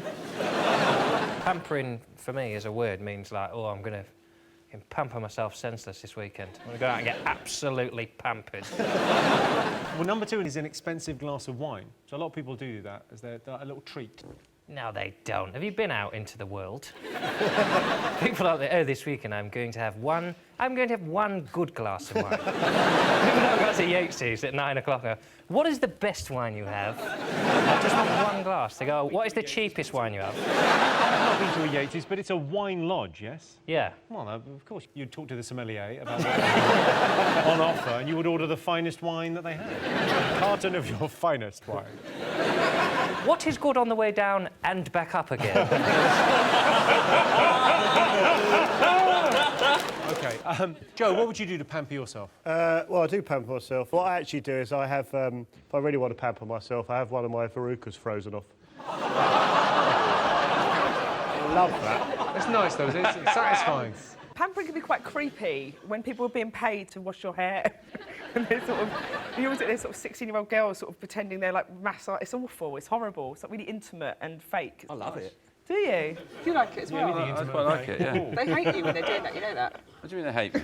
Because I used to do it when I was 14. I worked in a hairdresser's and I used to wash people's hair and they're like, oh, that's lovely. I hate you so much. Like, having to, look at this strange head I'm having to wash for £22. They hate you when it's happening, yeah. Oh, that makes it even better. One of the things I like to do is I like to light a load of scented candles. I get in the bath and then I just wait for whose ever house I've broken into. What, and come out like Martin Sheen in Apocalypse Now? Through the petals. Alex, do you pamper yourself? Pedicures, because I get them cheap. I've always wanted to go into one of those fish foot spas with my prosthetic leg on and just say to the person next to me, like, don't leave your feet in there for too long. Because I found out the hard way. Always wanted to do that. OK, top way to pamper yourself. Was it not like a spa day or something? Well, a massage is number 3. It's an everyday activity. People do it all the time, and then... What do you mean, like eating? Rollerblading. It's to do with retail. Shopping. The right answer. Yes, the top way to pamper yourself is a shopping spree. My girlfriend goes to the off-licence every day and comes home with 3 bottles of wine. I think she might be a shopaholic. OK, worst thing to do when you're drunk? I once tried to eat everything in my pencil case. Chris, you're from the north. Worst thing to do when you're drunk? Like your specialist area. Text while driving.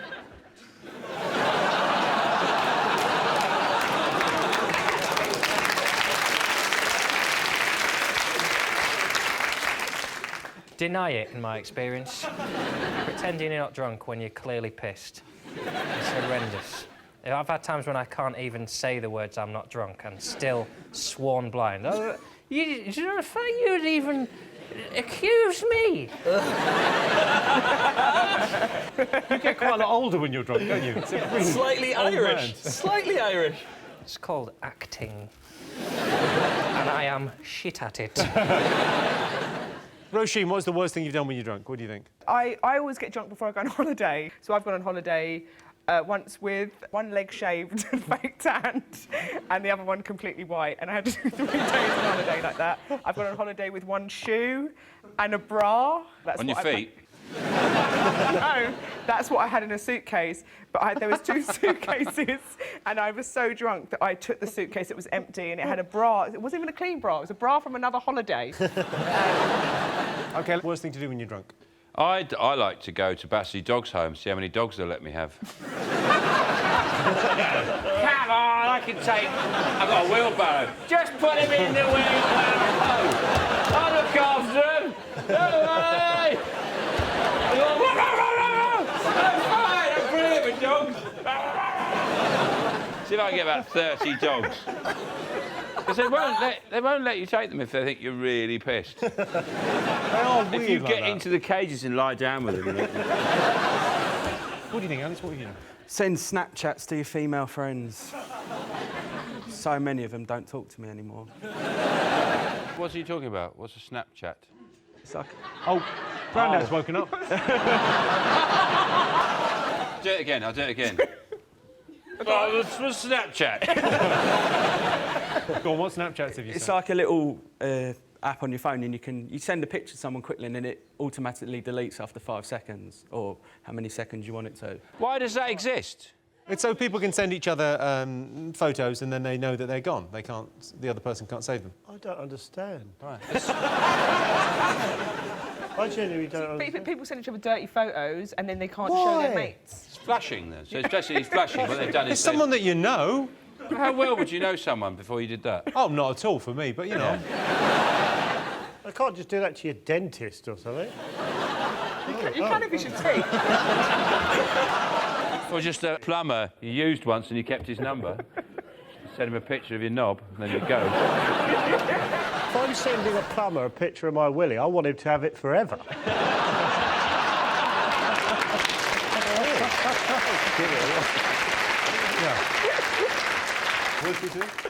Stripping off is never a good idea, is it? That's the right answer.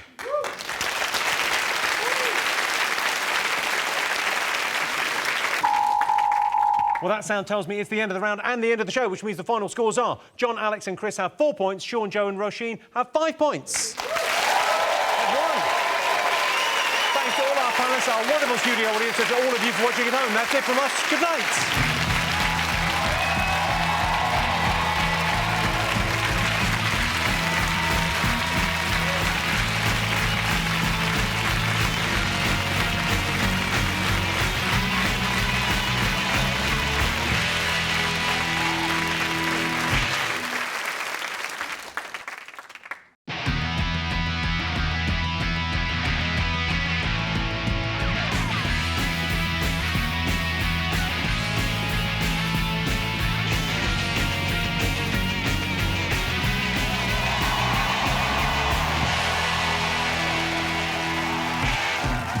Tonight on 8 out of 10 Cats, we got the X Factor, it's Louis Walsh. Slick Nick, it's Nick Helm. And their team captain, John Richardson. And facing them tonight, ready, set, show, it's Joe Brand. From Rizzlekicks, it's Jordan Stevens. And their team captain, Sean Locke. Now, welcome your host, Jimmy Carr. Hello and welcome to 8 out of 10 Cats Uncut, a show all about opinion polls, surveys and statistics. Did you know, for example, students have to apply for an average of 24 jobs before they find a position? Things are tough out there. I met a guy recently who told me he had a first with honours, an MA and a PhD. I said, that's great, but I asked you for a burger without pickle. 72% of people find spending time with animals relaxing. I like having dogs around, but my girlfriend objects to all the licking of balls and sniffing of bums. She says it upsets the dogs. And 40% of men worry about getting fat. There's a simple test for men. Look down at your stomach. If it's flat, you've got nothing to worry about. If it's sticking out a bit, you might need to go on a diet. And if you can't see your stomach because your boobs are getting in the way, you've got a problem. Right, let's get started.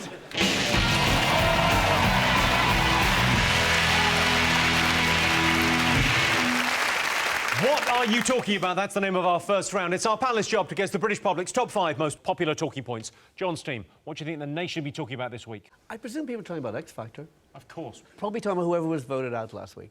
Who was voted out last week? Wasn't it Abby last week? Abby, yeah. Now, did you think she was any good? I thought she was okay. Just okay. Kind of boring. I didn't think she should have done the show.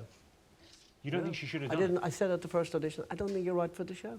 What do you think she should have done? Just made you a cup of tea and fucked off? I think she's like a singer. No! I think she's like a singer-songwriter. I just didn't think she was versatile enough. So who's your star act this year? Well, I've got 3 left. You got 3? That's I've got incredible. 3, yeah. Haven't got Paul Achister left, though, have you, Louis? No. No, but you know what? No, he's coming down. He's coming back next year. Talk to me. I've lost all respect for you. Why? Because he's good, isn't he? He's you really told him he had good. the best voice He's in the really thing. good. I want him to come back next year. But he was in it this year. He was down with me the weekend. That's what you say to someone who's late. He That's came what the to see Royal me the Mail say. weekend. I looked after him the weekend. I showed him what he should do next year. What do you mean you looked after him at the weekend? He came down to the show, and I showed him what really happened. He's a great singer, yeah, great singer. Well, speaking of great singers, let's have a clip of one of your other performers this year, Sam Callahan. What an amazing voice. Okay. How lucky can one guy be? I kissed her and she kissed me. Like a fella once said, ain't that a kick in the head?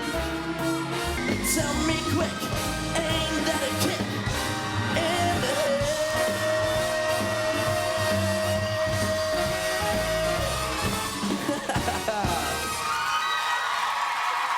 That was amazing. You're like a little Fred Astaire. Now.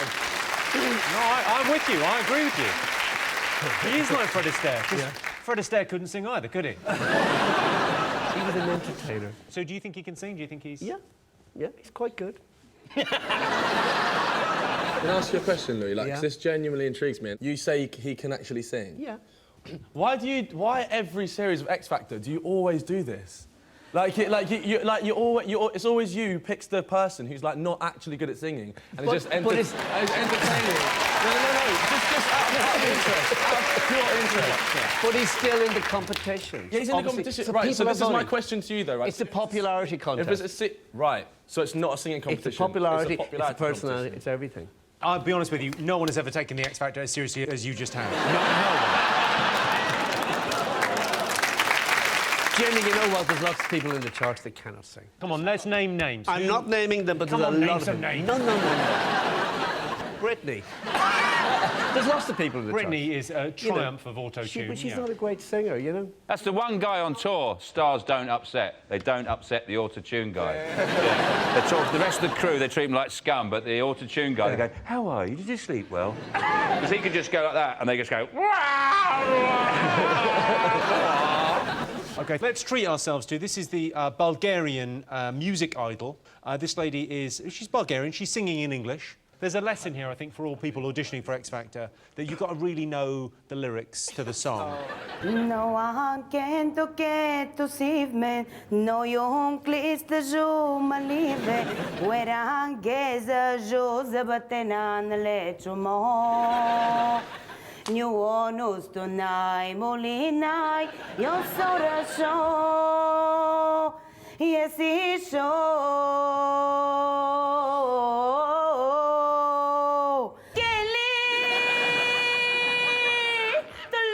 Without you, can't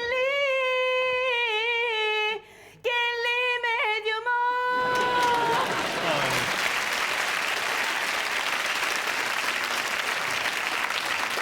That is making a song your own. Yeah, your own language. What did you think of that? Professional opinion. I thought it was really funny. Oh, you'd definitely put that through, wouldn't you? 100%. Joe, do you watch X Factor? I'm afraid I don't watch X Factor, but I do know enough to know. I don't know. There's a very beautiful woman on the panel. I think her name's Nicole Shitzinger. Nicole. Shirtsinger. Shirtsinger. If she wasn't allowed to say, you made that song your own and you nailed it, she would be quiet for an hour. She should do a bit of poetry by Keats or something, just to vary it a bit. Nick, would you think of giving it a go? You can sing. I can sing very well. But I've self-produced, right? Got my little album here, right? I got you one for your wife and kids. Okay. So what's your album called? My album is called Hot and Heavy. Hot and Heavy? And it used to be my dream, right, to have a #1 record, right? It used to be my dream, and now my dream is to just sell enough so that I've got enough floor space I can get to my wardrobe.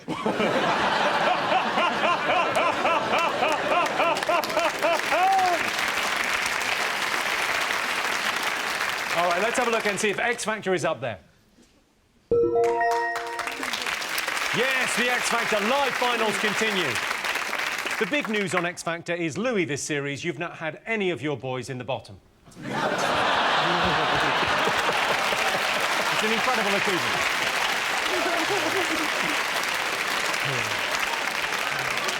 Sean's team.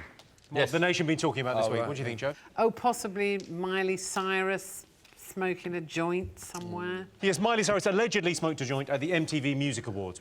There she is with the herbal cigarette. Is she going swimming straight after that?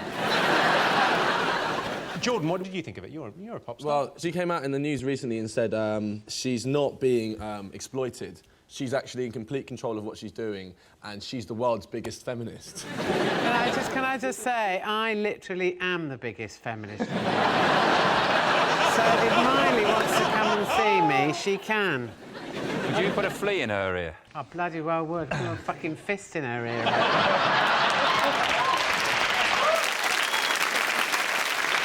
What I like about her, slightly like about her, is she's kind of getting it slightly wrong.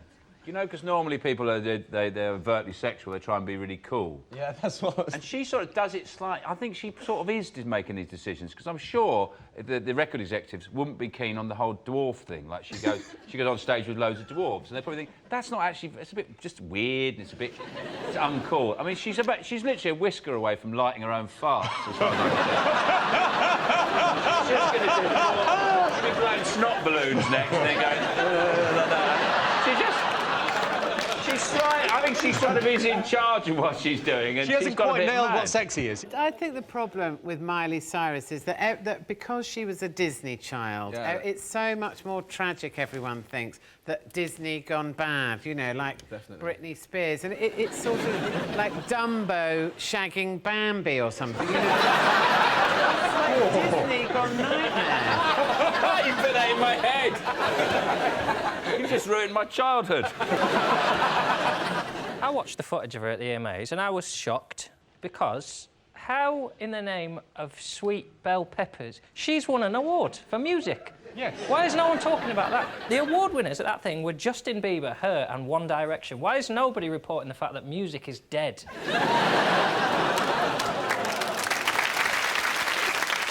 Let's have a look and see if Miley is up there. Yes, Miley Cyrus caused controversy allegedly smoking marijuana on stage at the MTV Music Awards, although I saw the footage of Miley and I think I could see a better crack. OK, John Steve, what else have the nation been talking about? The Star Wars open auditions in Bristol. This is huge news, isn't it? Brilliant. It's funny that they queued up for about 8 hours in the freezing rain. Over 4,000 people turned up to the auditions in Bristol and about 1,500 were turned away without even being seen. Without even being seen, that's harsh, isn't it? Just...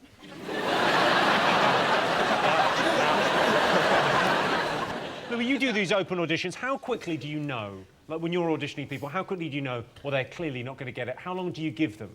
Well, we see a few hundred people a day. I mean, we let them sing maybe one song.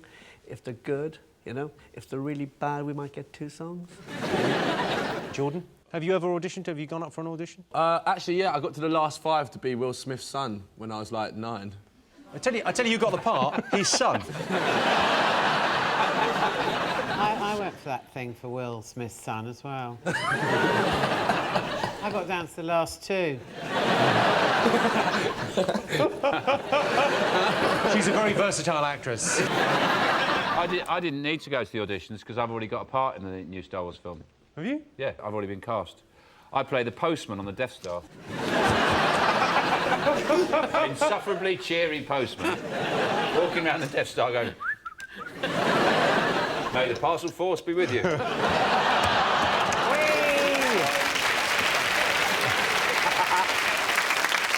always think the thing about Darth Vader, I've never understood about Darth Vader, is why hasn't he got rickets? Tell me more. That costume on all the time, his skin would never ever see any sunlight. So really, he should have rickets. He should, instead of walking around like this, magisterially like this, he should walk around like this.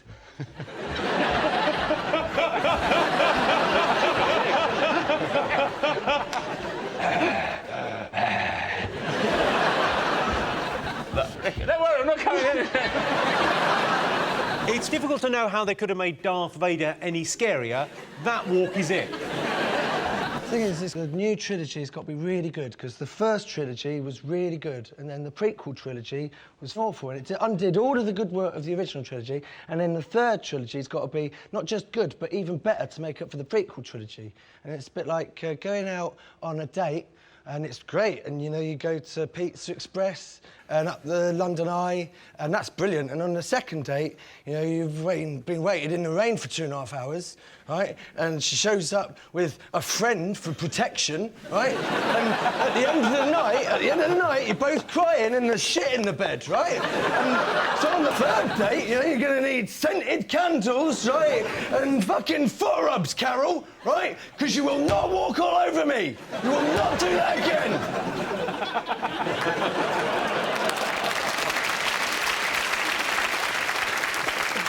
But listen, what they've done now is they've said that because so many people turn up to these open auditions, they're going to allow people to audition on video, and you can just send in your audition tape.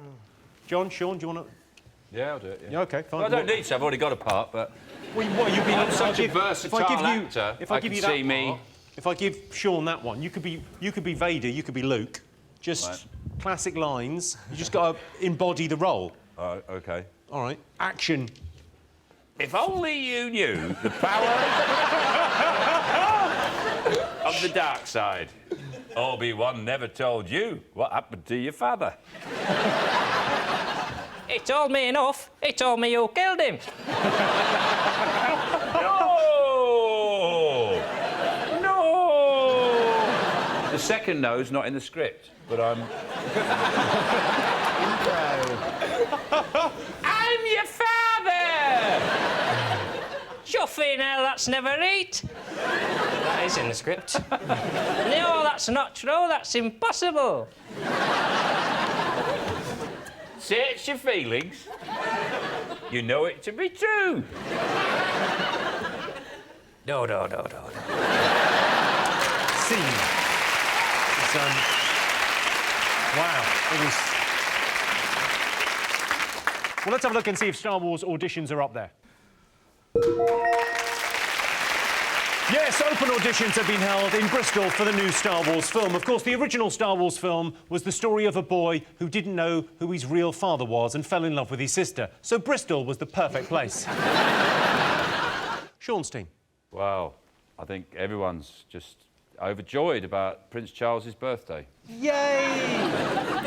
And I'd like to do him a special birthday message. Please do. Happy birthday, sir. That's it.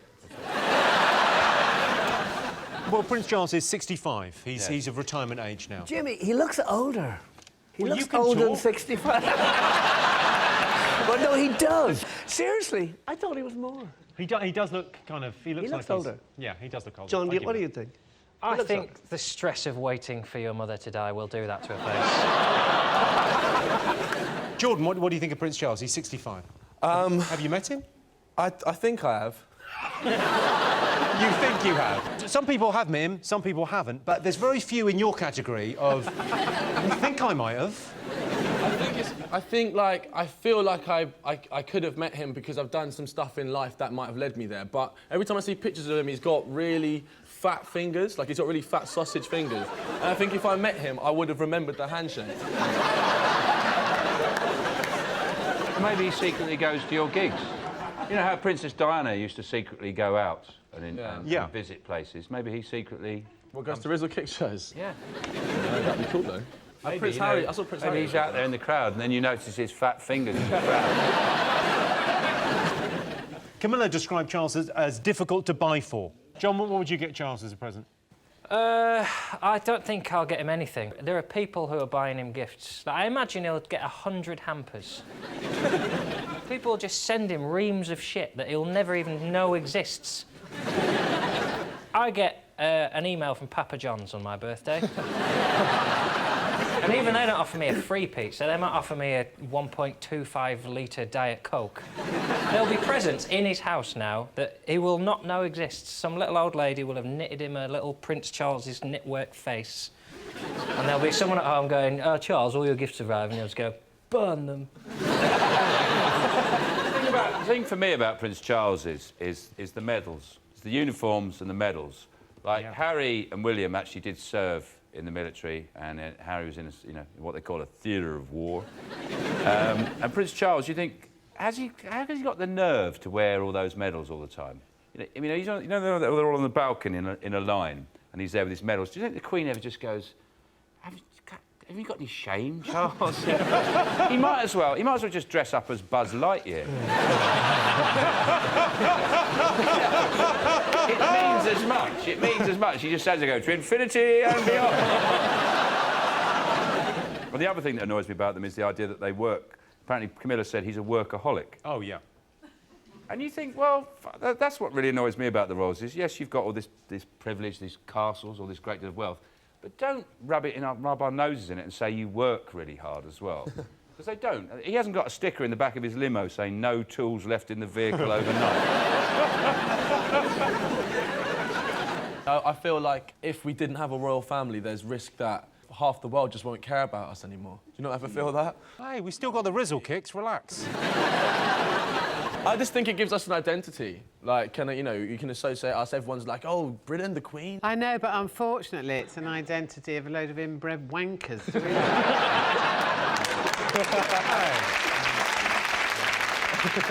I can tell you it's not one of the most talked about things this week, but Prince Charles turns 65. At Charles's age, most people are thinking about putting their feet up and doing nothing. But he fancies a change.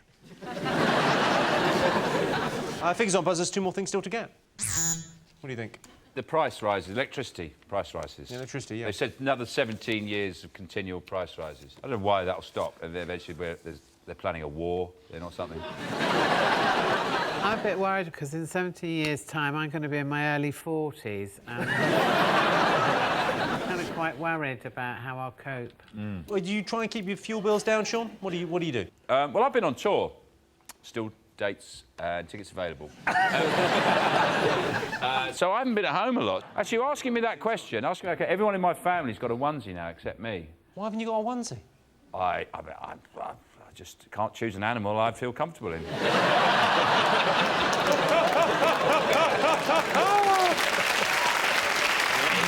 bear! A bear! You're so clearly a bear! Oh, yeah, you're a little bit grumpy sometimes, but adorable. You're a bear. To be a bear. Another one says, "You be a very good tiger." My son says, "I want you to be a lion." And they don't do turtle. Crow. I'd like to be a crow. So I'm not happy with the options out there at the moment. Have you got a onesie? Do you wear a onesie at home? Is that how you keep Me? your Yeah. Yeah, I've got like quite a collection of animal onesies, actually. Come on and look if you want. You can try some. Nick, how do you keep your energy bills down? I got my heating cut off one year. That's a great way to do it. Yeah. And by that, I mean the man that I used to cuddle at night moved out of our squat. OK, let's have a look and see if it's up there.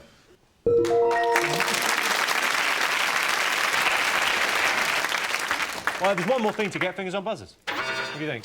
The government have launched a scheme for new mothers where if they breastfeed for 6 months, they get given some shopping vouchers. Is that brilliant scheme? That's in the news, isn't it? Yeah. But how do we check? How do we know what they're doing? How do we check? Yeah. Well, I'm happy to help. Well, you know what I mean. Finally, my How do boob we know? inspector T-shirt will have a purpose. Now, how could they check, Joe? What would they... Well, they can't, can they? That's why it's ridiculous. Well, surely if you breastfeed, you are producing milk, whereas if you don't breastfeed, you stop producing milk. What, you think they could come along and have a squeeze and see if anything comes out? The boob inspector. You're welcome, ladies. You could have like a special screen so they don't have to see him, and they just put their nipple through the screen. Jimmy stands on the other side. I would suggest Sean's idea for a glory hole for boobs is a fine one. I'd like to put that forward. Would it be at a service station, Sean? Where would it be? Presumably a service station. I'm very comfortable with this arrangement. I'm fine with that. I actually got told off in a restaurant for breastfeeding. Wasn't actually my child, but I just... you know... When the mood takes you, why not? Because I didn't understand about breastfeeding, because I've never been called upon to do it. It's incredible, isn't it? I found out this week that if the baby cries, the woman naturally lactates, which has taught me I'm not mature enough to have a child. Because if I knew that information, I would definitely wait until my wife had just had a shower and got dressed and then go... Seeing as I'm the only one qualified, I feel, on this panel to speak about the vicissitudes of breastfeeding. Now, I just want to tell you a little story. A friend of mine who was a midwife went round to visit a woman who's breastfeeding her 5-year-old. And she said to this woman, look, I think he's a little bit old to be breastfed. And this child took his face off his mother's bosom and went, fuck off.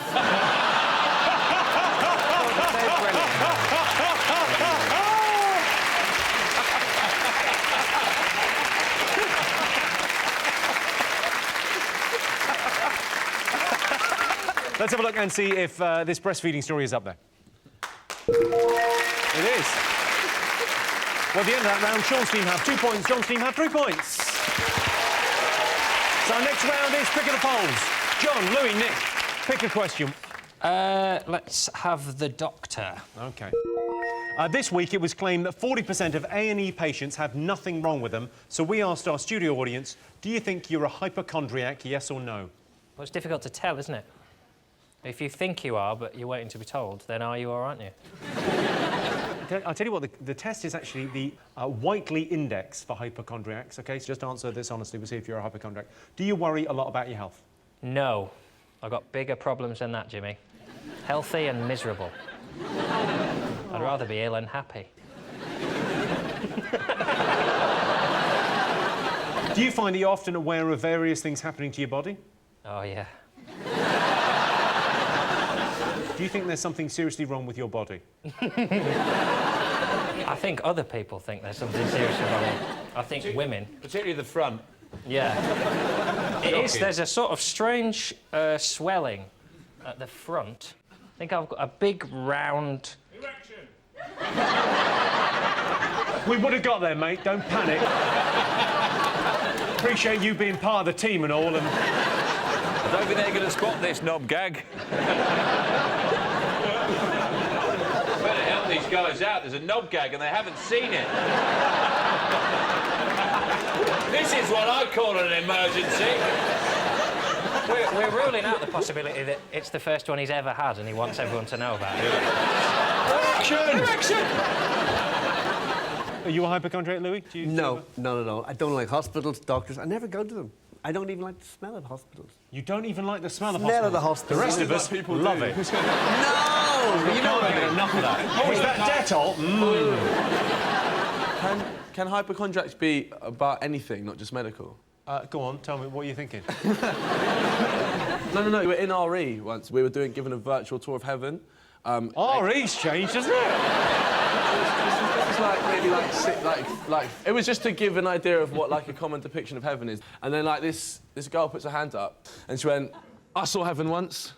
"How do you know it was heaven?" "Well, one time I was sleeping and I saw heaven in my dream and I woke up and my sister said I died for 2 minutes." And then like I kind of paused and thought, firstly, your sister watches you sleep. And then when you die, she times you.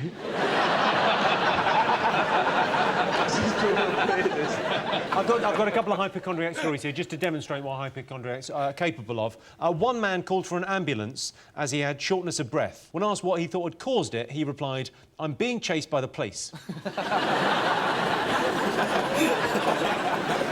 One woman asked for paramedics to come to her house and bring her washing in as the pathway was too icy for her to walk down.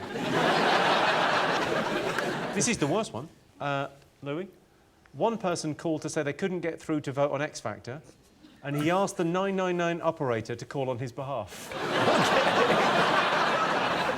Nick, are you a hypochondriac? No, I think I'm the opposite of a hypochondriac.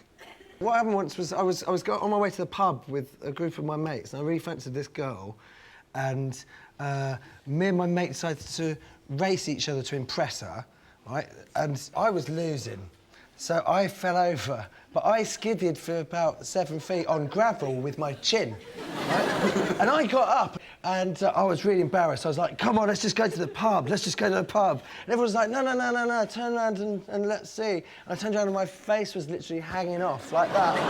And I was just like, "Let's go to the pub. Let's go to the pub. This is embarrassing."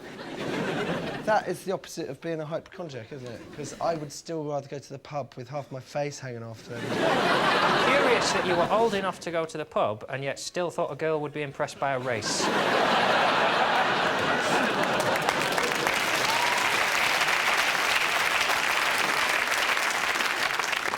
OK, let's get some answers on this. We asked our audience, do you think you're a hypochondriac, yes or no? What do you think? No. You think no? What are you going to go with, Sean? I don't think most people are, really. No, we'll say no. OK.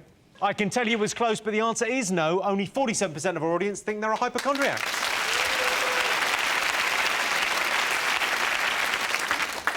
Sean's team, what do you like the look of? David Dimbleby. OK. This week, David Dimbleby got his first ever tattoo at the age of 75. So we asked our studio audience, should people grow old gracefully, yes or no? No. I don't think they should. There's any obligation to do that. I always think it's amusing, you know, if you go to visit a castle or a stately home, especially in the week, the majority of the other visitors will be of a certain age, probably over about 65. Snowies, I call them. There'll be a busload of snowies will turn up. Calm down, Louis. Calm down. Come off. They'll all come off. And there's some weird thing that happens to British people when they've retired, they stop work. They go, you know what? I've worked hard all my life. I'm going to go out and buy myself a beige outfit. I'm going to go head to toe. I don't have to work. I don't have to worry about a boss anymore. I can dress how I want. I'm going to wear grey shoes with it.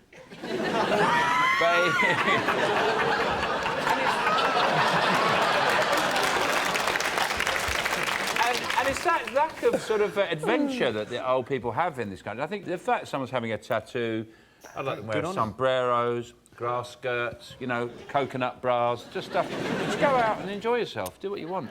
Joe, what do you think? Do you think people should grow old gracefully? I think it was a few years ago, the poem that won the nation's favourite poem was that one by Jenny Joseph, "When I am old, I shall wear purple," you know, and you go...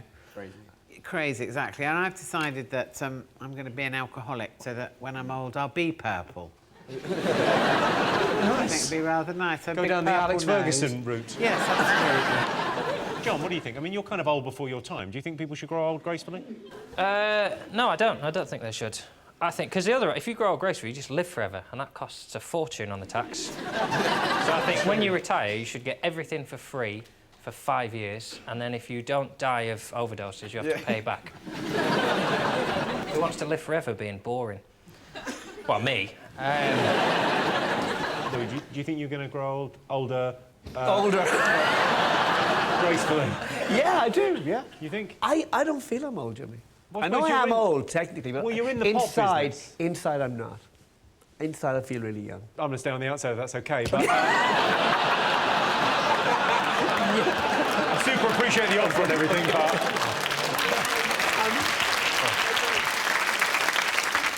So you're in the pop business, so that keeps you young anyway, doesn't it? Because I think you're so, surrounded by young people. I like what I do, yeah. Do you think, is there ever an age where you won't have a view anymore? You'll go, well, I'm too old to have an opinion on... I don't know. I really don't know, Jimmy. What do you think? I think you've no idea now, but I mean...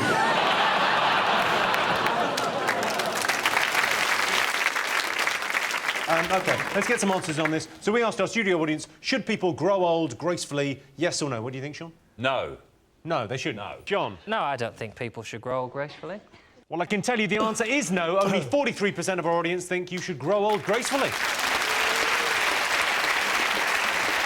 I'm definitely going to try and grow old gracefully, and by that I mean in 10 years I'm hoping to be wearing Lycra on Strictly rather than eating kangaroo anus on I'm a Celebrity. And the winner is the name of our final round. Here's your question. Best way to impress your friends? What do you think? Oh. Is it racing to the pub? No, it hasn't been racing anywhere since we were 7 years of age. Because you could have a nasty accident, couldn't you, Jimmy? Yes, you could. I don't know if you remember, but that happened to me.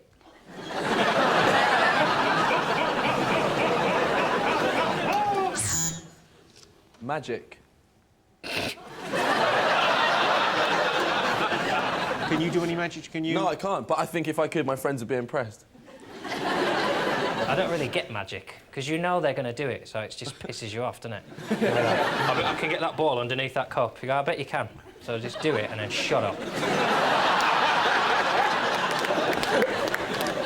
The way I like to impress my friends is this.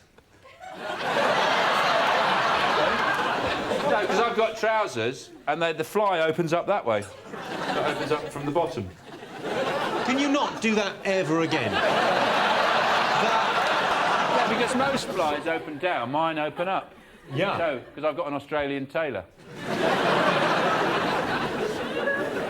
I think it's be yourself. God, no. Have you met you? Titty waggles.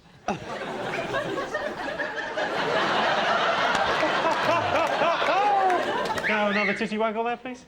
Will you be my friend? Yeah, I want to be a friend. Well, that's a pretty impressive titty waggle. The best way to impress your friends, and is what I do, is I show them my hole. Could you? I mean, that's a pretty full answer. Oh, I see. Oh God. I see how you could. No, I don't. Just. I've been digging this hole for a long time. After the last 3 years, I do 2 hours every day digging this hole in the back garden, and it's so deep. And I always say, come and have a look at my hole. Look at that, Jimmy. That's number 3. Joe, how do you impress your friends? I impress my friends by getting up from a chair without any help. How much? Because I've noticed the thing where how much noise do you make when you get up from a chair these days? Is quite. Well, if I don't make any noise as well, I get extra points. Yeah, that's always the impressive thing. Also, extra points if I don't wet myself. It's quite complicated, actually. There's a lot going on. There's a whole point system. Going on. And is this going to be a rule at the end of this show? Because at the moment I'm in the lead. If you're going to get 2 extra points for not soiling yourself when you get out of the chair. Actually, I've done a little poo already. Best way to impress your friends? Is it act stupid? It's not acting stupid, no. It's, well, I suppose that's one way you could do this. Being funny. That is the right answer. Yes, the best way to impress your friends is to make them laugh. It's a shame for John because he's really funny, but he hasn't got any friends. Well, that sound tells me it's the end of the round and the end of the show, which means the final scores are Sean, Jordan and Joe have 4 points. John, Louis and Nick are the winners with 6 points. Thanks to all our panellists, our wonderful studio audience, and to all of you for watching at home, that's it from us. Good night.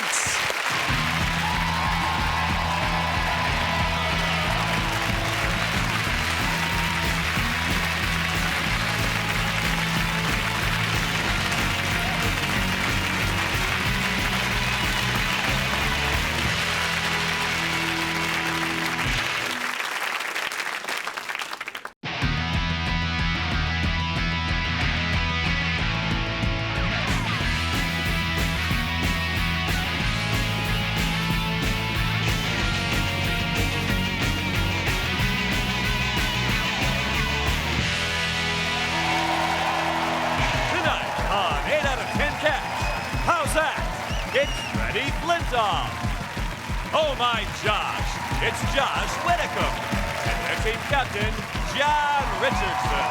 And facing them tonight, rise and shine, it's Lorraine Kelly. The Smile High Club, it's Rob Beckett. And their team captain, John Locke. Now, welcome your host, Jimmy Carr. Hello and welcome to 8 out of 10 Cats Uncut, a show all about opinion polls, surveys and statistics. Did you know, for example, 47% of people think their partner isn't interested in hearing about their day? Correct. 75% of Americans do a big weekly food shop every day. And only 29% of women reach orgasm every time they have sex. I've got a tip for those women, or if they like, I could put the whole thing in. Right, let's get started.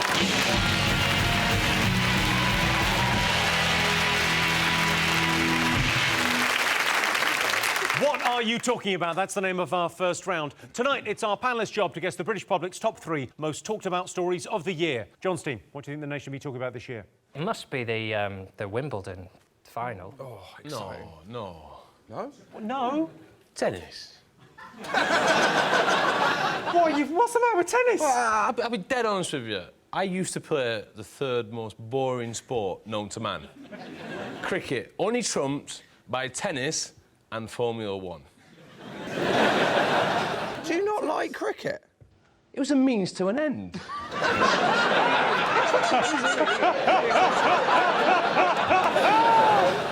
I thought it was an incredible thing. A British man won for the first time in 77 years. And he hasn't won it since, Jimmy. Let's not let him off. This country hasn't had a Wimbledon winner for nearly 6 months now, and I've had enough. The sad thing, it's a boring name, Andy Murray, as well, isn't it? If his name was, like, Dick Gobbler or something, then...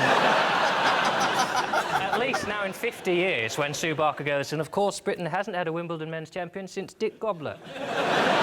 Just going to keep hearing Andy Murray all the time. It was weird that they started talking about 77 years of wait is over. And actually, when he won, it was like, thought I'd feel better than that. To me, nothing really can trump that dressage gold at the Olympics.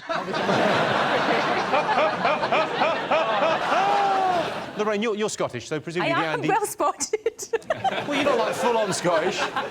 You're like Just a wee tiny bit. I can understand what you're saying. You're Scottish light. OK, I'm Now, did it mean a lot to you? That Oh, Andy... absolutely. I thought it was absolutely brilliant. And I think it's a shame that everybody goes on about him being dour. I don't think he is. I don't think he's Scottish. I mean, you know. He spread sunshine everywhere, doesn't he? And remember he cried. Remember he cried when he lost, and then we quite liked him because he cried. No? No, I don't have a problem. I don't have a problem. I mean, the reason I don't like tennis is because I'm left-handed, and you know you can't play if you're left-handed. So You can. you can't play tennis. You can. You can't play tennis with your left hand. Yes, you can. You can do whatever you like. There's no left-handed tennis players. There is. Other than Nadal? There's loads. He's all right. That's his greatest trick, is making us think he's using his left hand. if you hit the ball, if you have a tennis ball, if you've got the right hand, you hit it, it goes that way. But if you've got your left hand, you hit it, it goes behind you. I have to play backwards like that. There's someone shouting me where the ball's coming. That's why I gave up. This is a stupid game. I'm with Freddie on this. And the worst thing about it is, as well, you go to Wimbledon, I went for 10 minutes once. They put fruit in your drink.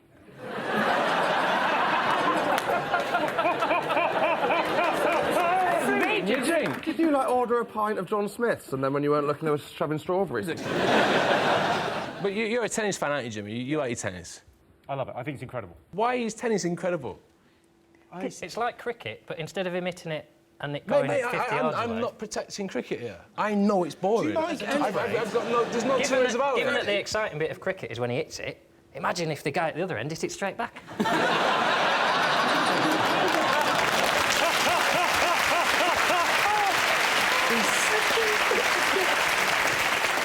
OK, let's have a look and see if it's up there. Of course it is. Yes, in July, Andy Murray won Wimbledon for the first time. Sue Barker presented Murray with the trophy 77 years after she presented it to Fred Perry.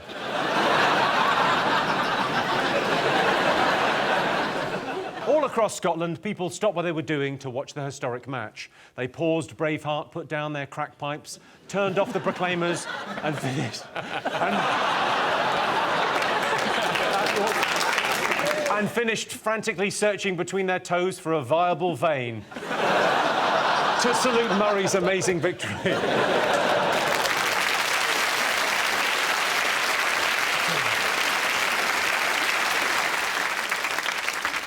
Sean Steen, what do you think the nation will be talking about this year? Well, I don't know about you guys, but I'm still riding high on the royal baby news. It's hard to come down from that, isn't it? There's very few moments in your life that give you that sort of, like, just buzz. Any parenting advice for them, Sean? You've got kids. Anything you would pass on to this young couple embarking on the adventure of parenthood? Oh, it's hard. Mind you, I don't do a lot of it, so... It's really, that's more advice for William, isn't it? It looks pretty hard. From where I'm phoning from, it looks really hard. Rob, what do you make of the royal baby? Well, I love the bit they got takeaway. They got pizzas, didn't they? Kate and William to the hospital, you got the bodyguard to go and collect the pizzas, and everyone's saying, "Why don't you just get them delivered?" But it's half price, isn't it? If you get them collected. Well, you've got a kid on the way. You've got to start thinking about money, ain't you? Lorraine, did you cover it much on the show? You covered Oh, it. much? It was just like all the time, pretty much all the time. Some people got annoyed with the amount of coverage they had to do. Some news reporters got a little bit sort of sick of it. Now, have a look at this. Not everybody is enjoying the spectre of the speculation, endless speculation. A couple of texts coming in to the BBC. Come on, BBC, people do have babies. Stop saying the same thing over and over. Give us the rest of the news. What a load of sycophantic rubbish, says another. Good morning. And God help us if this ends up a long labour. That's a view that I have heard expressed here by a couple of people. So, you know, we'll just wait and see. But until then, we're going to be speculating about this royal birth with no facts to hand at the moment.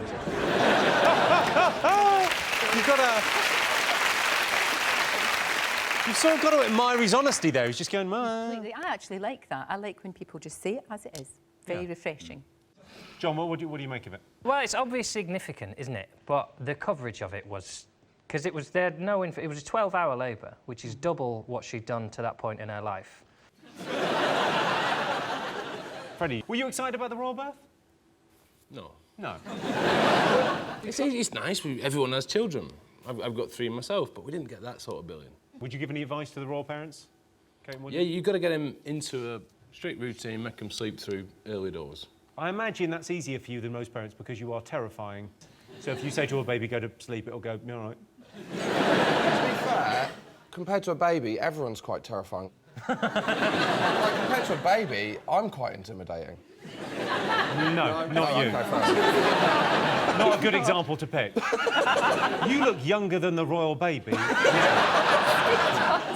Oh, he does. But he's so cute. No, I know, but you're cute. Look at that wee face. You're so cute. You know what? When you're 90, you'll still look like that. You'd be glad. I didn't come on here to be flirted with by Lorraine. Do you know the last time I met Lorraine? I've only met Lorraine once, and I want to kind of clear this up because you had a very similar approach of kind of flirt patronisation.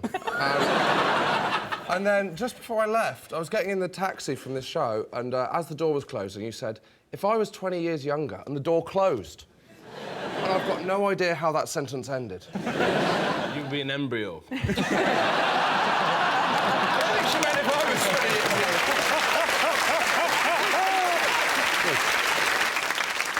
All right, let's have a look and see if it's up there. Of course. Yes, William and Kate had a baby boy this year. When George was christened, Kate and William decided to shun fuddy-duddy royal tradition and chose university friends to be godparents. So they chose Lord Trumpington Smedley-Posh, Tarquin Farquhar II and Lady Poshington Toffeenose of the Norfolk Toffeenoses.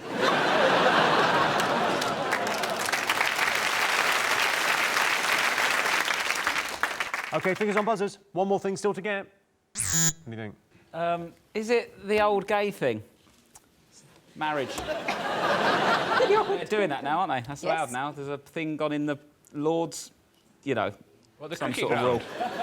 You know, when stuff happens, old people make a decision, then there's a law, gay people can get married. Is that right? Yeah. They still can't get married in church, can they? No. Can't they? No, but they can get married. Yeah, but the Church of England has said... I don't know where the Catholic Church stands on this. I think they've said no. They've said no as well. Which I think is fine crazy, really, because what they should do, they should test the actual power of their faith by having a gay marriage in the church. And if it bursts into flames, it's obviously not a good idea and God doesn't like it. And that, because God would let you know if he thought something was really out of order. Of course he hasn't done with other stuff, to be fair. He's let quite a lot slip through the net. I think it's a good thing. I really do. Because, like, my best mate is Paddy. If I married Paddy, I could go to football with him. We could play PlayStation. We would never argue. The sex is a problem. Go IKEA and just have meatballs. That'd be quality, wouldn't it? No furniture, meatballs, then home. Perfect IKEA trip, wouldn't it? Well, I really think we've got to the heart of this issue. The arguments against it are the best thing, because there are people who are just against it because they're slightly homophobic, but they can't say that, so they have to quickly come up with a... Like Norman Tebbit, who went, what if we had a lesbian queen? I think that's the tribute band this country has been waiting for. Well, the thing is that the people against it always go, oh, it's promoting homosexuality, but it's not promoting it like you'll get swept up in it. It's not a choice if you're gay or not. Do you know what I mean? It's not like if someone keeps banging on about it, you're going to give it a go, like the 5-2 diet. Do you know what I mean? It's sexuality, not Pilates. Do you know, you're not going to get swept away by other people's recommendations. The Gambian president said it's going to lead to the end of humanity. I would believe that if we found some evidence that that had led to the end of the dinosaurs. If we dug up a dinosaur and he was, you know, with a rainbow flag... Is this your idea for Jurassic Park 6? Jurassic Park 6? Actually, the Tyrannosaurus has something of the... He's nice.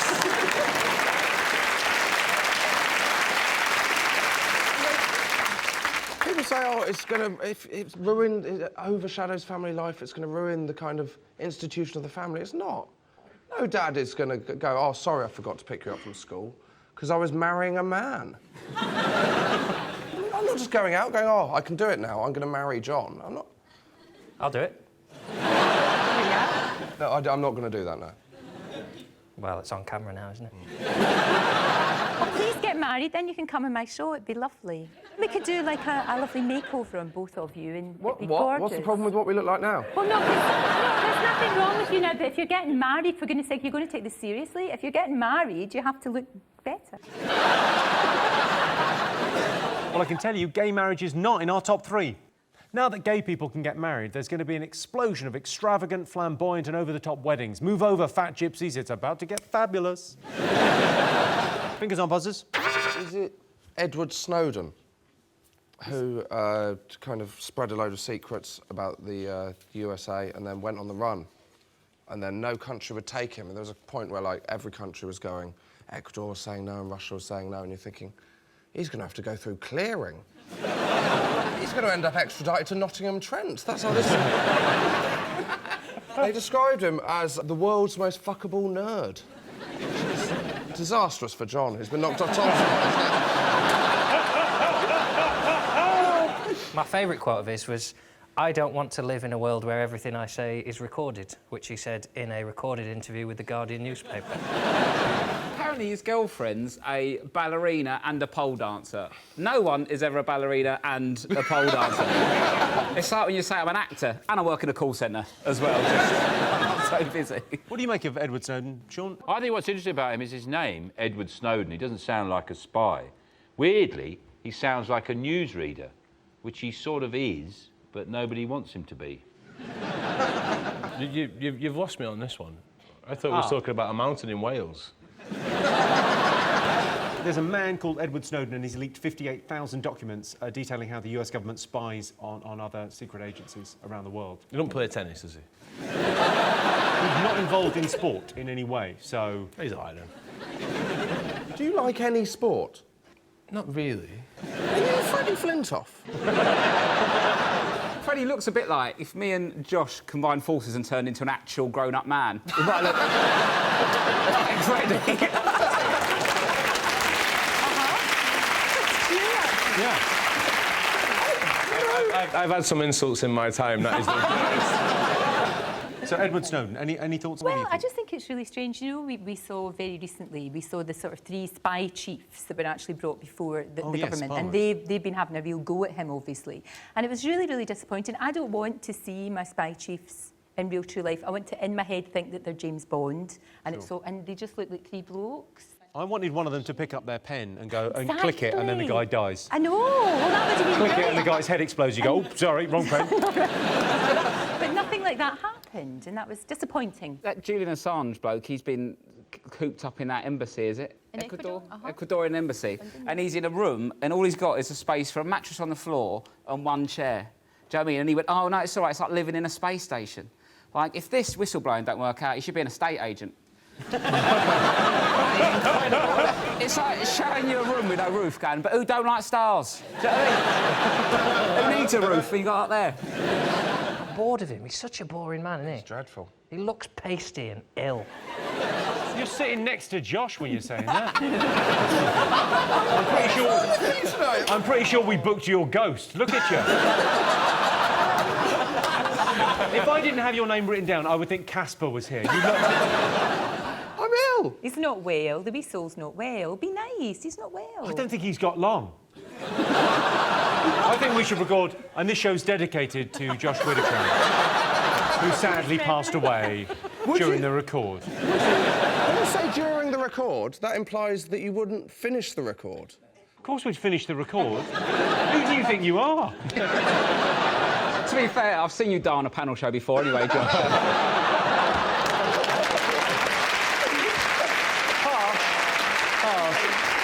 OK.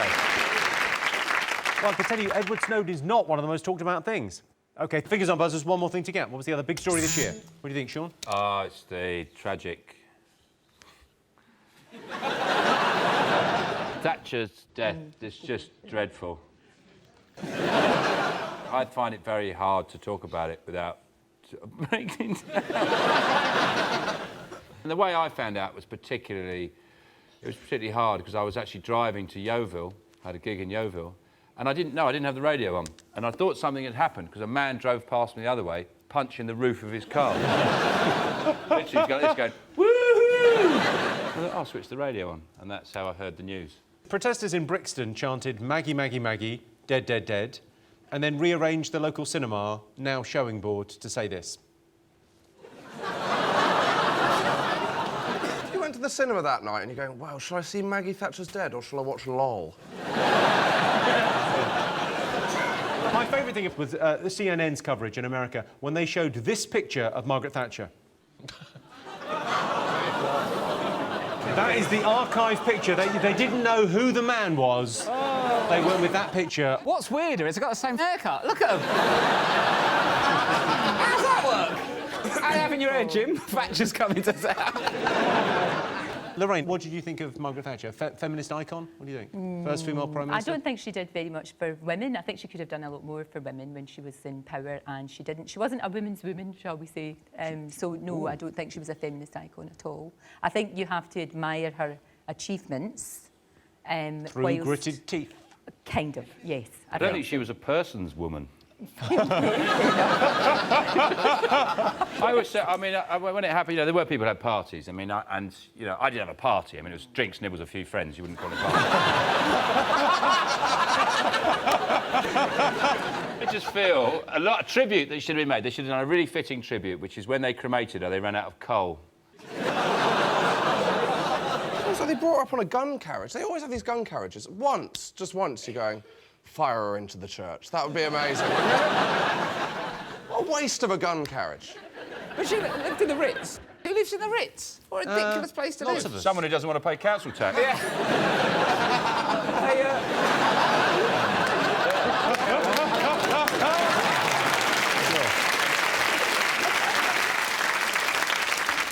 All right, let's have a look and see whether it's one of the top stories of the year.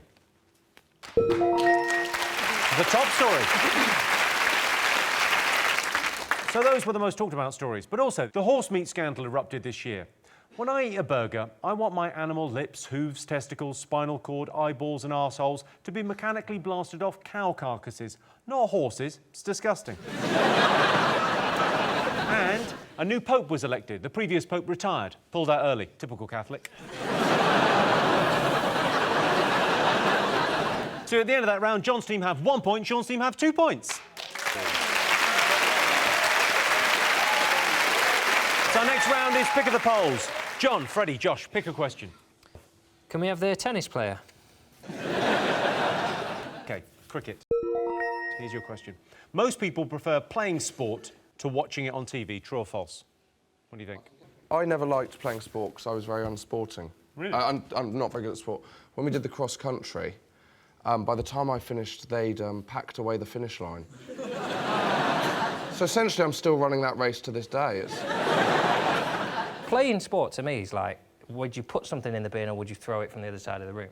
And in that sense, but I will still, if we've got an hour spare, I'll stand in front of my living room wall with a tennis ball and I'll bounce it against the wall like I'm a goalkeeper that's been lobbed. And I have to run back and just tip it over the couch. And I'll happily do that for an hour. I've done that. You should probably buy a telly, mate. Lorraine, are you sporty during No, sports? well, I don't really do very much sport, but I love to watch football. And You watch football? Who's your team? Dundee United. OK, and you like football as well? Yeah. We've got the most handsome manager. He's gorgeous, and we have got the most beautiful strips. Fantastic colour, tangerine and black. What I like, Lorraine, is you're really moving the idea of what a female football fan like really forward. Sean, you watch a lot of sport, don't you? Yeah. Yeah. I mean, playing-wise, kabaddi's my game. I love kabaddi. Is that the one you've got to breathe out? It's so hard to find other people who take it seriously. Yeah. What, kabaddi? No, Yeah. I mean... No, I would think the weird thing is about these days is if you say watching sport, if you haven't got Sky, you've got no choice. You have to play it. Because there's no sport on any other channels, is there? It's all on Sky, isn't it? What sports have the BBC got anymore? If you want to see what kind of sports the BBC have got, I've got a clip, an archive clip of the BBC. This is one of their greatest sporting moments. Have a little look. At least Britons will never be slaves to the dartboard. Certainly, no one's anxious to play with champion Joe Hitchcock around. The start of his 6-inch nail act is the moment for everyone to watch.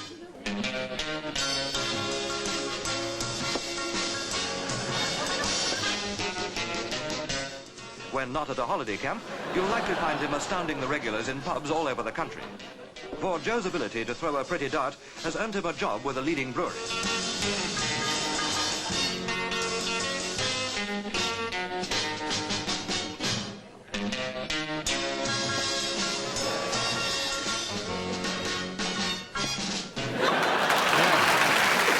Sports. OK, so most people prefer playing sport to watching on TV. What do you think? I don't know. I've done the cricket, which 5 days stood in the field is tough. It's probably tougher to watch. And then I tried the boxing. Just in case people don't know the story, so you trained to be a professional fighter and had a professional fight against an American? It was a strange thing because the boxing, which I found it's quite a camp sport. We went for the weigh-in. You strip down to your underpants. You stand in front of a man eyeballing him in front of a room full of other men. And I'm stood at this fella thinking, what am I doing? We did I suppose you're competing for a belt and a purse. It is quite camp. Yeah.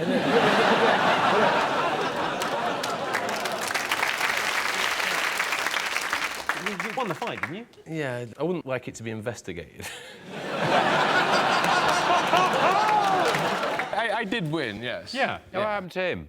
I mean, has he won any other fights since? He could not return to America. He's been beaten in a boxing ring by a cricketer who is soft as shit. When you say you're a soft as shit, I mean, you're sitting next to two people that are maybe, oh, like, no offence, fellas, but maybe a little bit softer. I think I could beat up... He stood up too quickly and felt faint there. I think I'd beat John in a boxing match. No? Well, let's do it. I reckon we should. Fight, I reckon we should do this. Fight. This isn't the Middle Ages or the schoolyard. The Middle Ages? Is that not the kind of trash-talking people do? You've not quite acquired the taste of trash talking. No, I would beat you tomorrow. Would you like a knuckle sandwich? You won't be able to eat any you won't be able to eat any sandwiches without any teeth. I'll lend you some, Josh. He's like John Bishop's love child, isn't he? He's got... Mine are real, though. These are whitened, didn't they? Yours are really like that. Yeah, these are au naturel. Oh, yeah. Did you fall in something as a child? I don't know what happened. Can you eat an apple through a fence? Yeah, these are just what they're like. I can't help it. And you haven't had anything done, like Jimmy's had done? It's like my mum drank a lot of milk when she was pregnant, and my dad's an horse. That's...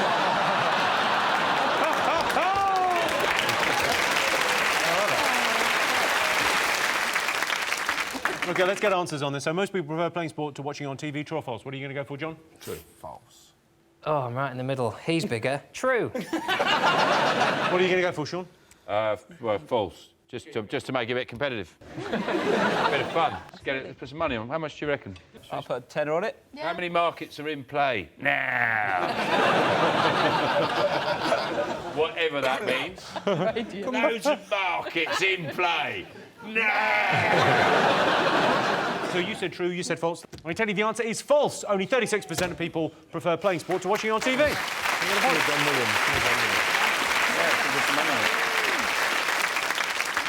OK, Sean's team, what do you like the look of? I think the wee women. Hiding behind the bush. OK. A recent survey revealed that 50% of people don't know their neighbours' names. So we asked our studio audience, do you try and avoid contact with your neighbours, yes or no? Do you get on with your neighbours, Rob? I try and get on with them, but I think they avoid me, to be honest with you. I like a chat, and sometimes they just want to shoot straight off. Look, I panic if I see my neighbours outside of, like, the house, like, near the house environment. When you see them in the high street, I just get panicked because it's a new situation. There's no small talk to go like, oh, the bins ain't been done. Do you know what I mean? There's nothing... Like, you're in the high street, it's like, oh... And, like, the worst part is when you see someone, they see you, and then they try and avoid me. I'm like, no, you're the dickhead. I think it's because I talk a lot. Sean, do you avoid your neighbours? Well, especially when I'm breaking into their shed, yeah. Try to keep a very low profile. I'm very, you know, amenable to a bit of neighbourly... I mean, I don't like go too far. I don't want car keys in a bowl or anything like that, but... what I do, I find a very good way to catch your neighbours out, is I paint myself like a gnome. And when they just relax, I break out of character. And I go, oh, about the recycling. Lorraine, do you avoid your neighbours? No, not really. Because I live in Scotland and down here, I find it quite different. Up there, everybody talks to everybody. And down here, people are more reserved. In London, certainly, they're more reserved, and you don't really see them very often. And reserved is a very nice way to put it, I think.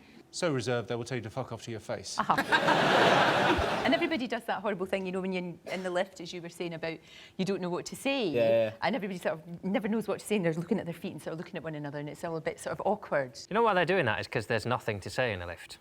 But you have to try and think of something. You don't, because what you do is you go, oh, we're in a lift, aren't we? You know, interesting fact, we're higher up than we were when I started this conversation. Freddie, do you have neighbours? Yeah, I lived down south for a while, which was a bit different. It's like people don't talk to people down south. You walk down the high street and you say, morning. It's like, fucking northerner, he's going to mug me. Move back north, which is lovely. You take your bin out, you have a chat with a neighbour as you do it. It's just common decency. I grew up on Dartmoor. So essentially this question is, do you ever talk to that sheep? And the answer is? No, just kiss. One of my neighbours came round once, and this is the other reason. There you go, that's the end of that story. They can hear me, because you know rooms have got vents in. My shower's got a vent that leads right outside. They can hear the voices I'm doing around my house. And I was walking along the corridor. I like to pick a song and sing it in a regional accent. That's what I get up to. Can you give me an example of this, John? Give us an example. Well, you give me a song, you give me a regional accent. MC Hammer, you can't touch this. In what accent? Pick one of the ones that I'm allowed to do on telly. Oh, they're different ones for home, are they? A Jamaican patois. You can't touch this. It's a fun game to play until the door goes and you think, oh, there are other people in the world. And the door went, it was one of my neighbours, and he went, oh, do you live here? And I thought, well, I'm not a confident burglar, am I? So, and I was embarrassed, and then he went, my rabbit's got under the fence. And he was a grown man, so I ended up winning that one. Grown man with a rabbit, what are you doing, mate? Do you get on with your neighbours? Well, you sort of have to have a relationship with your neighbours now, don't you? Because I get pissed and order stuff on the internet, and then I'm not there when it gets delivered. There was a day when I ordered 10 kilograms of fish food, some extra wide razor blades, and a mannequin's head.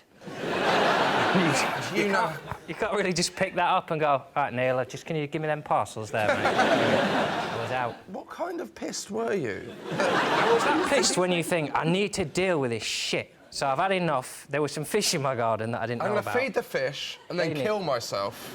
Well, the razor blades were for a wallpaper stripper, an extra wide one, and the mannequin's head is because I had a hat and I didn't know where to put it.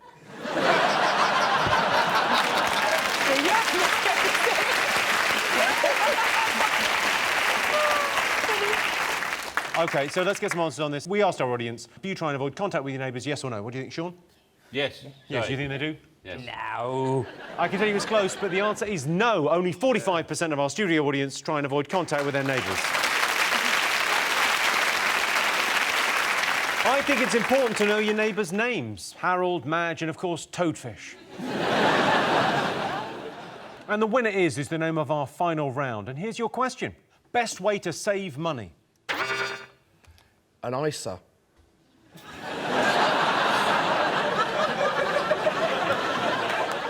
Die. Cheap, thrifty, innit? Low overheads. Or, another money-saving tip, always fill up at a supermarket just off the motorway, never at a service station. Cook a big dinner and freeze half of it, and never enter relationships or have any friends. Is that the answer? Well, it's a depressing glimpse into your life. What about getting a dead beastie? A dead beastie? Dead beastie in your hand, Right. and then going out for a meal, and then putting the dead beastie in the meal and then going, eek! Like that, and then they give you the free dinner. Does that work in Dundee? I imagine if they find a wee beastie, they just go, protein. What do you class as a beastie? Well, a wee animal or something, or a half a worm, or... Half a one? What are you doing the other half? Save that for next week. Don't get carried away. Don't put a fox in a spaghetti. Yeah, no. There's a fox in my spaghetti. This is unacceptable. Freddie, you ever saved money? Yeah, shop at Giacomo. Giacomo, for those of you that don't know, is a clothing brand for giants. Do you do clothes for regular-sized people? Well, it depends how you look at it. I am classed as a medium within Giacomo. You're a medium? And it goes up to Who are 5. they making clothes for? John, Freddie, could you just stand up just so we get an idea of for a second? Let's make me look like a dick again. No, I don't think you're... Freddie, if you could just stand up. Hope you get wee man. John is a reasonable... Now... I reckon the phone and toy... OK, best way to save money? You might be tempted sometimes to think that an £8 haircut is probably worth the saving. But as someone who's had one... They've shaved a little bit off there, haven't they? Yeah. There's too much of me, I think that's what he thought. Too big you are. I'll try and trim you down at the side so you're not so intimidating for people. You did get in that £8 a free pom-pom on the top. Well, that putting your big shop through as loose onions in the self-service. Old trolley, £3.81. I don't understand that. Basically, self-service, put it all through and just pretend it's onions. You pretend it's onions. What, you actually trick yourself into thinking it's onions? I think it's onions. Don't let them know what you're doing. Press onions on the thing, weigh it, Before you know it, you've got a fucking trolley full of onions, mate. It's actual food.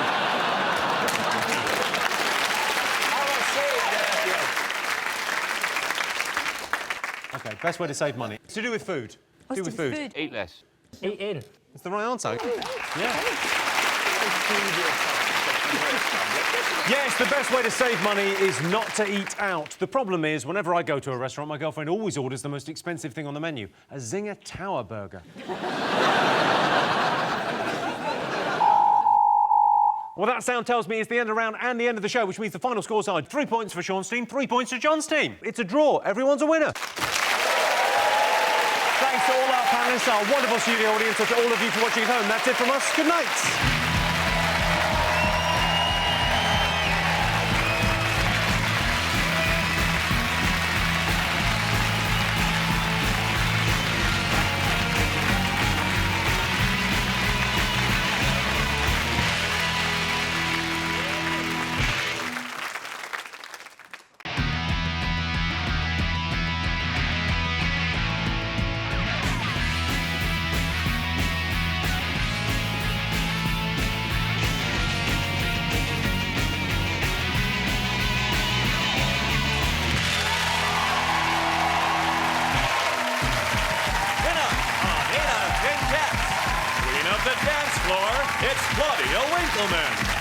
Return of the Jack. It's Jack D. And their team captain, John Locke. And facing them tonight, curls allowed, it's Josh Whittaker. He's a stand-up guy. It's Trevor Noah. Their team captain, John Richardson. Now, welcome your host, Jimmy Carr.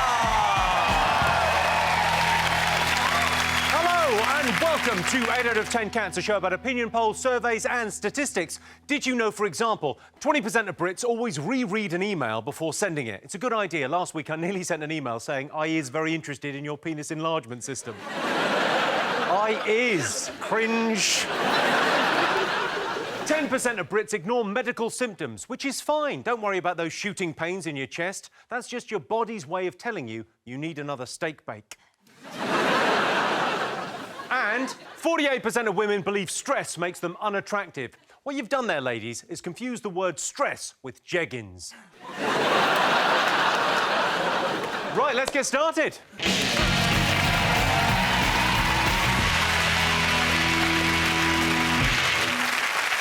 What are you talking about? That's the name of our first round. It's our panellists' job to guess the British public's top 5 most popular talking points.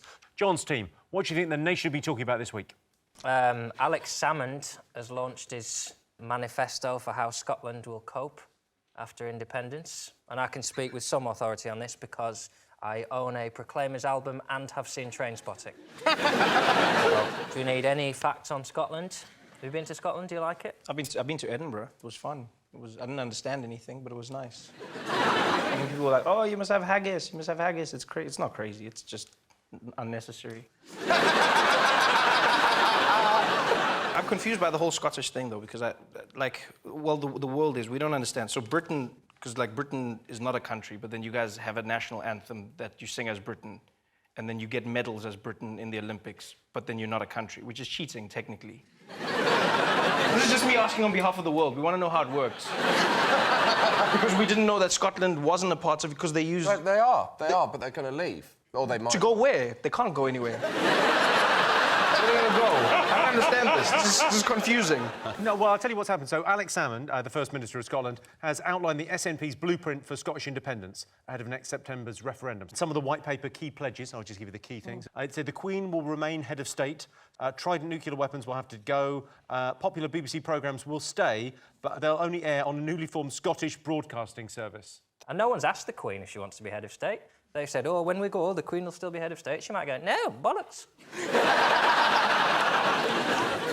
I think the new Scotland sounds brilliant. I read his white paper. They keep CBeebies, they get the Queen, they chuck off all the Trident.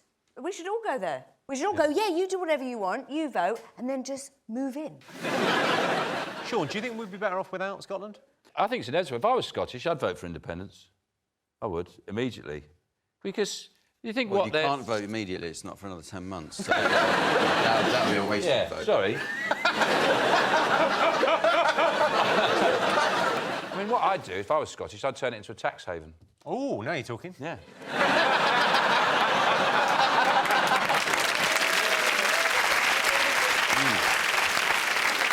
Not everyone in Scotland is for independence. Take a look at some Glasgow Rangers fans and what they think about it. Oh, it's on as a twat, as a twat. Oh, it's on as a twat, as a twat.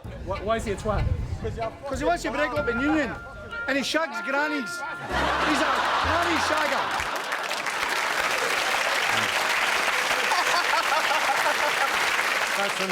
That's from the Scottish Newsnight, I believe. I was in favour, but now I know he shags grannies. I'm changing my mind. I don't have any time for independence. When I grew up in the West Country, and there was the talk of Cornish independence. Only among you and your friends. No, I was from Devon, so I don't think... It's the same. That's the most offensive thing you've ever said. Not even close. Don't Devon want to be independent as well? No, we can't. What do you mean you can't? Well, we're in between Cornwall and That Britain. doesn't stop you. Look where France is, between Spain and Germany. You struggled with that one, then, didn't you? Really, the analogy I use is it's a bit like a relationship. And I'm beginning to feel like a bit of a spurned lover in this thing, you know? You know when you're in a relationship and the other party says, oh, I don't know if this is right anymore, I feel like saying, well, if you don't want it, go. In fact, you know what? We should do it not on whether you keep the pound or nuclear weapons, do it on music, right? We keep the Beatles and the Rolling Stones and the Who and the Jam and the Clash, and they can take their Best of Delamitri CD and stick it up their arse. It is like a relationship. I think we should dump them first. Yeah. You know when you know you're going to be dumped and you think, if I get in there first, this is going to save a lot of face? Because I think otherwise it's going to be David Cameron turning up at Hadrian's Wall drunk at 3 a.m. going, fuck you, are you shagging Denmark? Is that what you're doing? Instead of independence, they should have, like, a trial separation period. See how it goes. Well, See how couples it do goes. it, yeah. And for a year, we don't go up there. And they don't come down here. And do we view the Welsh as like our kids? We've both got equal We get rights? the Welsh every other weekend. Yeah. Strictly, I would be for the union, but if it means we don't have the guy on the co-op adverts who says, good with food, then I am willing to change my vote, because there are 4 O's in that sentence, and he just willfully ignores every one of them. And then has the cheek to say he works for the co-op. Well, by your rules, mate, you work for the cup. Pick and choose. Let's have a look and see if it's up there. Yes!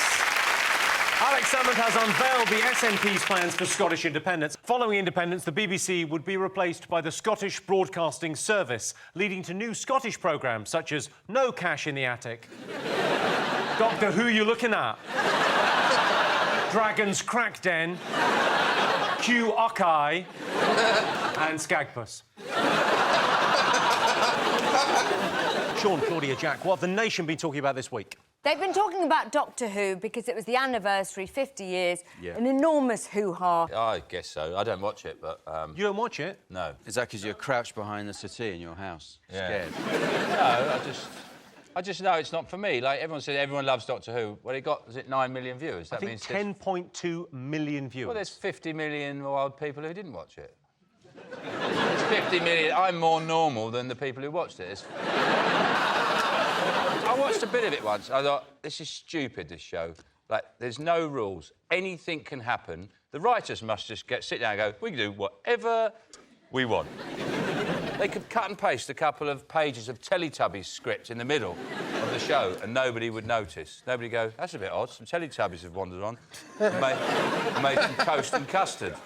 And it just carries on. It's a load of bollocks. And there's 55 million of us, can't be wrong. None of them are in. None of them are in. John Hurt, he got the role of Doctor Who between when it was on TV originally and then when it was brought back? Which isn't a job, is it? No. That's like going, oh, I'm an actor. I played Bilbo Baggins between the first Hobbit movie and the second Hobbit movie. I sort of believe you were the Hobbit between the films. I'd buy that. My favourite quote about John Hurt was Ian McShane, apparently they're mates, and he said, oh, I'm surprised he got Doctor Who because he can't even use a mobile phone, thus completely disregarding the whole concept of acting. I'm surprised to see Jeff Goldblum in Jurassic Park because, to my knowledge, he's never met a dinosaur.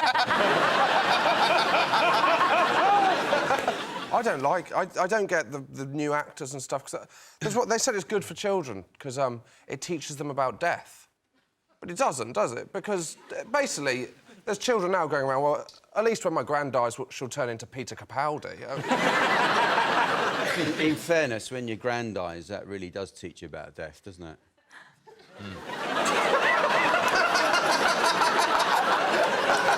Especially if you pushed her. Trevor, have you seen Doctor Who? You're from South Africa. I'm enjoying this. I've never seen any of... You've never seen Doctor Who? I know Doctor Who's big, and in South Africa there's a lot of white people that enjoy it, and... You know, the one thing I know about Doctor Who is recently they had the whole black Doctor Who discussion. They always have that. They had it with James Bond, and now they had it with Doctor Who. They said, oh, when are we going to have a black Doctor Who? And it's never. Like, no, I don't think it makes sense. Like, why would you, if you're an alien, why would you choose to be black? If you're trying to be, like, in disguise and going to places, it's just not... It's just like James Bond, he can't be black, because you can't blend in Moscow when you're black. Like, you can't... Because then it takes away this... He has to introduce himself. My name's Bond, James... But if you're black, then you walk in and people... it's Mr. Bond, Mr. Bond. Mr. Bond, everybody knows you. Don't force it. Just make another doctor or something. Let's have a look and see if Doctor Who is up there. The most talked about thing.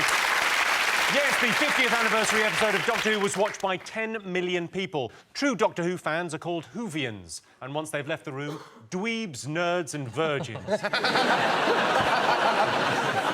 OK, John's team, what do you think the nation should be talking about this week? Is it the football fixing scandal? Ooh. Apparently, there's been kind of all kinds of fixing in lower league games. I don't think it's an issue. These people aren't earning that much money in the lower leagues. When I used to work at Waterstones, if someone had offered me 50 grand to put a book under the wrong letter, I'd have done it. These people need the money. Yeah, but the difference is nobody was cheering for you to put the book under the right letter. No, that would be hard. If I was your fan, if I was there watching, going, come on, Josh, you can do it. W, W. And then you were like, oh, C, and then, ah!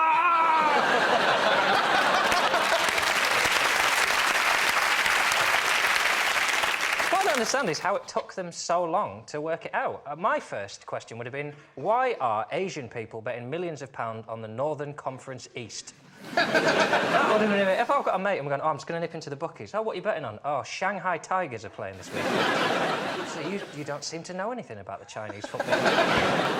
As a Plymouth fan, I hope we have been fixing matches, because the other explanation is that we're shit. The best chant I ever heard at a football ground was from Plymouth fans.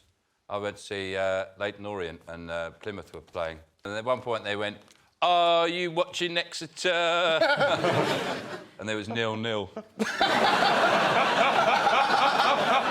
Our rivalry with Exeter is very vicious. I remember we played Exeter when their players got sent off, and Plymouth fans shouted, you dirty northern bastards. They're 20 miles up the A38. Claudia, what do you think of this match fixing? Well, good. I think everything should be fixed, and we should be... So then we don't have to watch it. We don't even have to do it. We don't really have to do it. If we all agree that Plymouth beat Exeter 3-0... Who cares? Let's all have a nap. A, it's way too long, the football. 2, there aren't enough goals. I like, put goals all the way... Make it inside. Put goals all the way round. All the way round. I was with you for a bit, and then when you said that, I think you should be removed from the committee for football improvement. If I was a gambling man, I'm not really, but I can understand why you would want to fix the match, because obviously it reduces the odds a lot, doesn't it? You're more likely to win if you can get an organised crime gang behind you to make the result what you bet on. Would you like to win this evening, Jack? Win what? We're playing a game. Oh. Are there scores on this game? Oh, for fuck's sake, What are the Jack. rules? I'm going to throw it. I'm going to throw this episode. I'll Been do doing it. quite a good job already, but... Ask me a question. What else have the nation been talking about? Right,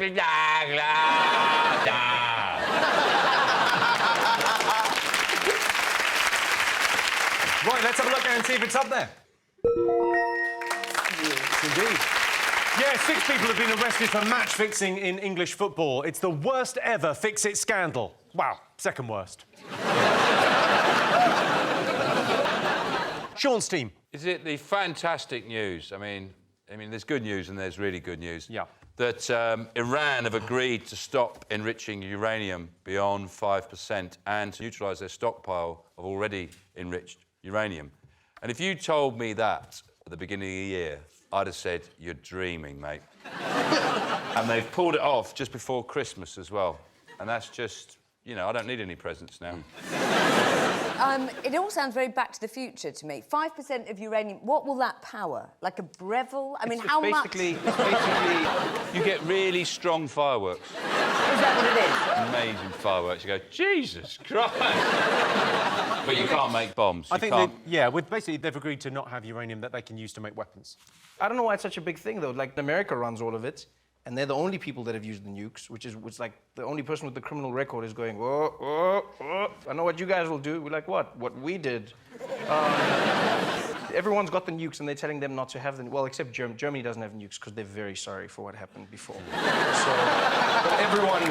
The Germans can't, because they'll do it again. We all know that. So sure, as eggs is eggs, the Germans will do it again. They can't. They made some mistakes, obviously, last time. They'll do it better, PR, etc. But They can't have them in the house, basically. It's like me and What's-Its. I can't have them in the house. I know what I'm like. I know what I'm like, I'll eat them. They do have sort of questionable human rights. Everyone's getting excited at the moment because the president is on Facebook and Twitter. But in Iran, it's called covered up Facebook. And if your wife misbehaves, it's perfectly acceptable Twitter.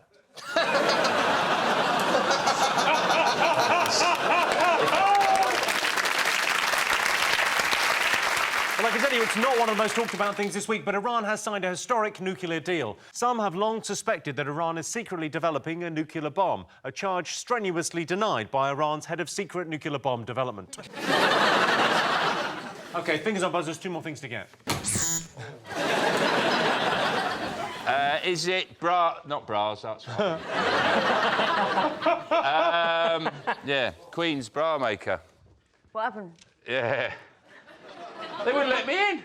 I said, let me in! I just want to be in the changing rooms. That's all I wanted. What's the big deal? I just want to be in a room where the Queen's had her tits out. That's Yeah. all. Let me in! Sean, are you trying to throw this? Yeah. No, is it the Bulgarians and the Romanians are gathering like a storm cloud of evil on the shores of Calais, about to invade our country? And similar to the Vikings, very similar to the Vikings came to burn our houses down. They're coming to do them up. It's the scaremongering of scurrilous papers like the Mail and the Express and Nigel Farage about Bulgarians and Romanians. We don't even know what they're good at yet. They're not here. Like the Irish are good at roads, Polish are good at plumbing. Bulgarians, fingers crossed, it's Knickerbocker glories. I think it'd be very nice if a Romanian came over and actually got the job of running UKIP and actually turfed Farage out. Someone called Nigel Faratsky or something. Came in and undercut him. Came in and undercut him, said, I can do this for less.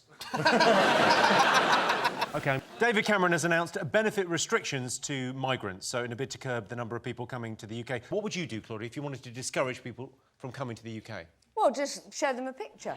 Show them a picture of the orange people that you guys have. Those people are weird. What's orange people? Yeah. That's me! You're judging people by the colour of their skin. That's not skin, my friend. That's not dare skin. you? How dare you? That is not skin. Not the kind of thing we do here. Is it? Can we not just have like a slogan like Britain so shit even the Scottish want to leave? But didn't they try and put people off by saying it's cold here? Yeah, they did. They were also saying that the streets were not paved with gold. No shit. No, they are paved with shit. They've got to come. Who's going to breastfeed my kids?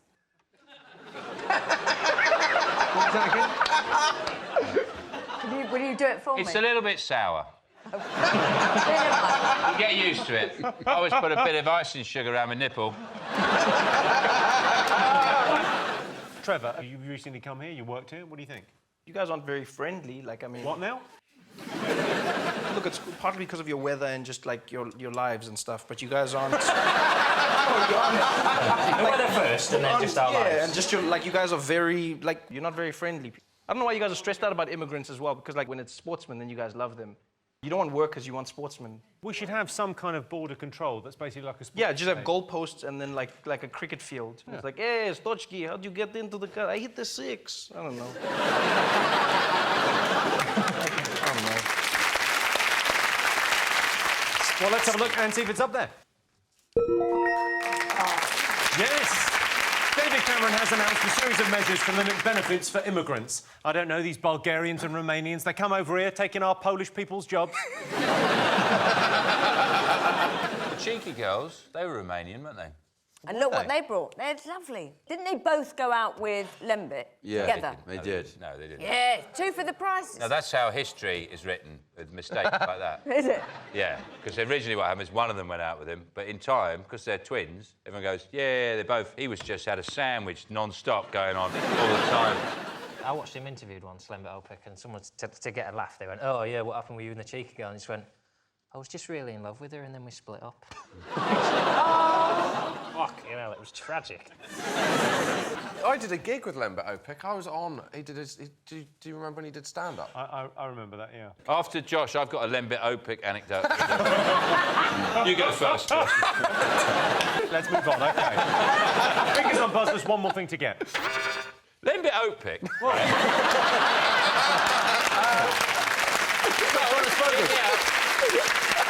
He's trying to throw this, don't let him. Yeah. They buzzed in. You buzzed in, John. Well, it's I'm a Celebrity, isn't it, which is back on telly. Sort of like driving past a car accident, isn't it? You sort of don't want to look, but you see a bit of it and then you can't. There was an incredible bit this week where Matthew Wright was sick into his own hand, choking on a testicle or something. Oh! And Decker just watching him going, no, don't forget, you've got to eat all that. No, you don't. Get your little... Like a dog. He was sick in his hand, and they watching him going, if you want your little gold star, you're going to have to eat up all your sick. I mean, how can you not watch that? I mean... Where was the testicle from? It was his own testicle. Jack, would you ever consider it? You went on Big Brother. That was pretty good. You won that. Yeah, I did that for comic relief, though. And I wouldn't do anything else like that, no. I wouldn't do anything like that. Because they put you with all sorts of people. I don't know if you've watched the programme carefully, but there are other people on the show with you. And... I'd just punch Ant and Dec. I hate those two. What are you talking about? I love them. Oh, no, I'm in love with them. They're a pair of dickheads. They are not! They're not funny. You don't mean that. You're just saying that because you don't want to win. To me, they're like one man with 2 foreheads. They're just... You don't even mean this. I do mean it. I'm sorry, this is a row I'm very happy to have. Go on, let's go. Do you not think Ant and Dec, you know, when they look at their career, the proudest moments are when they checked some Coronation Street actress's mouth to make sure she'd finished a bollock?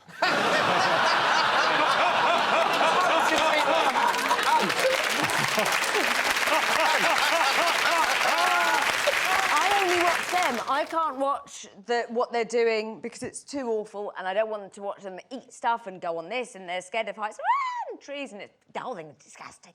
But I watch it for Ant and Dec, who I'm in love with. Right. So I want to do the cheeky girl Lembit Opik sandwich with them. Dear. I've eaten a sheep's testicle. You did what, sorry? I've eaten a sheep's testicle. What did it do to upset you? The farmer was livid, it has to be said. I have honestly eaten one. It was cooked and everything in Saudi Arabia. It was revolting. But you know what I'd like to see happen on that show? I'd love for suddenly one of those lost Japanese soldiers who doesn't know that the World War II is over, just to come out and start shooting them all.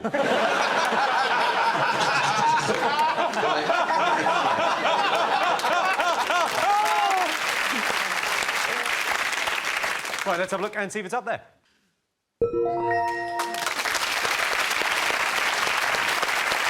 So those were the most talked about things this week. But in other news, Prince William sang Living on a Prayer with John Bon Jovi and Taylor Swift at a charity event on Tuesday. Shall we have a look?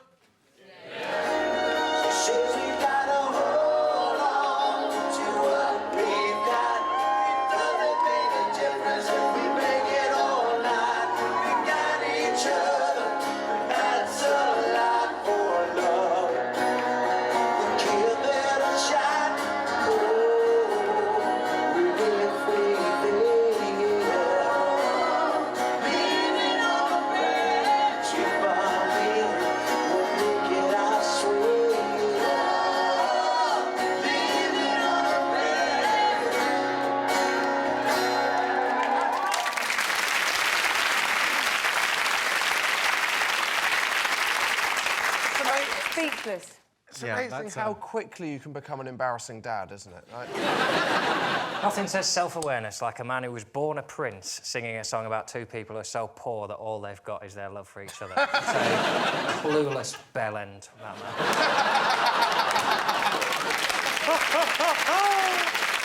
Kate must have been livid, because she's bringing up a baby and he's gone out and got pissed and done karaoke. I think she's all right. I don't think she's at home making instant milk. The baby has a team of people and she's on a beach somewhere. She's got Bulgarian immigrants breastfeeding.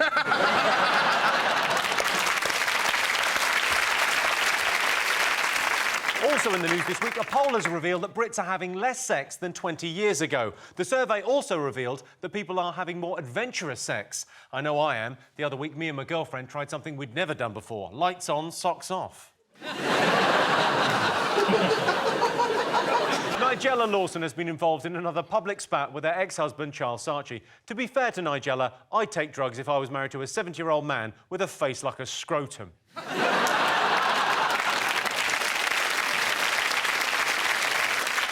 Kanye West has compared himself to Willy Wonka. Not surprising, he's going out with Kim Kardashian. Have you seen the size of her chocolate factory?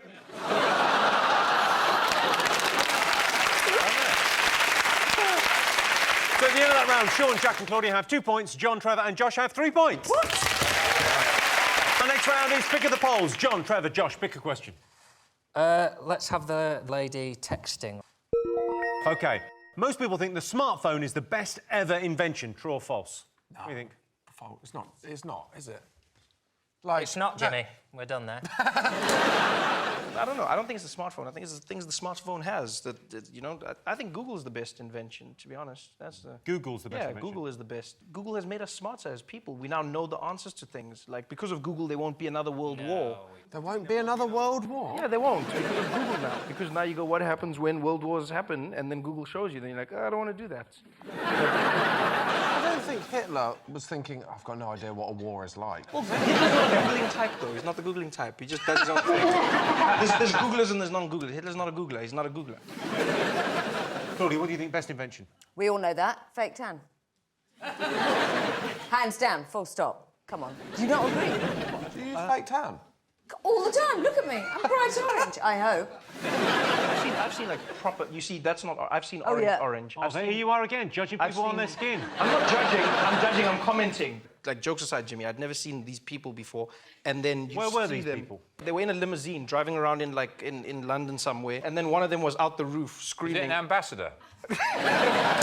Of somewhere orange. Maybe the Netherlands. Maybe it was the ambassador of the Netherlands. I don't know. Could have been the Oompa Loompas ambassador. That's judging, and that's not cool, Jimmy.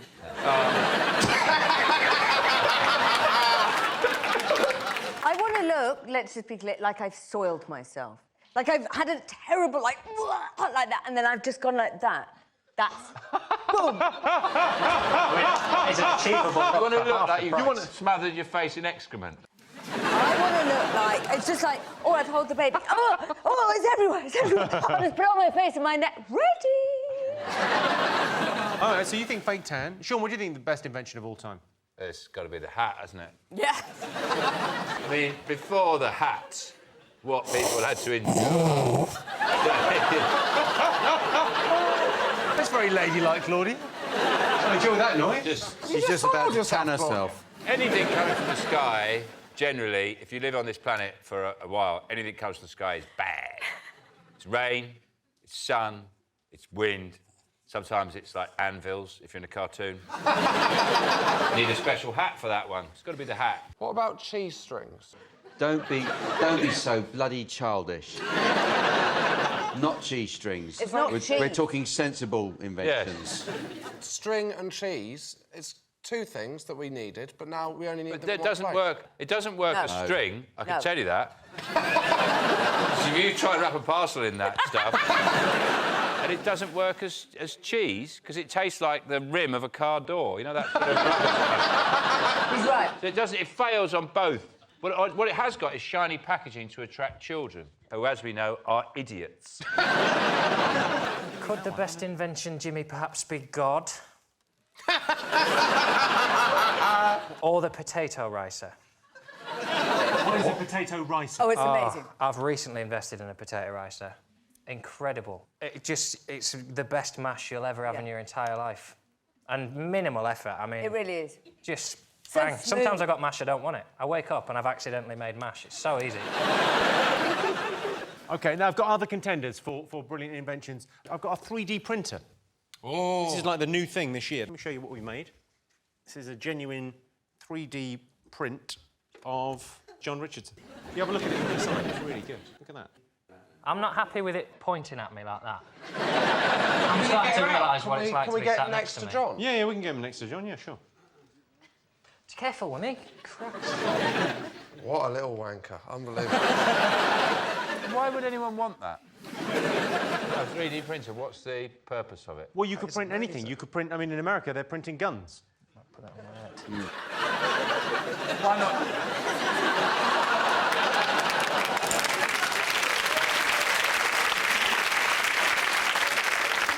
It's like a really shit wedding cake. The sad thing about that wedding cake is it's just John on his own, isn't it? OK, you aware of a onesie? Yeah. OK, there's now a twinsy, which is like a onesie for sort of two people. That's disgusting. Josh, pop that on. It's a twinsy. That's a onesie for people with personal space issues. While you put that on, Trevor, you don't like the weather here? You say it like I don't like the weather, like you like the weather, like everybody likes the weather. I've got something for you. I've got you a full body umbrella. Try that out for size. Yeah, that's very good. What's in there, fella? You can put it up, don't panic. It looks like a see-through Ku Klux Klan outfit. This is fantastic. No, your way, go. Nobody's going to buy this. That's like a three-legged race. What is fine. that? It's You a can't even onesie. have sex in it. This is the most intense experience I've ever had. Is this sex? Yeah.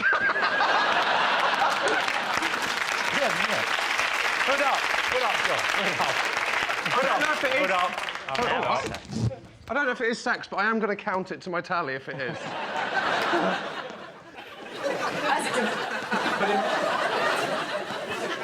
I don't even have to walk like this. I can walk normally. Pop down your head.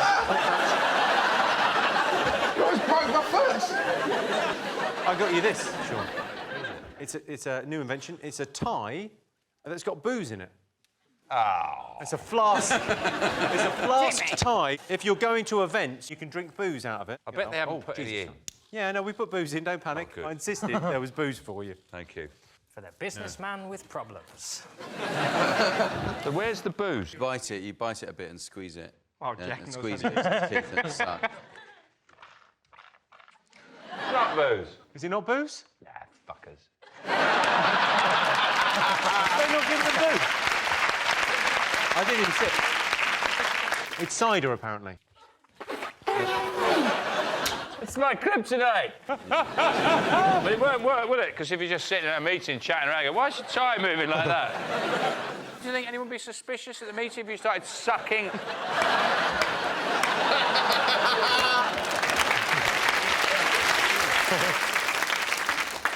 Jack, I've got this for you. This is an invention. This is apparently to help you learn how to smile better. What it is it's a gym for the mouth. So what you do is you just pop that in your mouth. Oh. And then you can exercise your mouth so that you're better able to smile. And it also works as a diaphragm as well for women. So you put the whole thing in and then you can exercise. That is not what this is for. It is what this is for. Are you sure? No, it's the not. fur hasn't fallen off.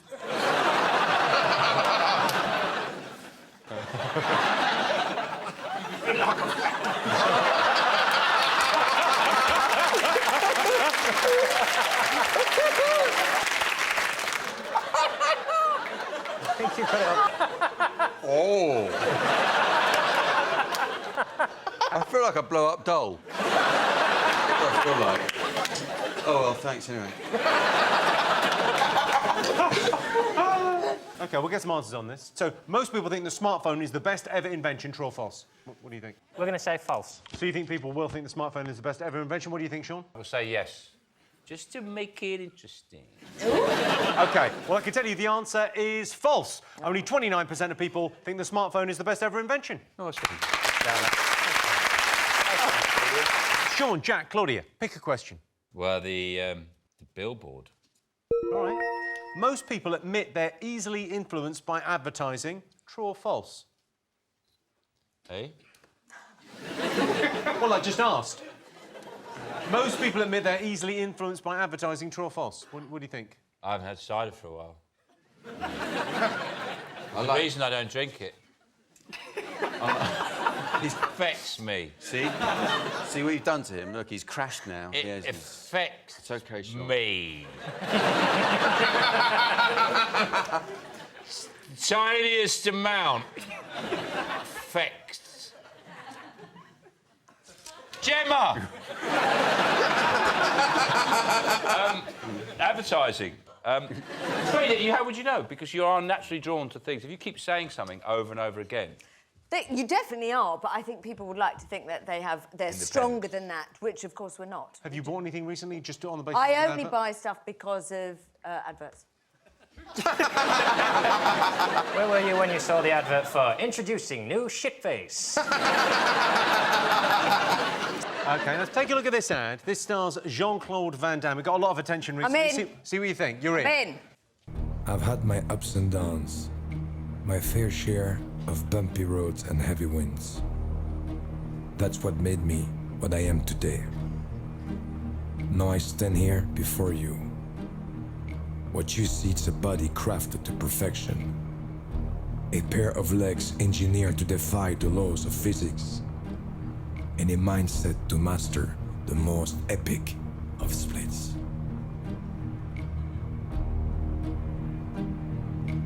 Who can say where the road goes, where the day flows? Only time. And who can say if your love grows as your heart shows? Only time. Is that an ad for? Was that an ad for fake tan? Because you see my point. I'm in. That was an ad for lorries, because lorry drivers naturally like a man that can do the splits. It's also educational, for sometimes you're driving along the motorway and Jean-Claude Van Damme jumps on your roof and you think, how am I going to get rid of him? And you think, oh, I'll just drift away from the car next to me. Not going to work. Not going to work. Do you think you're influenced, John? Do you buy stuff based on ads? I'm not.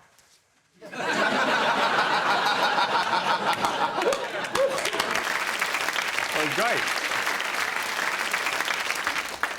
I've had enough of advertisers using, like... I mean, sell your thing with the thing it's good at. Like the Jean-Claude Van Damme thing, they're saying it drives straight. You know, advertisers advertise something by just things that are nice. That bloody car advert with the wrap on it, and the guy's just going, oh, sometimes it rains and then you have chips. And then they go, oh, do you want a fucking car? Because chips are nice, aren't they, on the beach? McDonald's do it as well. Like, oh, if you're a new family, McDonald's will keep you together, won't it? McDonald's is weird. It's weird though, because I did a casting for them They had a description for the ad. They said, we're looking for people to come do this McDonald's ad, come for the McDonald's. And then they described, oh, we're looking for funky, young, mixed people, groups of people that look like they're cool. And then they literally wrote at the bottom, people who are generally in shape, please not people that look like they eat McDonald's. OK, well, making adverts isn't easy. Have a look at this. The line is baked in a buttery, flaky crust. Baked on a buttery crust. It's close. Baked on a buttery, crispy crust. Flaky. I like flaky out again. Baked on a buttery, crispy crust. That cool? Flaky. I thought so. Okay. Baked in a buttery, flaky crust. Did I screw up again? Yes, you did. I did? That. Baked in a baked oat.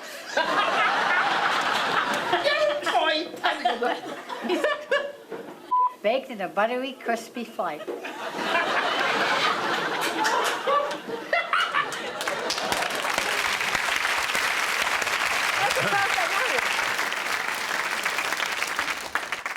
That was a great ad. What is the ad for marriage? What was that?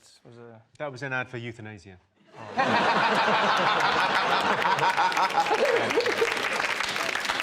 OK, most people admit they're easily influenced by advertising. True or false? What do you think? True. You're going to go true? What do you think? I think it'll be false. People like to think they aren't, but they are. I can tell you the answer is false. Only 19% of people admit they're easily influenced by advertising.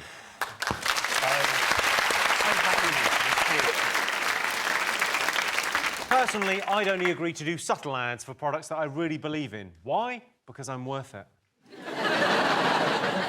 And the winner is the name of our final round. Here is your question.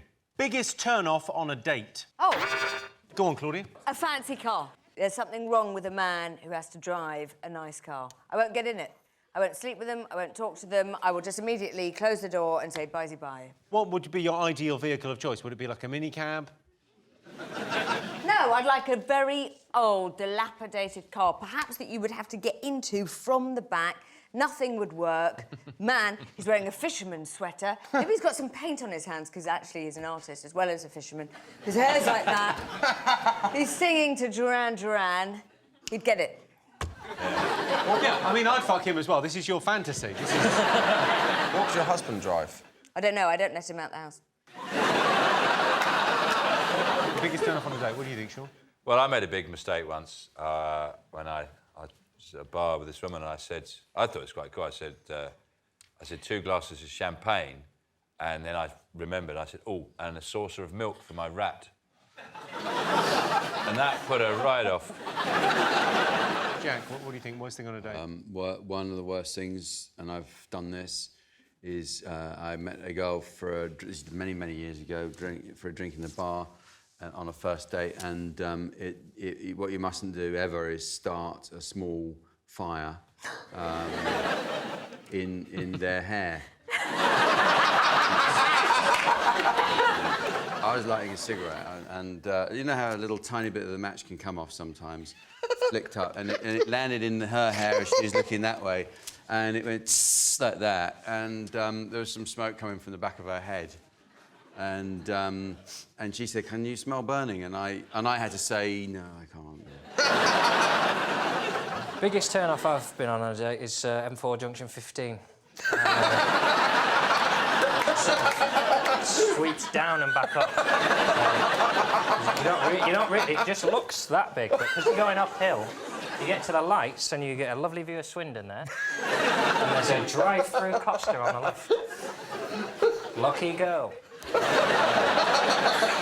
do you think, Josh? You strike me as quite a ladies' man. No, I'm not good.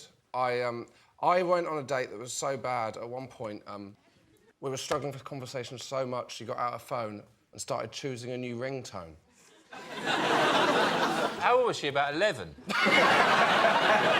What did she choose? Like, don't you wish your girlfriend was hot like me or something? It was the funeral march that she chose. No, she just chose, you know, the traditional ring ring. She wasn't right for you, Josh. She wasn't right for you. I could smell a bitch like that a mile. Fishy would have had a little bit of cider on the old lip. I had another bad incident when I was meeting a girl and I was meeting her outside the pub and I thought I was quite tired. And when I'm quite tired, I think if I do a few stretches, it'll wake me up. Right. I didn't see her coming, so as she was walking down the street, it looked like I was limbering up. What were you doing? What kind of move? Show us the move. Well, so you start with something simple, but it was a long... I didn't realise it was a long street, so it would have started like that. Yeah, sure. It got quite pelvic by the end. So there was kind of that, and then kind of... Waiting for a girl. Waiting for a girl just working on those hamstrings. Yeah. You don't want to pull one of those at a vital moment later. Yeah, it was a disaster. Yeah. This whole thing's really brought up some bad memories for me. Never felt so good. OK, so biggest turn-off on a date? What do we think? Let's get some answers. I don't know, bad breath. B.O. I think B.O. B.O. I would say. is the right answer. Oh. Yes, the biggest turn-off on a date is smelling of B.O. If you're on a date with someone who stinks, try and ignore it and make small talk. Ask them what part of France they're from. Well, that sound tells me it's the end of the round and the end of the show, which means the final scores are Sean, Jack and Claudia have 3 points, John, Trevor and Josh have 5 points. They've won! Thanks to all our panellists, our wonderful studio audience, and to all of you for watching at home. That's it from us. Good night.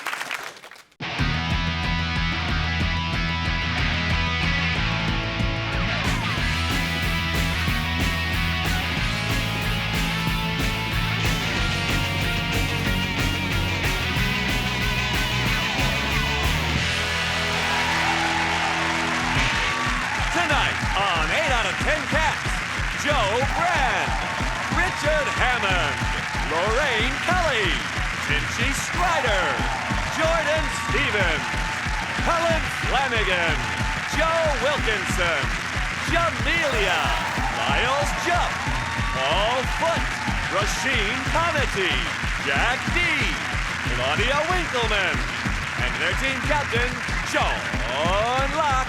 And facing them tonight, Freddie Flintoff, Carol Vorderman, Louis Walsh, Alex Jones, Chris Ramsey, Steve Jones, Aisling Dean, David O'Doherty, Henning Vane, Nick Helm, Matt Ford, Tess Daly, Alex Brooker, Trevor Noah, Josh Whitcomb, and their team captain, John Richardson. Now, welcome your host, Jimmy Carr. Hello and welcome to 8 out of 10 Cats Best Bits, a show about opinion polls, surveys and the best bits from the last series. Did you know, for example, 47% of people think their partner isn't interested in hearing about their day? Correct. 22% of nightclub hookups are one-night stands. Yeah, who would have thought the guy you tugged off in a toilet cubicle 2 minutes after meeting him in Hollywood's nightclub Romford wouldn't turn out to be the love of your life? But if you are watching, Darren, call me. 73% of dieters abandon their diet at the weekend, and there's a special name for those dieters: fat people. And only 29% of women reach orgasm every time they have sex. I've got a tip for those women, or if they like, I could put the whole thing in. Right, let's get started.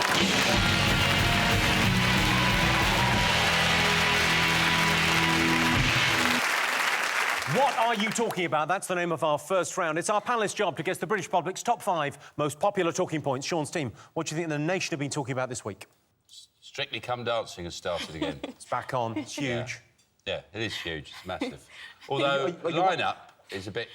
Well, I think most of them should bring a utility bill. I don't know who they are. I thought there were huge stars on there. There's who? Vanessa Feltz. You did that. Yeah. I said nothing. I'm just thinking, like, do you think maybe she just said, like, I'll come and do the show, but I'm just not gonna do too much because I'm a bit heavy? Yeah. Do you mean like serious, or what do you... No, I mean like seriously. Oh, no, you're like... being incredibly bitchy. OK, great. No! I didn't realise where you were going with this, but no, I'm with you. No, you just called her fat and you go... I didn't. I didn't used call her another fat. word. I didn't say... I didn't. Because I'm just saying she hasn't danced much, and to me, if you're going on a dancing show, you should dance. No, in your defence, she came on my show at the start of the year, Let's Dance, and she said, I'm not going to dance. And literally, I don't know if you saw it, we lowered her from the ceiling onto a gigantic 8-foot-long cannon with her legs spread-eagled in a sequin leotard. Was that the only way you could get her in the building? Sean, would you go on the show? Would you go on Strictly? Well, you know, if my whole career fell apart in tatters and I had really no option and a lot of tax bills to pay and situation... No, I actually didn't mean that. Sometimes you get lucky. What I found particularly annoying about Strictly is that if you are a camp man, you are allowed to be ruder than a man who is not camp. For example, if I were to watch Rachel Riley dance and I were to say, your bottom looked like a sack of potatoes there, and frankly, it made me sick, there'd be complaints. But if I were a camp man like Bruno and your bottom looked like sack potatoes, you know...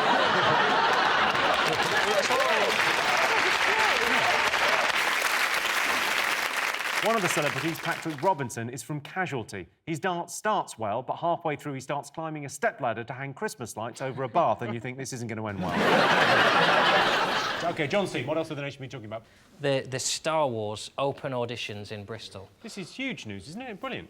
It's funny that they queued up for about 8 hours in the freezing rain.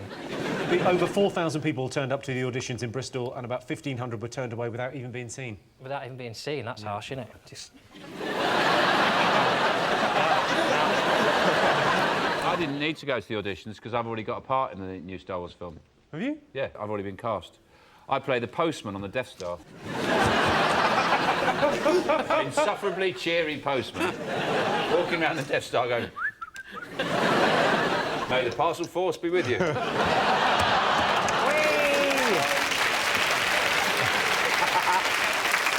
But listen, what they've done now is they've said that because so many people turn up to these open auditions, they're going to allow people to audition on video, and you can just send in your audition tape. John, Sean, do you want to... Yeah, I'll do it, Yeah, OK, fine. Well, I don't need to, I've already got a part, but... Well, what, you've been... I'm such a versatile actor, if I give you that see me... part, if I give Sean that one, you could be Vader, you could be Luke. Just classic lines. You just got to embody the role. OK. All right. Action. If only you knew the power of the dark side. Obi-Wan never told you what happened to your father. He told me enough. He told me you killed him.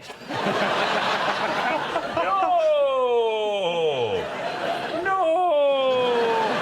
The second no's not in the script, but I'm... I'm your father! Chuffing hell, that's never eat. That is in the script. No, that's not true. That's impossible. Search your feelings. You know it to be true. No. Scene. It must be the Wimbledon final. Oh, exciting. No. No? Tennis. What's the matter with tennis? Well, I'll be dead honest with you. I used to play the third most boring sport known to man. Cricket only trumps by tennis and Formula 1. Do you not like cricket? It was a means to an end.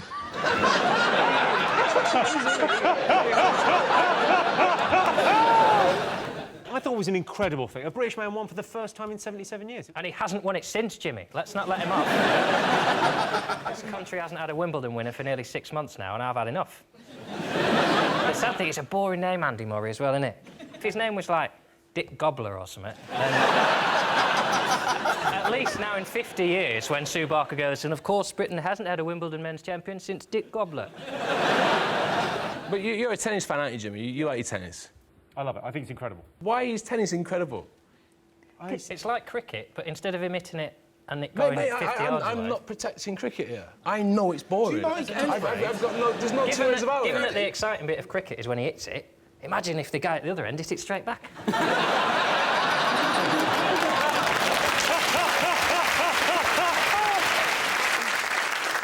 Sean Steen, what else have the nation been talking about this week? Badgers! Badgers! It's a very upbeat response. Ah, they can't kill all the badgers. Well, they don't know how many there are. Badgers have moved the goalposts. This is actually a quote from a government minister when Environment Secretary Owen Paterson was asked if he'd moved the goalposts, because they're now saying they need to kill more badgers. He said, the badgers have moved the goalposts. They do, and that's why they must die. That's the kind of thing they do. Richard, what's your problem with We've got a badgers? massive problem with badgers. We have a lot of badgers anyway, and now we've got all these refugee badgers coming in, running away from all Starting these... to sound like Clarkson, mate. No! I'm a supporter of the badgers, and I've actually rescued 2 badgers, because they came round to shoot them, and I had a cottage down there, and I took them in, and I pretended they were slippers. And I would have got away with it, but one of them started coughing. Carol, what do you make of the badger cull? Well, I think it's interesting because obviously TB is supposedly spread by the badgers, and with this cull now, they're all running for the hills and obviously spreading it even more. There is no TB. The whole thing is just a countryside alliance. It gives them an excuse to shoot something that's slightly black.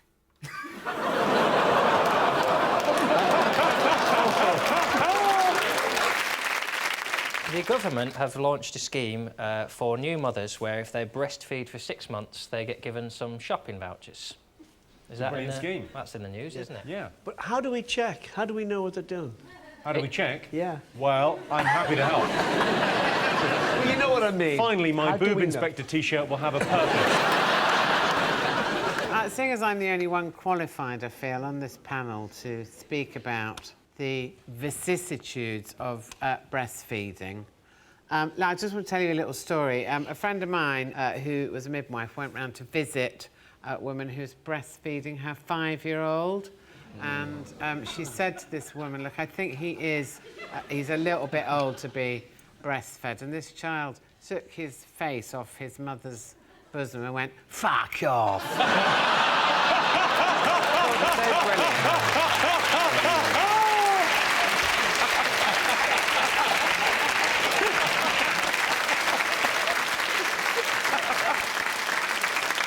John Steen, what else have the nation been talking about? It must be the return of the X Factor, which is why Kurt Cobain killed himself.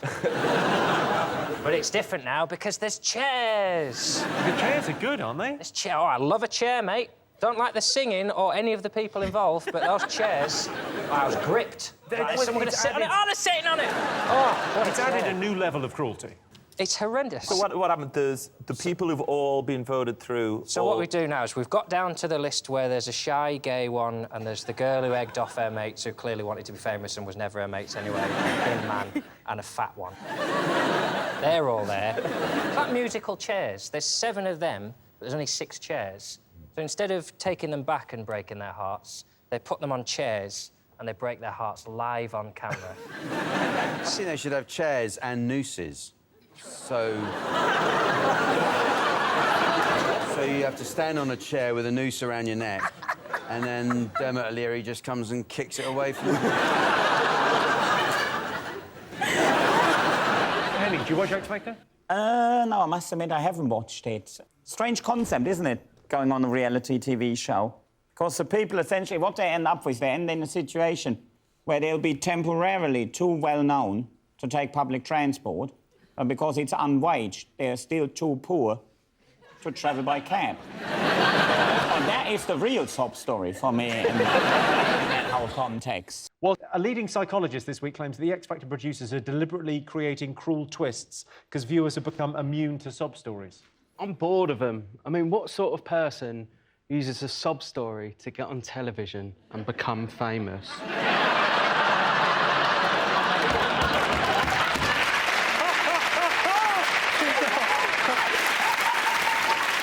I presume people talking about X Factor. Of course. Probably talking about whoever was voted out last week. Who was voted out last week? Wasn't it Abby last week? Abby, yeah. Now, did you think she was any good? I thought she was okay. Just OK. Kind of boring. I didn't think she should have done the show. What do you think she should have done? Just made you a cup of tea and fucked you off? I think she's like a singer... No! I think she's like a singer-songwriter. I just didn't think she was versatile enough. So who's your star act this year? Well, I've got 3 left. You've got 3? That's I've got incredible. 3, yeah. Haven't got Paul Achister left, though, have you, Louis? No. No, but you know what? No, he's coming down. He's coming back next year. Talk to me. I've lost all respect for you. Why? Because he's good, isn't he? He's you really told him he had good. the best voice He's in the really thing. good. I want him to come back next year. But he was in my it guest. this year. He was down in the weekend. That's what you say to someone who's late. That's He what came the to Royal see me the Mail say. weekend. I looked after him the weekend. I showed him what he should do next year. What do you mean you looked after him at the weekend? He came down to the show, and I showed him what really happened. John Steen, what do you think the nation have been talking about? What have you been chatting about? On Tuesday, England won the World Cup, didn't they? England! England! Hey! Who are you? Henning, so you've lived... How long have you lived in the UK? Since 2002. So I've seen them win many, many World Cups. I don't enjoy football as much as I used to, because our German side, we're rubbish these days. We have not won a major tournament for 17 years. Haven't been to a final of one for about 5 years. And to a semi-final of one for practically 18 months. So. Can I remind you you're a guest here? Are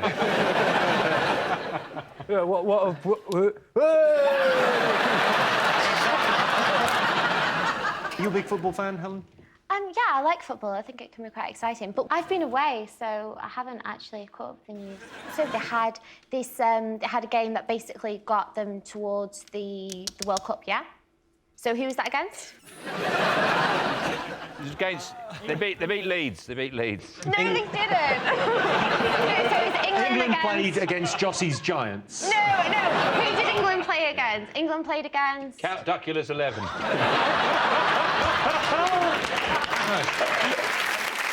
They played Poland. The Poles, they looked ill, though, didn't they? I saw that. The Polish people in general, they look fairly ill. whoever they replaced, so they always looked as if they hadn't slept for 3 weeks. They've had a tough time of it historically, to be honest.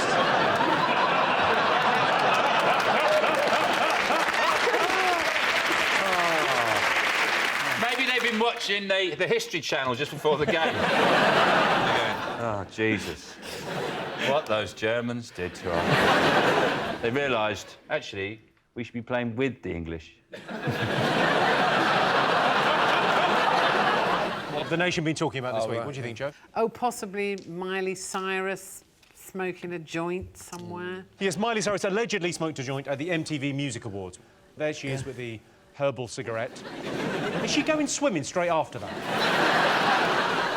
Jordan, what did you think of it? You're a pop star. Well, she came out in the news recently and said she's not being exploited. She's actually in complete control of what she's doing, and she's the world's biggest feminist. Can I just say, I literally am the biggest feminist. So if Miley wants to come and see me, she can. Would you put a flea in her ear? I bloody well would. Put a fucking fist in her ear. Yes, Miley Cyrus caused controversy allegedly smoking marijuana on stage at the MTV Music Awards, although I saw the footage of Miley and I think I could see a better crack. There was a cabinet reshuffle, Cabinet reshuffle. Yes, people are so excited by it. Basically, what they do is as soon as someone has, got to grips with what they're doing a fairly good job, so they move them to a different department where they don't know what they're doing. Yeah. They move them like their environment, and they move them to health. You don't have that in any other thing, do you? You don't have people saying, oh, yeah, you're doing quite a good job working on the tills at Asda. Why didn't you try your hand at being a falconry expert? I think what they should do is, if you're a minister for something, you have to dress appropriately. So if you're the Minister of Fisheries, you wear a sou'wester and carry a lobster pot all the time. Health Minister, nurse's uniform. Yeah, or sports, you got wet hair and a tracksuit on. Dress according to your job. Foreign Minister, it could be quite controversial. onions. Yeah. Maybe sellotape No, your eyes. no. That's where it went too far. The onions and the It's berries are fine. controversial. It's That's gonna why be. I'm highlighting the pitfalls there. I'm not recommending it as an idea. I'm highlighting how wrong that would be. Matt, you used to work for the Labour Party, Yeah. right? What do you think's the matter with politics? I think there's a serious lack of personalities in it, and I think Ed Miliband is sort of part of that problem. And there are people... I shouldn't like Nigel Farage, but... That's the end of that sentence. People like politicians that make us feel good. And Farage, even though I disagree with most of what he says, he's got that sort of, like, braying golf club... You know, the sort of guy who'd turn up at a golf course and go, Roger, you bastard! Well, I don't know about you guys, but I'm still riding high on the royal baby news. Oh. It's hard to come down from that, isn't it? There's very few moments in your life that give you that sort of, like, just buzz. Freddie, would you give any advice to the royal parents? Kate, would Yeah, you? you've got to get him into a strict routine, make him sleep through early doors. I imagine that's easier for you than most parents because you are terrifying. So if you say to your baby, go to sleep, it'll go, all right. To be fair, compared to a baby, everyone's quite terrifying. Like, compared to a baby, I'm quite intimidating. No, not you. Okay, fair. Not a good example to pick. You look younger than the royal baby. Oh, he does. But he's so cute. No, I know, but you're cute. Looking at me face, you're so cute. You know what? When you're 90, you'll still look like that. You'd be glad. I didn't come on here to be flirted with by Lorraine. Do you know the last time I met Lorraine? I've only met Lorraine once, and I want to kind of clear this up because you had a very similar approach of kind of flirt patronisation. And then just before I left, I was getting in the taxi from this show, and as the door was closing, you said, if I was 20 years younger, and the door closed. And I've got no idea how that sentence ended. You'd be an embryo.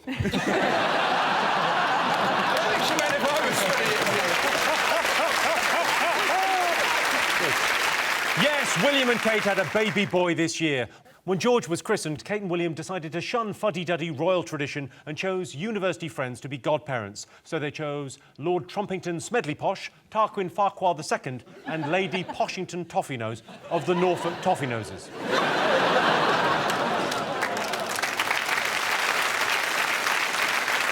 Is it the case that the Jackson family have tried to sue the promoter? AEG, yes, the promoters of the hired concert. Conrad Murray, and they lost. So the Jackson family tried to sue AEG for $1.6 billion in damages. And I was really pleased when this story came up, because I always think, Michael Jackson, it's the death that keeps on giving. For comics, you know, for comics, it's just great, because you can just come up, as soon as any story with him, you go, brilliant, we can do all the Jackson jokes again. Hey, get them out. I think comedians should actually build a statue, a monument to him, just to say thanks. What happened was that the production company provided Michael Jackson with a doctor, who then provided Michael Jackson with a huge array of... I mean, they found, I mean, something like 78 different types of drugs in his bedroom when he was dead, when they looked, and the most worrying of them was Calpol. And, Or his own personal favourite, Rehipsy-Licks. A lot of them were sedatives and relaxants. I'm surprised he wasn't carried around in liquid form. In a tank, like, just sloshing around. He gets his mic all ready for his next rehearsal. We just pour him out onto the stage. Well, the sad thing is, a lot of people did just kind of know... keeps giving. Thanks, Michael. They got rid of his statue, didn't they, up at Fulham. Alfie had invited him to a football match, and he went to see Fulham versus Wigan. I like the idea that Alfie rang him up and said, yeah, is that Michael? Yeah, who's that? It's Alfie. And he says, do you want to go for a football match? What, who's playing? Wigan? Yeah. Because new owners bought Fulham, they took the statue down, and it's a bit like, you know, when you move into a new house and you think, well, the first thing is going is that avocado bathroom. We're going to get rid of that pebble dashing, and the statue of the paedophile out the front. That's what...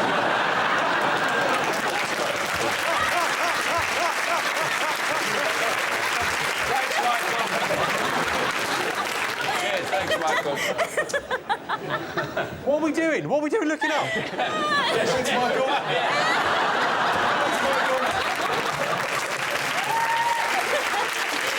So our next round is Pick of the Polls. Sean, Joe, Rasheen, pick a question. The bear, please, Jimmy. OK. Last week, an 80-year-old Russian man survived a fight with a bear. True story. He bravely kicked and headbutted the bear before the bear threw him off a cliff. He survived, but a bear basically came at him and he fought him off. So we asked our studio audience, do you consider yourselves brave? Yes or no? I was really hoping you had a clip. I'm not dismissing the bravery of a man, but it sounds to me like he survived because he got thrown off a cliff. I'm going to speculate, had the fight continued, he would have got the shit kicked out. He was an 80-year-old Russian shepherd. He was approached by a bear in a raspberry field. So this is true. This is a nursery rhyme. This week, approached by a bear in a raspberry field. He showered him with kicks and headbutts. Reporters say he managed to knock the bear off balance before it threw him off a cliff. He was hospitalised with bruises, bite wounds and 4 broken ribs. Wow. Discharged within a few days, and it's not known how the bear is. What's a shepherd doing in a raspberry field? How mobile are these raspberries?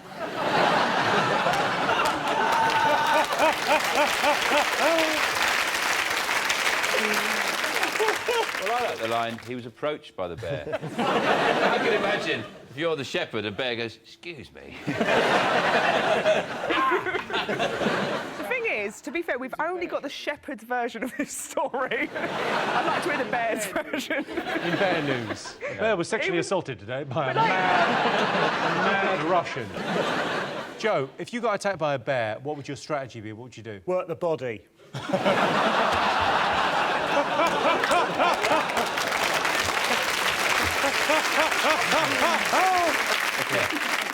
Do you think you're a hypochondriac, yes or no? Well, it's difficult to tell, isn't it? If you think you are, but you're waiting to be told, then are you or aren't you?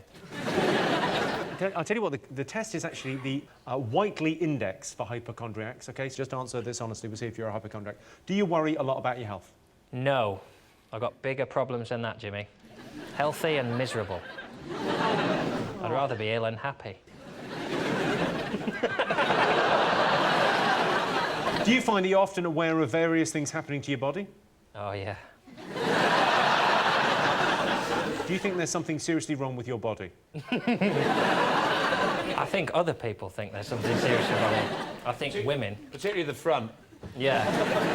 It is. There's a sort of strange swelling at the front. I think I've got a big round... Erection! We would have got there, mate. Don't panic. Appreciate you being part of the team and all, and... I don't think they're going to spot this knob gag. Better help these guys out. There's a knob gag and they haven't seen it. This is what I call an emergency. We're ruling out the possibility that it's the first one he's ever had and he wants everyone to know about it. Erection! Erection! Most people find spending time with animals relaxing. True or false? What do you think? Jack, do you find animals relaxing? Yeah, I do, actually. Have you got any pets? I have pets, yeah. What have you got? I've got 2 dogs, 2 Dachshunds. Find them relaxing to be around. That's not a dog. Yeah, don't That's not a dog. Don't you diss the Dachshund. That's not a dog. It is. It's like a sawn-off Doberman. Yeah. So the question is, most people find spending time with animals relaxing. Let's put it to the test. John, I've got a little treat for you. Let's bring on a little puppy. There he is. Oh. She's a little Mastiff. That's just a puppy. I think she's only 12 weeks old. Which size are those paws? That's just their tastiest, isn't it? Have a little stroke. What? Is that not the most adorable creature? Oh, my God. Green eyes. Huh? Green eyes. Green eyes. It's the one from Turner and Hooch. It's exciting. Amazing. You can all leave now whenever you want. I'll just... So, John, I can already see you look elated and relaxed. Sean, you look grumpy. Don't get it. See, we've got brilliant handlers in today for all the animals. I say all the animals. Oh, God. No, because we got you a puppy, so we thought it would be only fair, Sean, to get you an animal. Oh, no. I genuinely think you'll like it. Oh, no! No, not me. Surely you're not... No, I won't. Well, all right, bring him over here. Are you not... Are you genuinely not keen on snakes? No. Is that not your thing? Well, huh? Go on, Boa. Really? Look how it It's amazing. It likes you, Jimmy, because you're cold-blooded as well. Oh, feels like some of my shoes. Oh, hang on. Oh, round the neck, actually, you can really feel how they do their thing. Well,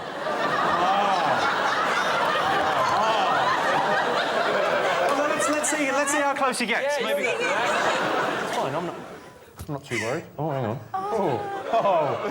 Oh, you little flirt.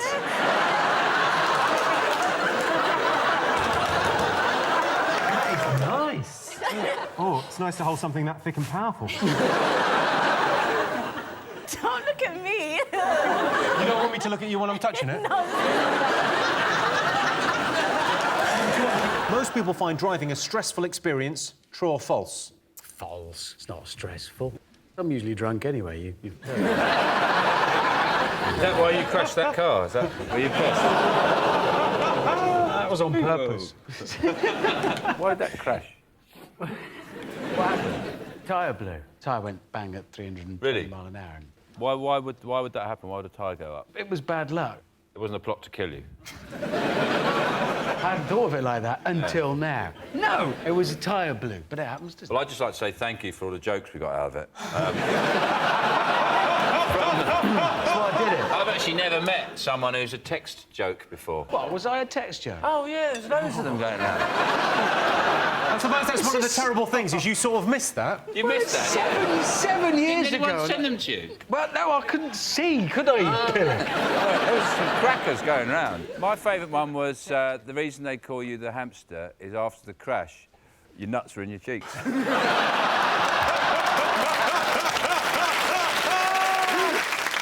Most people think the smartphone is the best ever invention. True or false? Jack, I've got this for you. This is an invention. This is apparently to help you learn how to smile better. What it is it's a gym for the mouth. So what you do is you just pop that in your mouth. Oh. And then you can exercise your mouth so that you're better able to smile. And it also works as a diaphragm as well for women. So you put the whole thing in and then you can exercise. That is not what this is for. It is what this is for. Are you sure? No, it's the not. fur hasn't fallen off.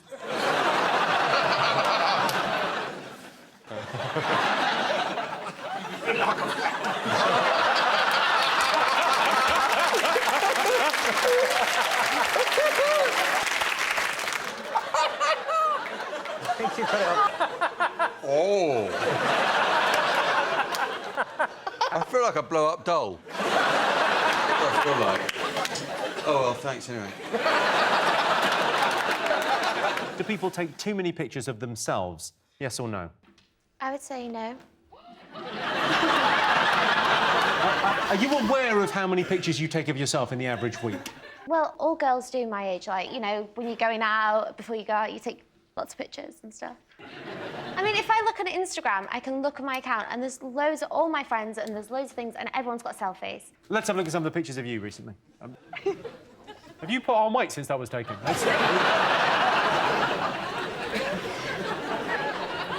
there's an art to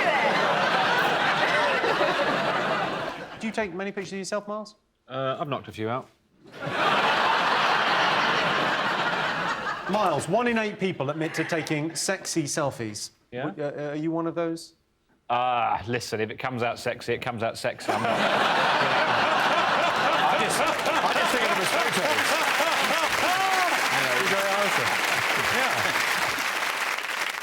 Do you think facial hair is attractive, yes or no? Depends what's going on with the rest of the face. You can't judge. How do you mean what's going on with the rest of the face? What? Like, it's, asking do you think facial hair is attractive is a bit like saying, do you like teeth? Like, you know... Yes! Yeah, but, you know... I like teeth on a girl. Yeah, but, you know... I can't believe we're even having this discussion.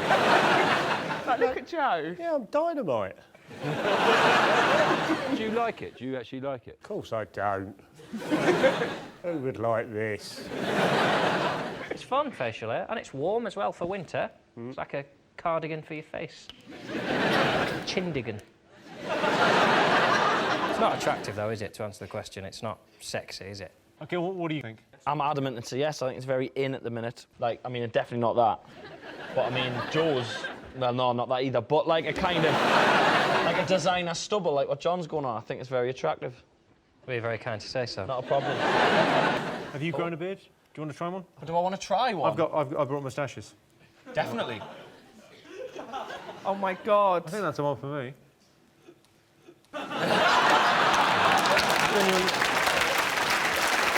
I sort of feel I could run quite a good regional, like a regional department store.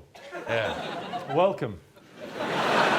Sean, any interest in a moustache? You're more than welcome. Yeah. You just had a bloke off the Pringles. I could sell Pringles, couldn't I? What would you care for? You've got a buffet of moustaches I there. do, of course I do. Would you like one, Roisin? Yes, please. Of course you would. Hang on. Here you go. This will look terrific on you, because I think for the blonde colouring. Thank you. No problem at all. Happy to help. There's no point, Joe.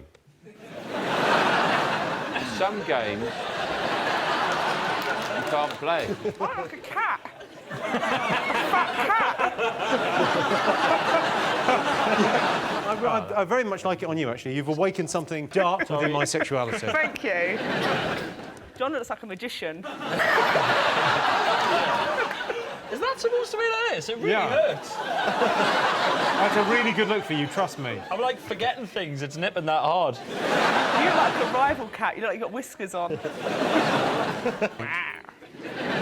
I'll go on for you, Joe. You can just see what you'd look like with a beard.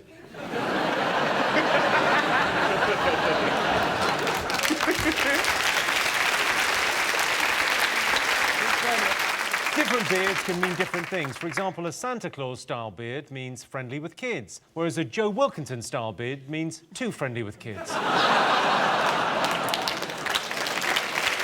And the winner is the name of our final round. Top thing men worry about. The main thing I worry about as a man is the assumption that I know more about wine than anyone else at the table. They pour a little bit, always in my glass. I don't know. Because you're the only one at the table.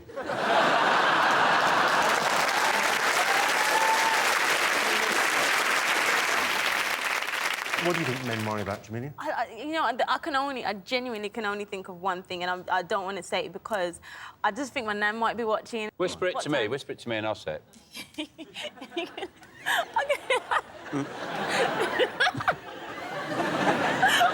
I can't even say it, honestly, I can't even say it. Write it down. Or just draw a picture of one. Go on, what do you think, Jamelia? It's a 9-letter word. Premature ejaculation. Ooh, you saucy cow. That's the only thing I can think about. Or finding out the football scores too early, so one or the other. It's all about being early with you, isn't it? Oh, sorry. Penises are just a pain in the arse. They're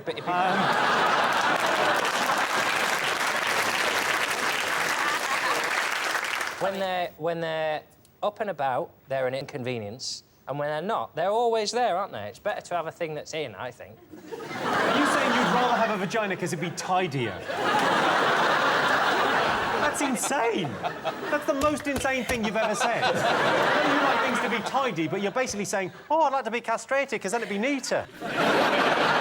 Top thing that makes British people angry. What do you think? It strikes me as a visitor to this country, the things that annoy people are very often not the big things like the breakup of the NHS or bankers' bonuses, like apostrophes in the wrong place. So it's probably that was the final straw in 1939. It wasn't the takeover of Poland by Hitler. It was like, he spelt Nazis with an apostrophe. Oh, let's get him.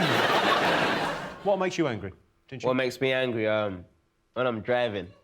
When we come to like a zebra crossing and like someone feels like because of zebra crossing, although I'll stop for you, but say thanks, because I don't have to stop. You do. Yes, you do, yeah. You do, yeah. I know. You do legally, you do. Yeah, legally you do, but I really don't. I'm in a car, you're on your own feet. Like, if I didn't stop, what were you going to do? I absolutely get that, because when you're driving... Because all it requires is it's just the eyebrow raise. It's yeah, that's it. Like, some people look at it like... They look at me like, oh, you don't do the eyebrow raise on a zebra crossing? No, you're meant to stop. You're meant to be considerate of pedestrians, people who are softer than you. You're in a big metal box. And I'm meant to say thank you for not killing me. No, that's basic standards. That's like saying thank you to somebody for not stabbing you in the head while you're walking down the street. Thanks for not punching me in the face. Thanks for not pushing me in front of that train. You spend your whole life thanking people for not doing something insane, which would be running you over. In fact, I'd be more likely to just go, ah. I don't do that because there's a lot of hard people driving who get out of their cars and beat the crap out of you. But really? You've had a bit of luck if it's Tinchy, really. Yeah. You don't know. You never know. Yeah. You know, don't underestimate anybody. Especially me! Yeah.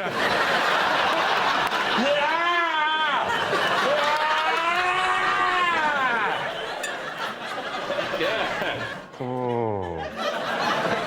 You came so close, Jimmy. OK, Alex, have any guests on the One Show annoyed you? There's been about 4. Let's name them. Come on, let's How go about down. no? One Direction. No, they're all right. Yeah, I mean, they've got about literally 115 people with them, choosing which ripped vest they're going to put on. But they're all right. They always make the right choice.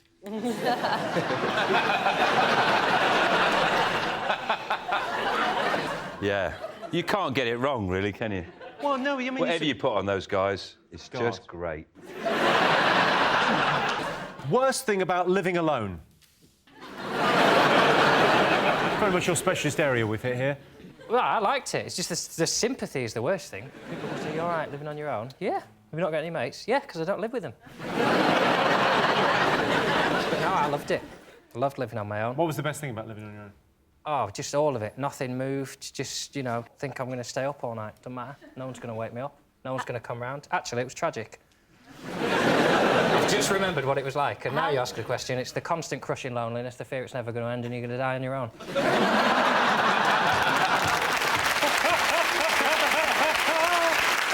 Hardest job? The company that makes Jim will fix it badges is struggling.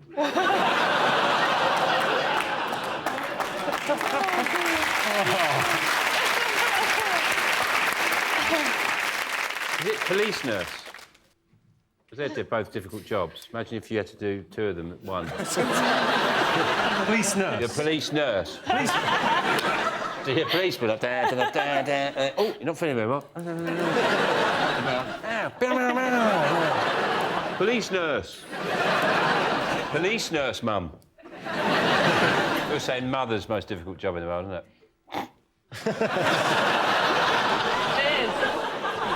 Sean, take that back. Yeah, rather than welding and a North Sea oil rig. You get a lunch break on a North Sea oil rig, don't you?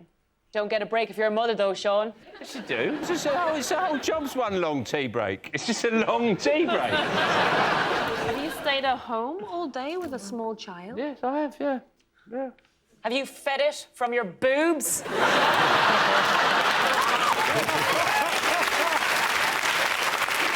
Best way to impress your friends? The way I like to impress my friends is this. No, because I've got trousers and the fly opens up that way. It opens up from the bottom. Can you not do that ever again? Yeah, because most flies open down, mine open up. Yeah. So, because I've got an Australian tailor. I think it's be yourself. God, no. Have you met you? Titty waggles.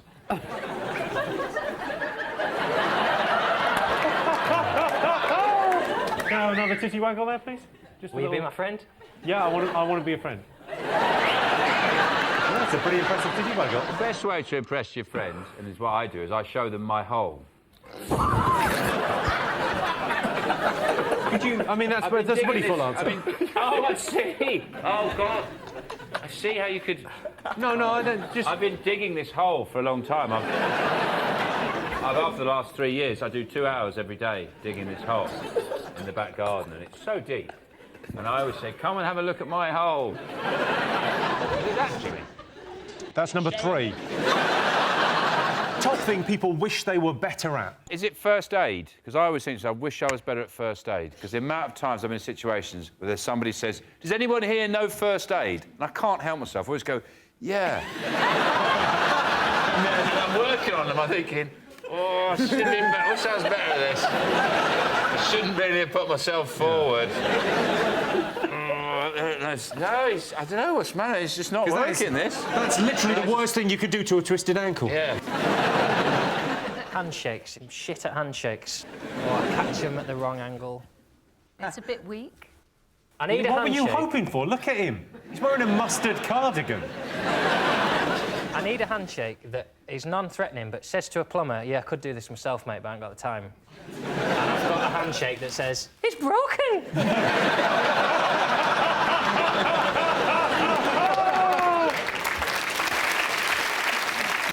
Biggest turn-off on a date? Oh, Go on, Claudia. a fancy car. There's something wrong with a man who has to drive a nice car. I won't get in it. I won't sleep with them, I won't talk to them, I will just immediately close the door and say bye-bye. What would be your ideal vehicle of choice? Would it be like a minicab? No, I'd like a very old, dilapidated car, perhaps that you would have to get into from the back. Nothing would work. Man, he's wearing a fisherman's sweater. Maybe he's got some paint on his hands, because actually he's an artist as well as a fisherman. His hair's like that. He's singing to Duran Duran. He'd get it. Yeah, I mean, I'd fuck him as well. This is your fantasy. This is... What does your husband drive? I don't know, I don't let him out the house. What do you think, Josh? You strike me as quite a ladies' man. No, I'm not good. I went on a date when I was meeting a girl and I was meeting her outside the pub and I thought I was quite tired. And when I'm quite tired, I think if I do a few stretches, it'll wake me up. Right. I didn't see her coming, so as she was walking down the street, it looked like I was limbering up. What were you doing? What kind of move? Show us the move. Well, so you start with something simple, but it was a long... I didn't realise it was a long street, so it would have started like that. Yeah, sure. It got quite pelvic by the end. So there was kind of that, and then kind of... Waiting for a girl. You were waiting for a girl just working on those hamstrings. Yeah. You don't want to pull one of those at a vital moment later. Yeah, it was a disaster. Yeah. This whole thing's really brought up some bad memories for me. I've never felt so good. Well, that sound tells me it's the end of the round and the end of the show. Thanks to all our panellists, our wonderful studio audience, and to all of you for watching at home. That's it from us. Good night.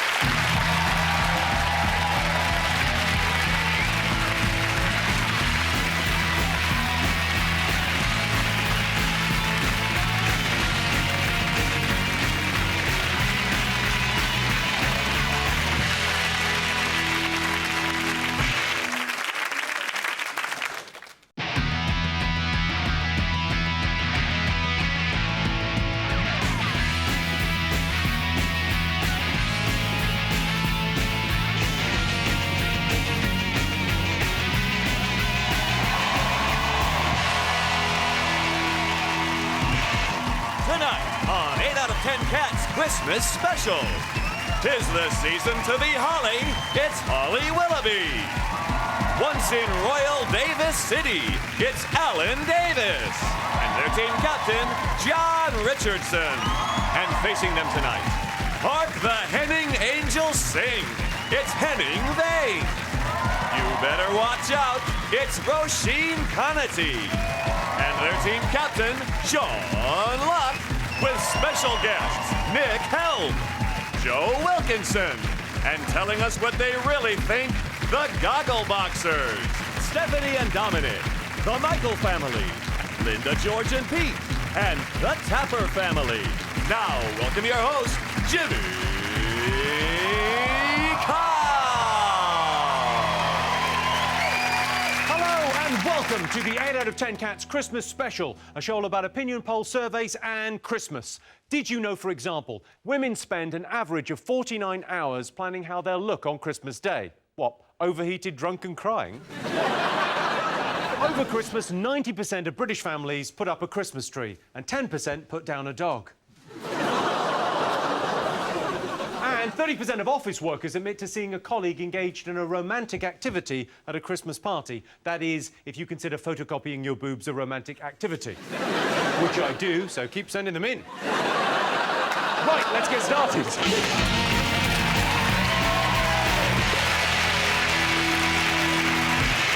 What are you talking about? That's the name of our first round. Tonight, it's our panellists' job to guess the British public's top 3 favourite things about the festive season. Sean Steam, what do you think people like about the festive season? Presents, Christmas presents. People like Christmas presents, What don't are you hoping for? Well, I was quite disappointed last year because my family got me psychiatric gift vouchers. They all clubbed together. And I was disappointed because I'd asked for a crossbow.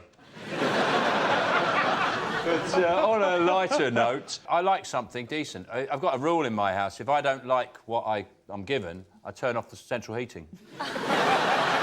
Puts a little bit of pressure on the family, but it's a good compromise from the old method, which was the trapdoor. Before someone gave me a present, they had to stand on a trapdoor. And, you know, if I didn't like it... It's a proper game show, and then you've got manure under their door, and then they're drowning in a manure, and then you say, not good enough. Yeah. Yeah, and the worst people are the ones that are actually looking forward to Christmas, aren't they? Because they're so fixated in their head on how they want Christmas to pan out. And now I remember donkeys ago, my mother always took it on herself to decorate the living room for Christmas. So then my father and we had to leave the living room, so she locked the door after her, and then my father and I played a game of chess. Then after a while she was done, so we followed then into the living room, saw it, and were not quite as overawed as she had hoped for. And then she was livid, stormed off into the bedroom, came back with a plastic bag full of all the presents and tipped them in front of the Christmas tree. So I went into my room, got my bag and tipped it on top of it. Is that why you moved to England? What are you hoping for? My mum gets me good gifts, but she buys in bulk. So if I ask for a particular mascara, she'll buy enough to last me the year, but she wraps them all individually. So I unwrap one and go, oh, thanks, Mum. She goes, well, if you like that, you're going to love this. And then I have to go through unwrapping the same present relentlessly. It's a good thing she doesn't get you M&Ms. You'd be there for days. In a way, I did that with my father once. I bought him a Christmas present. Settle in, everyone. And he's got a story. Well, I know I'm not overly qualified at telling stories, but I give it a good old try.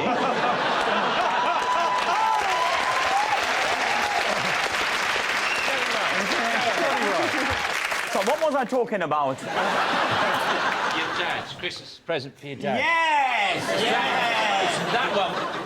Go on, tell it. No, yeah, I will. Don't hassle me, so... I don't want to rush through it and then miss important details. So my father... or as I like to call him, mein Vater...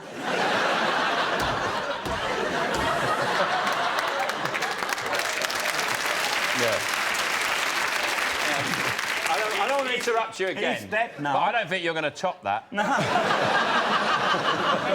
I bought him the book. What was it called? Der Unheilige Krieg, the Unholy War, about civil war in Lebanon. So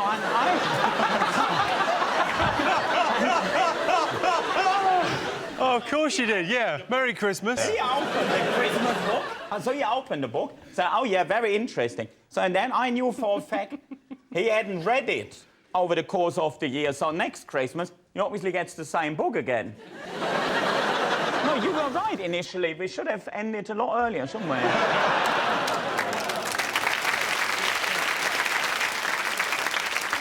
John, are you excited about presents? Well, Henning and I were chatting earlier. I'm shit at buying presents, and every year some paper will do a big, oh, we've got the 10 must-have gigs this Christmas. If you want to buy something for your mum, have you thought about a scented candle? You go, yeah, obvious I thought about a scented candle. I'm not going to buy her one because they're crap. Are you brave enough to buy lady clothes or underwear? I have had an experience in the past where I went through the humiliating experience of buying knickers for a lady who broke up with me the day after Christmas, and those knickers, well, I didn't get the benefit. So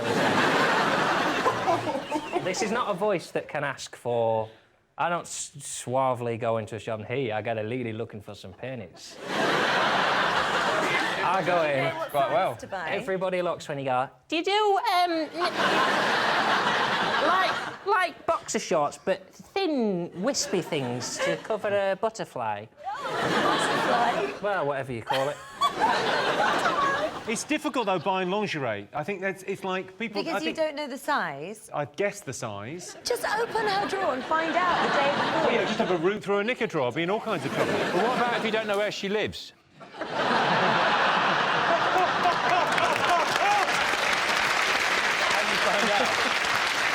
Yeah, tricky. John, if it's Christmas, I got you a little Christmas present.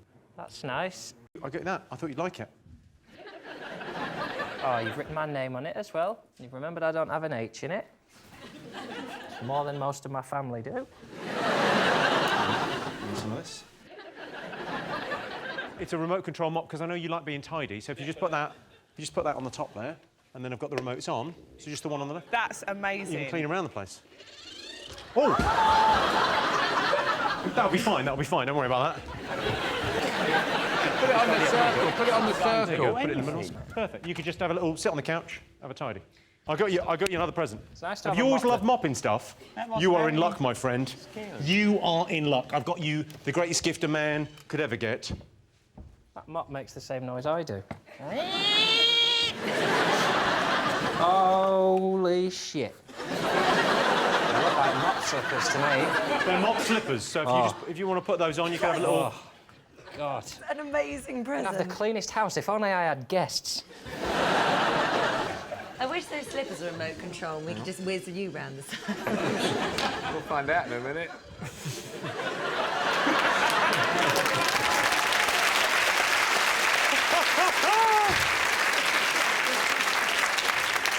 Oh no, they go different ways.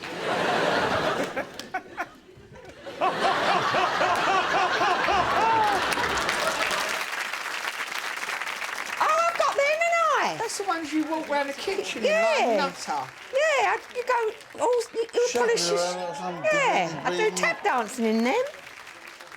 Pretty cool.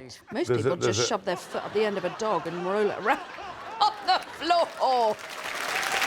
That is a nice little...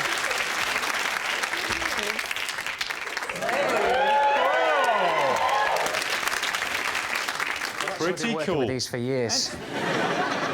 Holly Willoughby. Do I have one too? Got your lovely present. Thank you. There you go. Thank you very Perfect, much. lovely present for a lady. Can I open it now? Yeah, of course you can, yeah, sure. So this is a handbag. It's a hammer. No, you don't open it like that. I've got a wine... No, don't, hang on. I'll get you a glass, there you go. Perfect, you just pop that there. And then you just... a giveaway. That's the best present ever. And you can just... Try for it. That's got... I love it. 2 pints of very cheap wine. Look at that. I'm made up. Oh, Linda!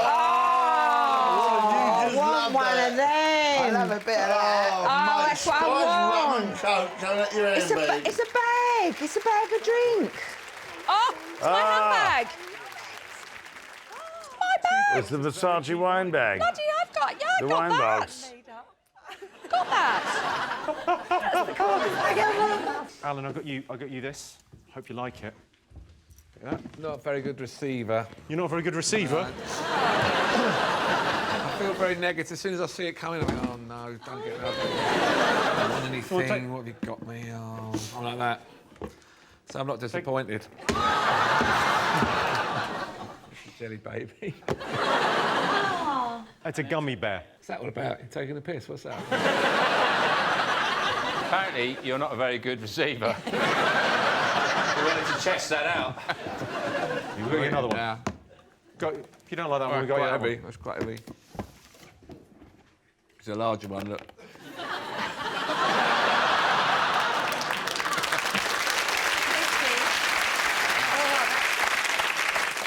Big versions of things like that make me feel a bit ill. Imagine how hungover.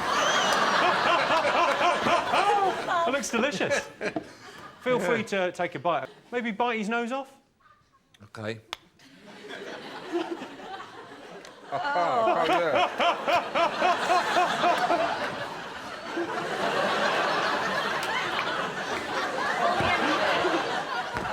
It's like watching a lion.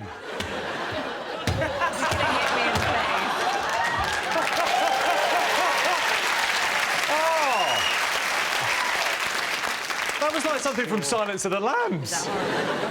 Machine. Got you that. Got you a little present. Thank you very much, Jimmy. No problem at all. Happy to help.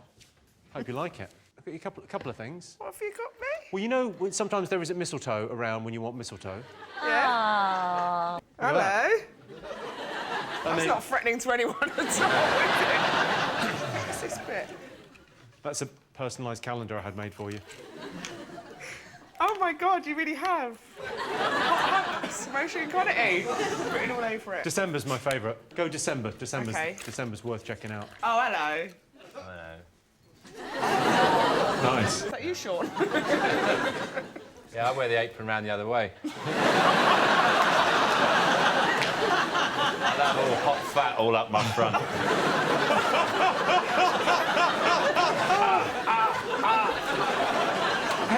Henning, how long have you been living in the UK? Since 2002. So you've been here a long time. I consider you to be sort of English now, basically. Yeah, so I got you this. Look at that. Thank you very Congratulations. Welcome.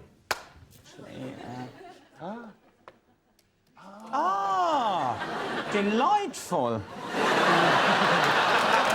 It's getting better.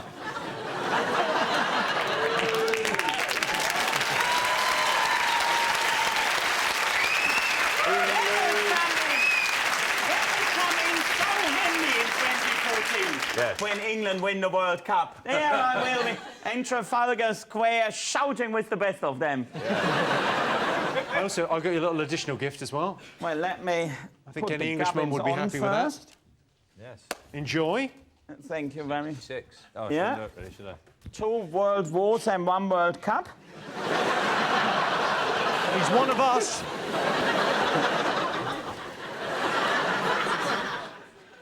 The World at War, the ultimate restored edition. So is that the one we win? Yeah. We like the start.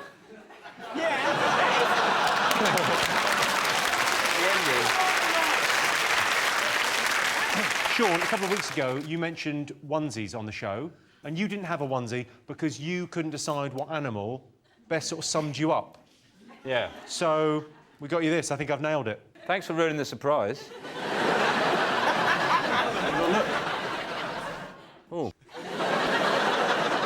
So let's see what animal I could possibly be. Pop him on. That is amazing. He's not real. There's a clue. You're a female kangaroo, Sean. A kangarella. All the presents are very well wrapped. Well, it took me all afternoon. I thought so. I get real pleasure out of ripping it apart at the sides so you can get it into the recycling and doesn't take up quite as much space. It's incredible what difference a onesie makes, isn't it? I think it's really softened you. It's very good for robberies, isn't it? Hey, you look a right plonker. Yeah, I think... I'm wearing the local outfit. You're on the wrong continent here. Well, that fits in there. If you had to get something from the fridge at home, you're wearing that relaxing on Christmas Day, presumably you would hop. I see what you want me to hop with it. Well, in an ideal world, that would be my best thing ever. Please hop. What do you think would be funny? I think you got the wrong animal. I think I've proved my point. It's impossible to find an animal which I am comfortable inhabiting. I think you'd be a tortoise. Because tortoises look a little grumpy sometimes. A tortoise? We think a tortoise would be really good for you. What tortoise-like qualities do I possess? Your mouth's a tortoise shape. Like if you make a salad, I bet you look like a tortoise. Well, I feel like I've been compromised in my bedroom and everyone's seen me take off my pyjamas. Oh, I had a real chill then. I actually felt vulnerable for a second. delighted. No, I think you should show that vulnerability. I think it's adorable. Shit presents, Jimmy. Well, you've ruined Christmas. Let's have a look and see if Christmas presents are up there. Yes, of course. Christmas presents. The top present children want this Christmas is a baby brother or sister. Fair enough, but you know the rules. One in, one out. John's team, what do you think people like about the festive season? It's like parties, Christmas parties. Well, there's a big one. New Year people like, don't they? Yeah? Well, I'm excited about this one because 7 years ago, I cheersed with a girl, this is true, and I didn't look at her, and I didn't know you're supposed to make eye contact. And she said, that's 7 years bad sex. Yeah. And at the time, I thought, bullshit. And I tell you what, that powerful witch, she was bang on. So the spell will be broken this new year. Fingers crossed. Sometime around June, we'll get the results in. Do you like New Year? Do you go out or do you stay at home? No, I never go out anymore. We've got children. But we press up against the window of the pub. And wave. Wave. Ollie, have you had a good New Year's Eve? I had a lovely New Year once, and I remember there was this boy that I really fancied. And it was like, I was kissing him for the first time, and it was, like, amazing. And then the clock struck midnight, and I was like, oh, my God, I need to be with my friends. So I ran downstairs, and as I ran off so quickly, I dropped one of my shoes. And then I found my friends, and we were, Happy New Year, Happy New Year. And then I was like, oh, my God, my shoe's gone. And I couldn't find the boy anywhere. And then the next thing I know, the sort of people parted, and the mist settled, and he was there holding my shoe, like Cinderella. So you egged him off, you just went, cheers, mate, I thought I'd lost that. Off you go. No, but that's a nice New Year's story. Yeah, it's lovely, but it was also a dream, Holly.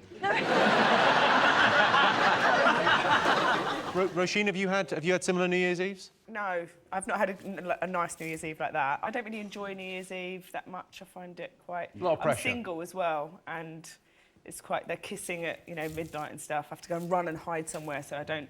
Otherwise it looks like you're, like, looking, you know. That's maybe the wrong expression to use. The New York Jewish tailor.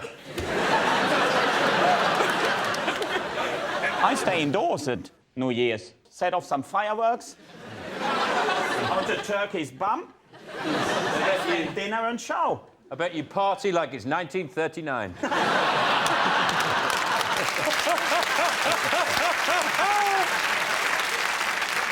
Let's have a look and see if New Year's Eve is up there. Yes, New Year's Eve. New Year's Eve can be a tough time for old people living alone, so what I like to do every year is not think about them because it's depressing.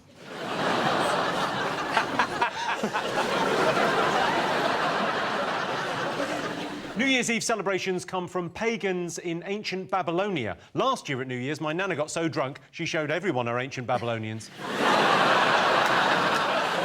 Right, fingers on buzzers, one more thing still to get. What do you think? They like television, don't they, Jimmy? They like watching the television shows that are specially laid on. Same ones every year, it seems. Like we have a lot of repeats. The only TV show that doesn't get repeated is Top of the Pops, and that's only for legal reasons. Everything the same, the Queen's speech. I mean, Christ, when she's going to go, at least we can have a different speech from someone else. No, there's great stuff on, you know, on at Christmas. Maybe one good thing. All right.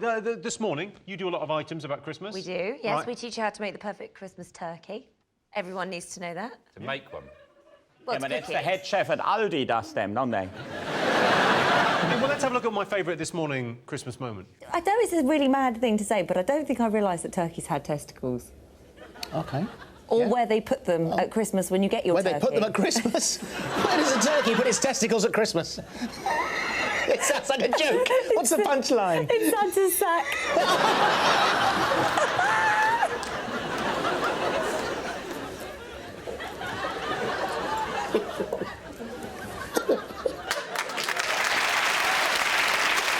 Live at 10 in the morning.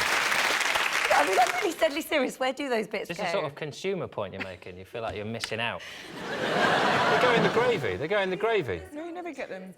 What? The balls. They don't have balls. They're all female turkeys. Are they? Yeah. How does a turkey make another turkey? Aren't turkeys men? The chickens lay eggs without having sex. They just lay eggs. Yeah. You want to watch a bit more BBC 4? Hang on, with chickens, there's a cock that has to fertilise the egg. No. Yes! Turkeys are all female. Peacocks are all male. Because you got the peahen. No, you don't. You do, it's the No, brown one. that's what people tell you because they don't want you to know the truth. Because you can't handle the truth, darling. You can't handle it. Sean, I think she might be ready for the truth. I'll tell you the truth. Okay. Turkey testicle. You know chicken nuggets from McDonald's? Back to Christmas TV and away from turkey testicles. John, do you like Christmas TV? What's your favourite? I liked The Snowman and the Snow Dog. I loved that. Did you cry? Yeah, but for different reasons. But what's weird is that telly used to be the thing, and then there were sometimes adverts, but now adverts are the thing, and you put up with telly to get to the new advert. And in the old days, they had Morecambe and Wise, and now we have John Lewis taking an old song and taking everything that was good out of it, and someone just slightly whispers it as if it's just someone sat next to you on the bus telling you the lyrics of a song that you used to love, and then they sell you some shit. You're going to go with the John Lewis ad. The John Lewis ad's amazing. It's an emotional roller coaster. The one that caught me out is the Sainsbury's one this year, because it's all different people having their Christmas, and there's one guy who goes, I like Christmas, I like to do it properly, so this is my Christmas spreadsheet. And I thought, yeah, that's my guy. And then the next clip is him, on his own, eating his Christmas dinner going, Merry Christmas.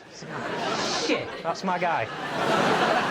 The Christmas ad I find puzzling is the M&S one with Helena Bonham Carter. Oh, yeah. If you want to shift clothes, you don't get her on. She looks like she's been fly-tipped in a charity shop doorway, doesn't she?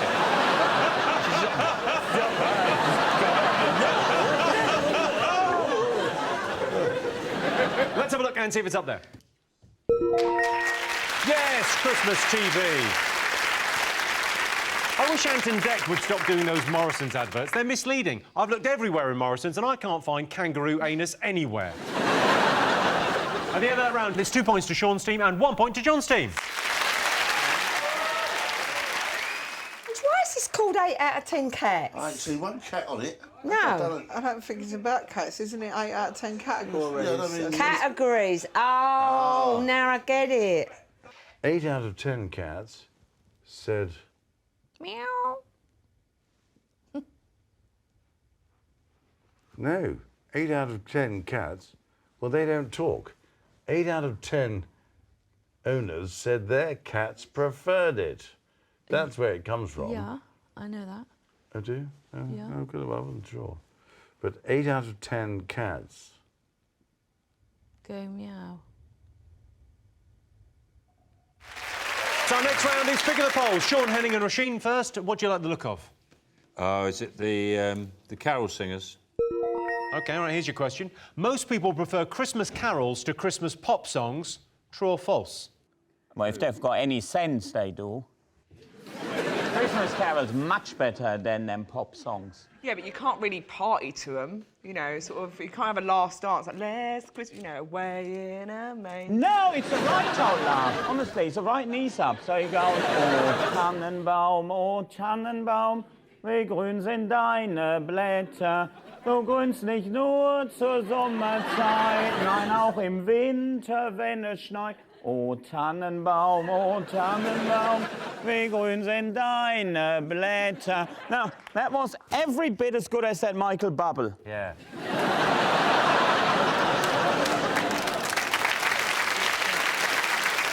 Yeah, I prefer Wham. I'm sticking with Wham. What's interesting about Christmas carols is they stopped writing them about 130 years ago. It's just went, that's up, we've got enough. And I think that happened with Christmas pop songs as well. There's a point in the sort of early 80s when we don't need any more. We don't need any more, we've got enough. There's no good new ones. What was the last? The last one was like E17, Oh, and yeah, that's nothing to do with Christmas. Yeah. Christmas I Come by Ini Kamosi and Chakademus. How's that go, John? Early 90s, I would say. What's it called? Christmas I Come. And everybody have fun. How does it go? Give us a little bit of... Sing us a bit more. Well, Christmas time, watch the gold, them a bubble and a wine, them a bubble and a bubble and a bubble and a wine. Come now, alla oh, can you love Christmas? How many you all heard it? That one. Sean, what about carols? Do you like carols? Yeah, everyone likes carols, don't they? They love it. Carols are dreadful. They're a horrible noise. I mean, about a pop song, if someone sings a pop song badly, it's still all right, isn't it? But a carol sung badly, children singing... No, it's always nice. All that whining drivel. They only send them to old people's homes just to wipe a few out. The pensions crisis is getting too much. They send a load of kids and go... and just old people just die of the despair. And it's always, it depends on who sings them, isn't it? Stille Nacht, heilige Nacht, alles schläft. Just stop for a second. I want you to imagine a trench about there.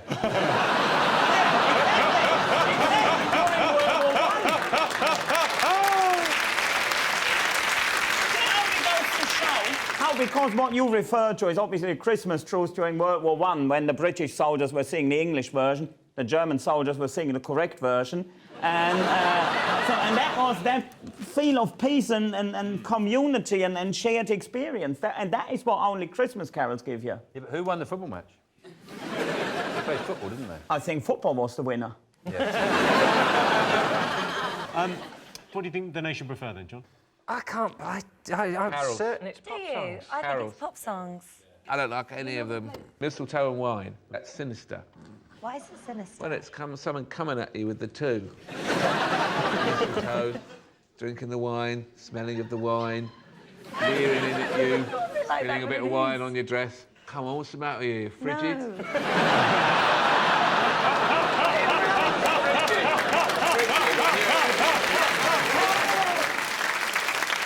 OK, so you're going to go... What are you going, John? I'm outvoted. They like pop songs. We're going to go pop songs. You're going pop songs? Carols. We're going carols. Yeah. Well, I can tell you, it was very close, but the answer is false. Only 49% of people prefer Christmas carols. Oh! Pop songs. John's team, what do you like the look of? The big gold house with all the lights on it. OK. Well, Trinity Close in Somerset has been labelled the most festive street in Britain after it was decorated with over 100,000 fairy lights. So we asked our studio audience, would you complain if your neighbours covered their house in Christmas lights? Yes or no? This is what they did. Wow. They're bonkers. I love that if that was next door to me. I'm going to make a complaint. it. Who do you complain to, them or the council? Would you complain? I mean, putting up all them lights, the first thing I would do is call the police.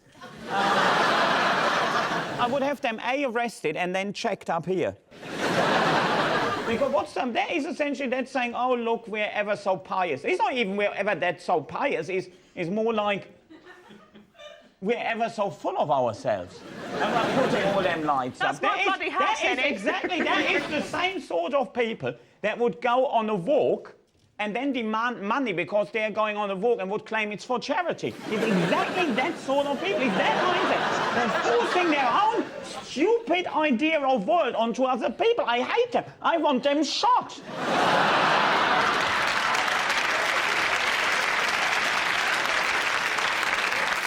Wasn't one word I disagreed with there, Henning.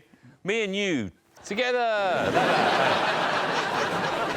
OK. People put a lot of work into their decorations, none more so than these guys. Have a look at this house.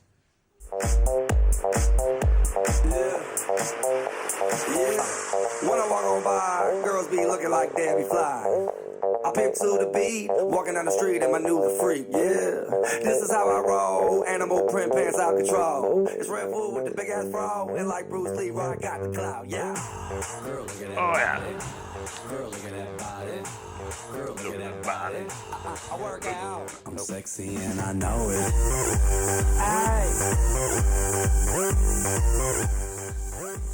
I'm sexy and I know it. I'm sexy and I know it. Check it out.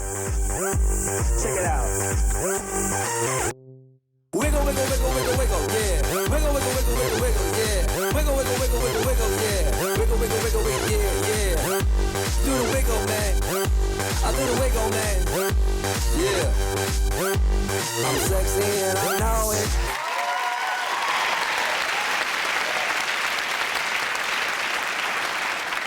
I mean, I still would call the police, but I would have to give them some grudging respect because it is in a way hilarious. I like the idea that inside there's just a little old man eating a boiled egg.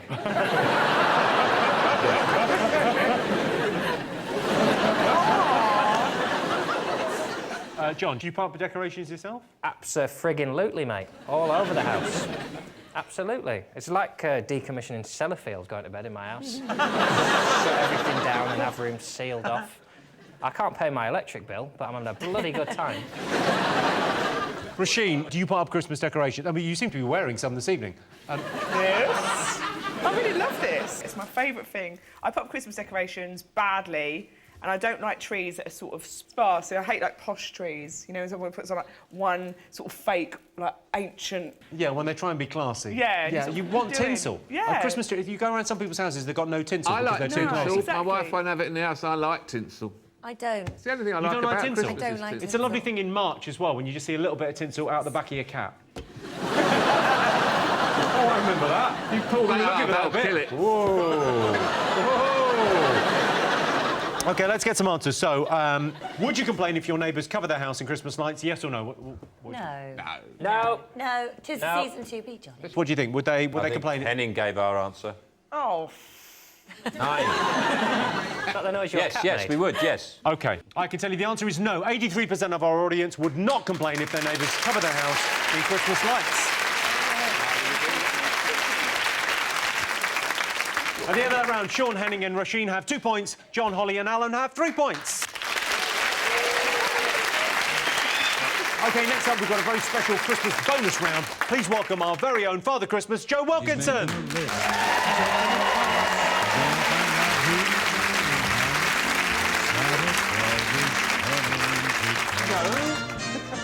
Why are you dressed as the Easter Bunny? I'll be honest with you, I went to get the Santa outfit like you asked, but they were like 40 quid. Not made of money. This was 20 quid, so, you know.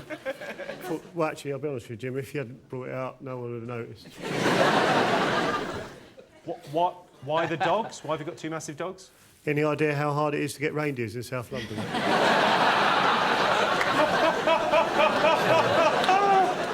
I believe you got some questions for us. Oh, yes.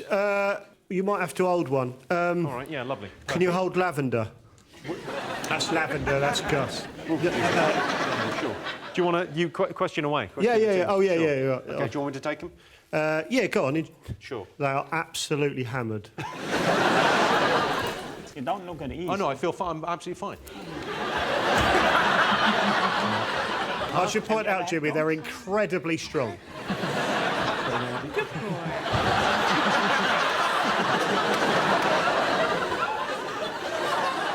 Right, so what we do, we're going to ask each... All right, Holly. Absolutely incredible. Should we... is your mum around to look after the dogs? Mum.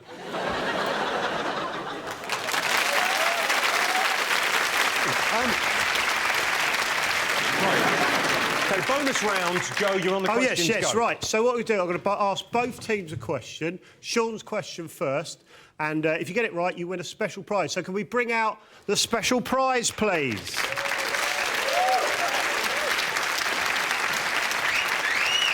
Thank you. Your special prize, Sean, you have the chance to win the world's longest can of oxtail soup.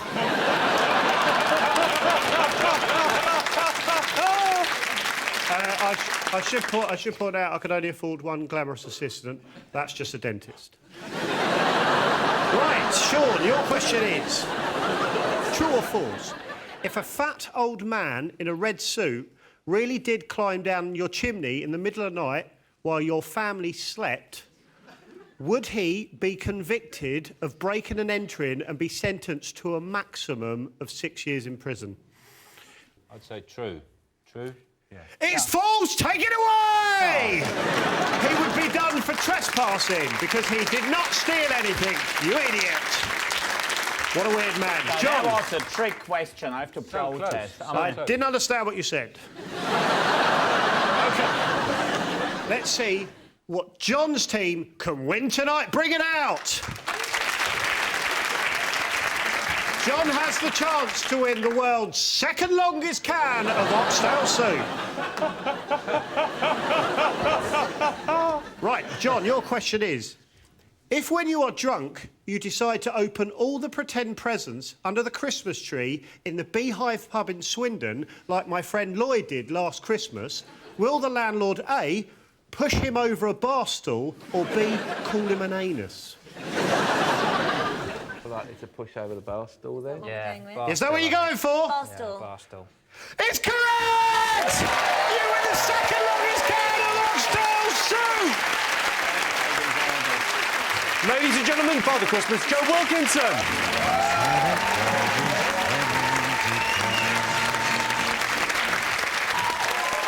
So the winner is the name of our final round. Here's your question. Hardest New Year's resolution to keep? Is it not saying the?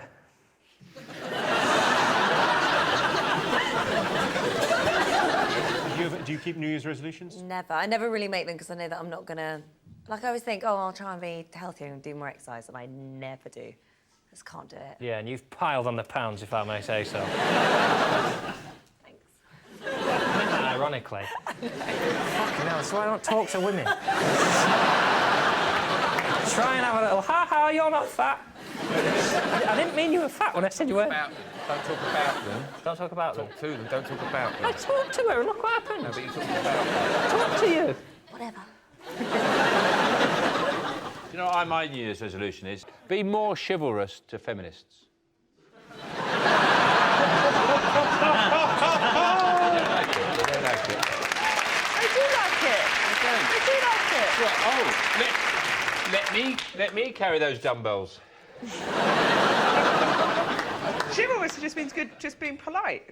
All feminists like people to be polite. It's good manners. They don't like it. It's just they if you hate us, don't they? Feminists don't hate men. They just do hate men. Though. Saying you're a feminist. I'm not. That's like saying you're not a feminist is like saying you're not a racist. How dare you call me a feminist? Of course you're a feminist. You're a feminist. I don't ever touch one.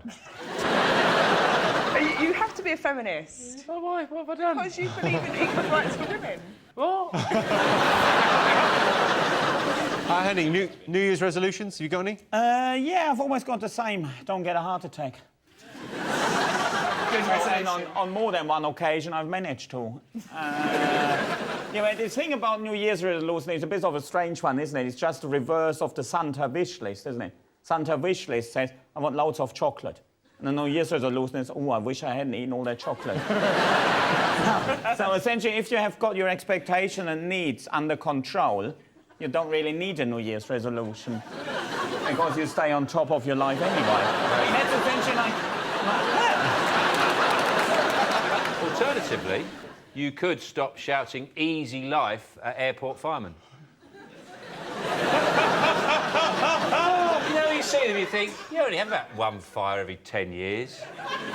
What a job that is. They should make them do something else. They can't even repair cars, can they? Because you can't get on with a car onto the airfield. I've never seen a fireman repair cars. Well, they don't do that in public. They obviously do that in their hangars. Do you know what I'm talking about? Fireman group. This really genuinely feels like Christmas now. People just talking shite. You're telling me you didn't know about firemen repairing cars? What about you, Jimmy? Do you What? have New Year's resolutions? New Year's resolutions. I had one a couple of years ago, which was I genuinely had a New Year's resolution, which was to take up drinking. Because I hadn't had a drink in about 10 years. And I Really? thought I should probably take up drinking again. How did you get on with that? That was an awesome New Year's Day. It was amazing. If I hadn't drunk for 10 years, I'd just spend a lot of time just weeping, going, all those years I wasted. And you'd remember every second of it as well, wouldn't you? Yeah, you can remember a lot of stuff. It's annoying. Horrific. Now, mint Baileys, I don't remember a fucking thing. Drink mint Baileys? Who doesn't drink mint Baileys? out? You're like an 85-year-old lady. I'm a big eggnog man as well. Oh, God. I love an Eggnog. eggnog. What is eggnog made of? And obviously eggs, I know, but what's the other bit? What's the nog? I've never had it. it. Well, a I've never nog had is it. a I know nut, they do it. You isn't can it? have like an eggnog Starbucks or whatever it is, and you're like, well, I don't even know what that is. To be fair, you don't nog anything else, do you? You only nog an egg. I wonder what eggs have done wrong. Bacon nog. You can put the word bacon next to anything and I'll still eat it. Don't scare me with bacon. You know what I've always wanted to do? Always wanted to start using wishing wells for good rather than evil. See, Sean, why don't you wish something good? And I think this year, when I use a wishing well, I wish for something good, but I always wish for bad things. The power. And it's hard to resist. And every time I flick it over, I go, wish something good. And then at the last minute, as the coin's flying through the air before it hits the water, I go,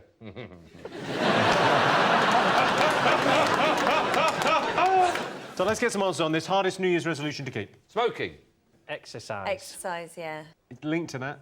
Food. Losing Eating. weight. Eating. Losing weight is the right answer. Henning got it.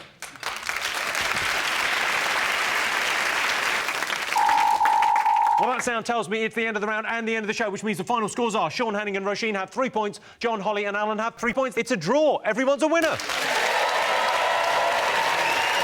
to play us out, please welcome Nick Helm.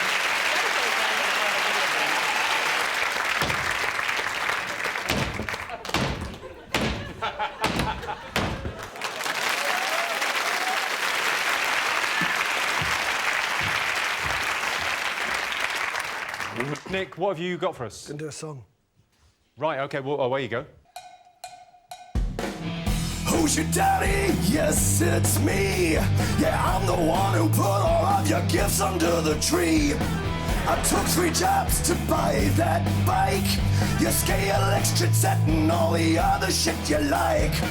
Well, looky what you got for pops. Half a pound of peanuts and some itchy woolen socks. It's time you heard you're 6 years old. Consider yourself lucky that you're getting more than gold. Hey, Johnny, I got some news for you.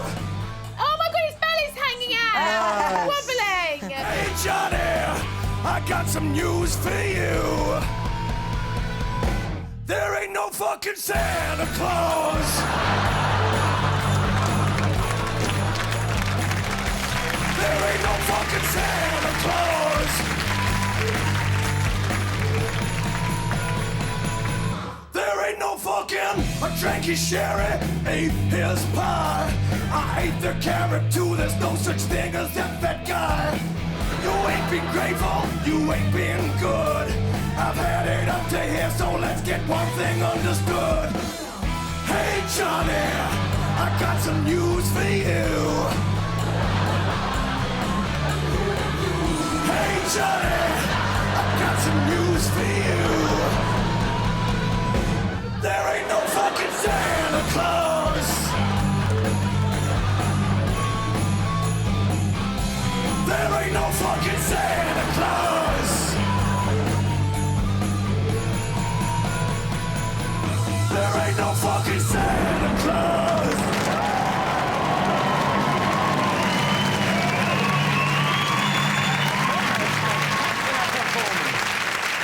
Nick Helm, everyone, Nick Helm.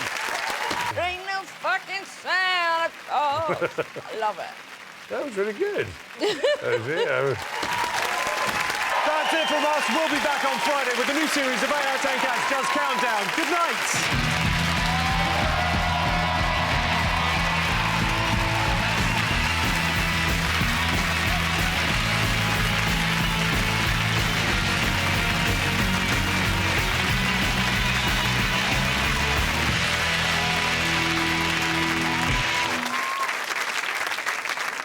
Hello, I'm Jimmy Carr, and that was an old clip of me. That happened in the past when I was funny. I'm still funny now. Come and see me live on tour. Join in. IRL. Yeah, kids.